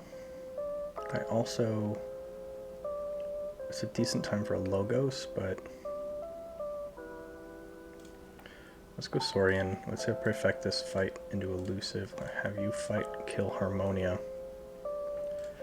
Have you fight, kill Rustnar, and then Reap. Now that Harmonia and IG are out of the way, I'm only worrying about TMTP. And Key Charge. You always should worry about a key cheat they have, but too much to protect. I need to stay right at around 6. They could regrowth their Edai, which could be a difficult thing.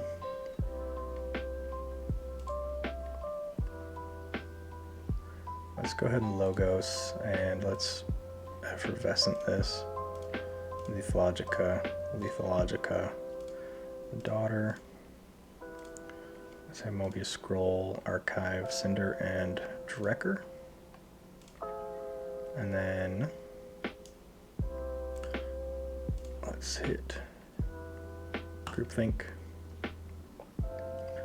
into there. No, I'm not going to continue. Let's end turn.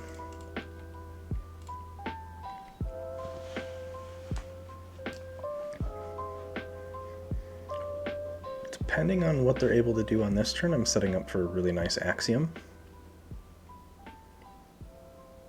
Because both of these guys will have Amber put on them.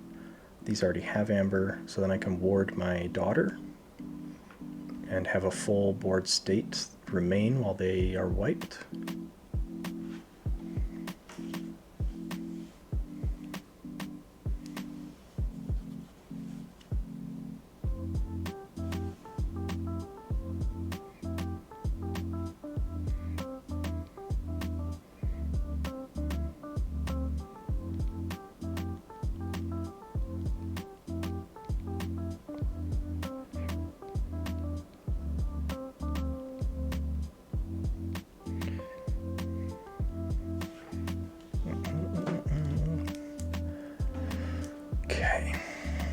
Let's go Saurian.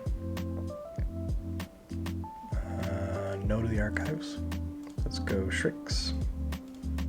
Let's go Centurion. Monument to Octavia. And then, yeah, Axiom right there. And a Reap. Puts me at 6, they're at 5. They have no board state. They have TMTP, which isn't going to do anything for them now. They could regrowth an Edai back out, which would keep me off of a key.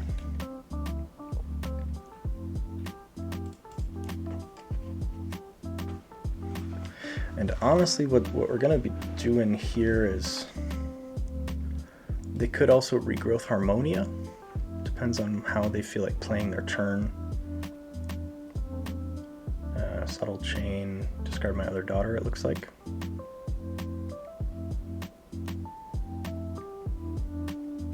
Yeah. So I'm going to forge my blue key so they do not have regrowth in hand at that point.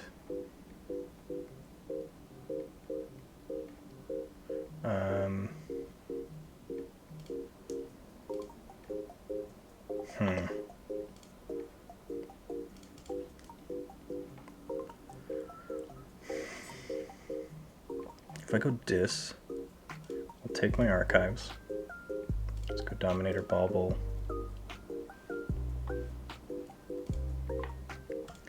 Cinder to the left. Let's go Drekker to the left. Inspector to the left. Implosion to hit Inspector. Please tell me I hit the fittest, which is okay. I was hoping I hit a TMTP or a regrowth. Sometimes you gotta go for the Hail Mary.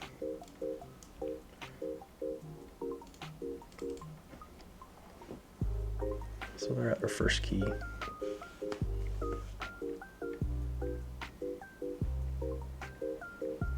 And they're playing a Worlds Collide, so their mutant count is probably pretty low, if non-existent.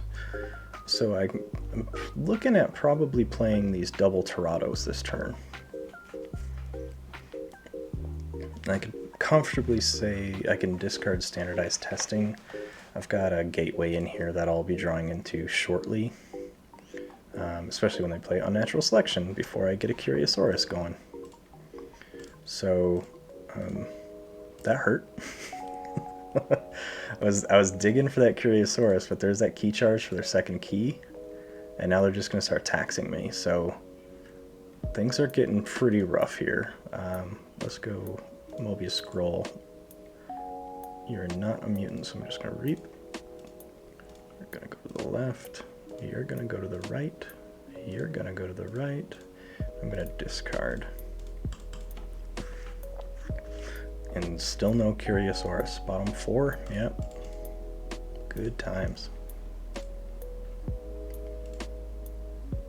Still have to be mindful of their TMTP. Let's go Logos. To reap. Draw 2 cards. Let's reap, draw 2 cards. Reap, draw 2 cards. Let's reap. Let's discard standardized testing again. Let's go Mobius Scroll to archive.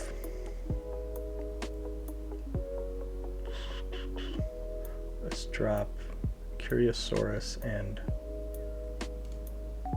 you know what? Let's drop Shrix and Therocentorian in the archives. And I don't want to get Effervescent just yet, because that might be a saving grace should they play any type of big steal.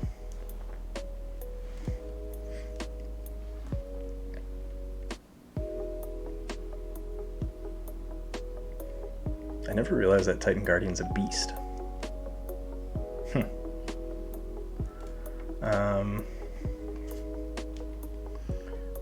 I don't know this deck list well enough, so I'm going to pop into here. What am I looking for?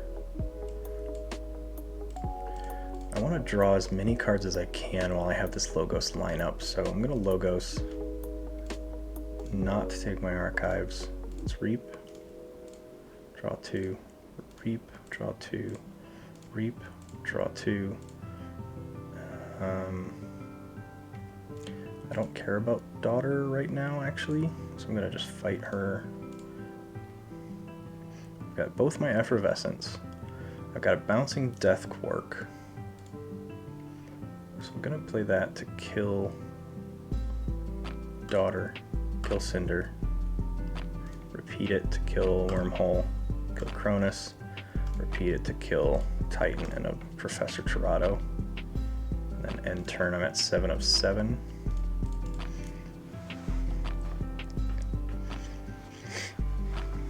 They might have an Eat-Eye here or a TMTP, but my key cost is 7.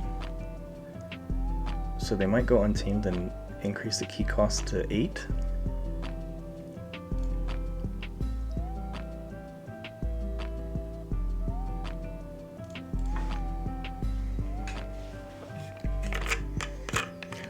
Just those 2 turns back to back really show how Professor Tirado in a non-mass mutation versus mass mutation matchup can play out. The Tirado can get pretty gross if the opponent has no mutants to play off of it or no way to kill them. Because especially in this deck that has 2,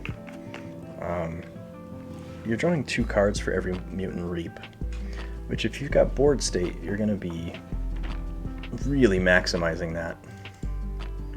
And things get very gross very fast. So they're going to play Chain Gang into a TMTP. So I'm going to now play Saurian, take my archives. Let's go Centurion, Shrix, Neurotaurus, Centurion, Ludo, Curiosaurus, Cornicen, Thero. I'm just dumping all this shit. So they've played TMTP. I'm going to just continue to dump stuff on my creatures. Let's pop it on there. Call that a good turn. Check at 7 of 7. And they have redrawn through their deck, so they've got a Graft potentially, as well as a Cutthroat Research, and potentially another Key Charge. So I do need to try and close this game out quickly. With the board I have, I can probably just call Saurian. 1, 2, 3, 4, 5, 6, 7, 8. Capture 1. So I can gain enough to win, depending on how they play this Vineapple tree. They're going logo, so they can't increase the Vineapple. Do get a Tropic Swirl to hit my Torado, which is fine. Guess not fine, but of the potential targets. I forge at 7, so that nukes the Vineapple. Now, is there a benefit to me going...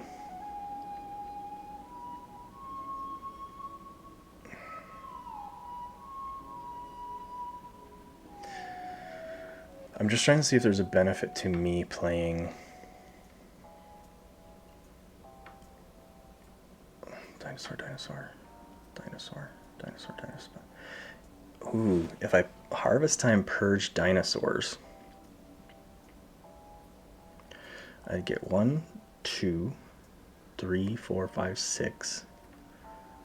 Pandemonium.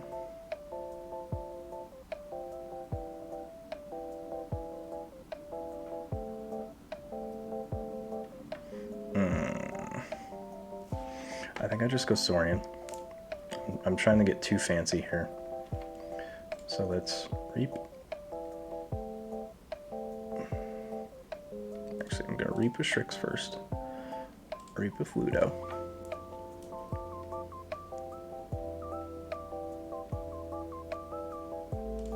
Gonna fight here. Fight there. Reap. Reap. Octavia's gonna capture 1 and Reap. And I sit at 6 of 6. So they can up the Vineapple tree or they can E-die. Both of those are gonna keep me out of checkmate. They go Shadows. So they do have a TMTP.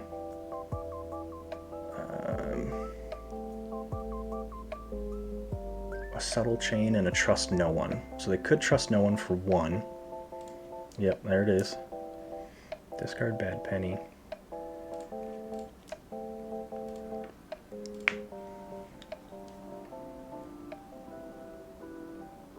They don't have any creatures, which is what making me wary.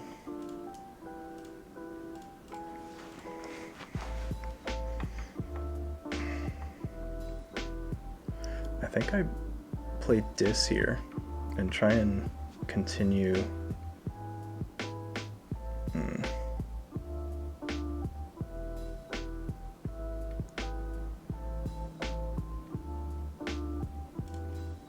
So have you capture 2. Let's go there, Bauble, Snudge, Anguish.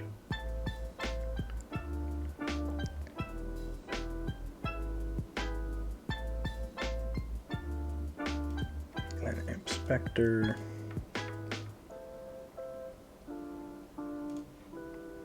Pandemonium to capture on Anguishes, or Anguish and then an Imp Spectre.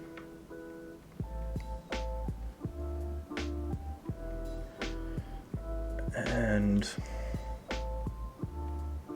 I'm going to get rid of this Gateway.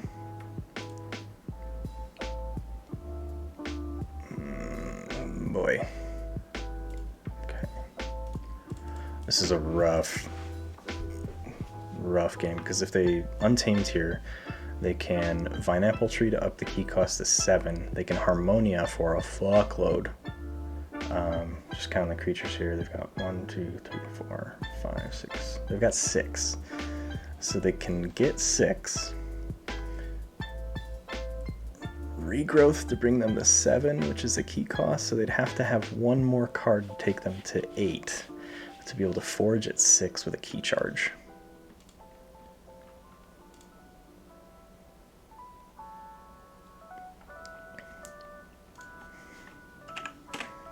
They've got a couple ways they can get out of this. It's just what route they have versus what they want to do. So all of their big Shadow Steel's gone. They've got a Graft, which is going to be useless because if they allow me to forge, I win. So I'm not worried about the Graft.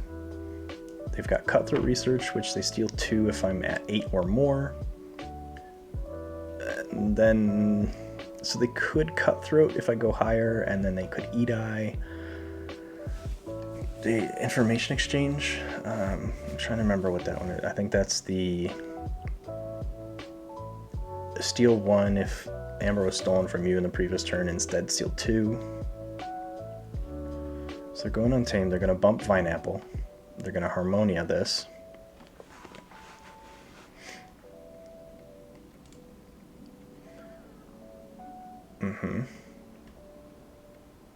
The Unnatural Selection.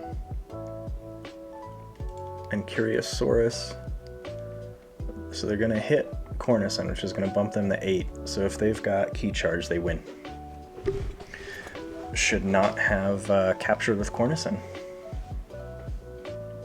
But we'll see.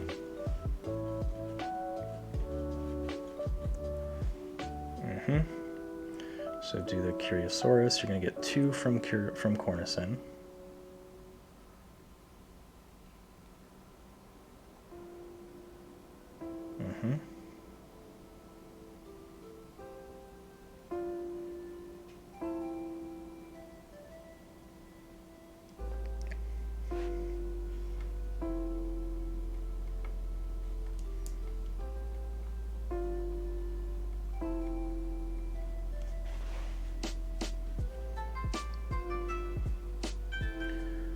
Oh, please hit a Key Charge of it. Fuck yeah. Oh, misplay of the century, man.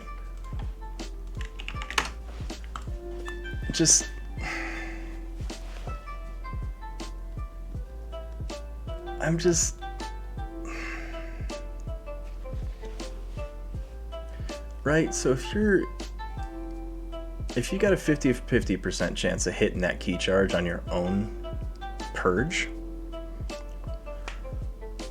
why do you take that? Like, why do you take that chance? You jack the key cost up, you play the turn as it is, and you ride out to the next round.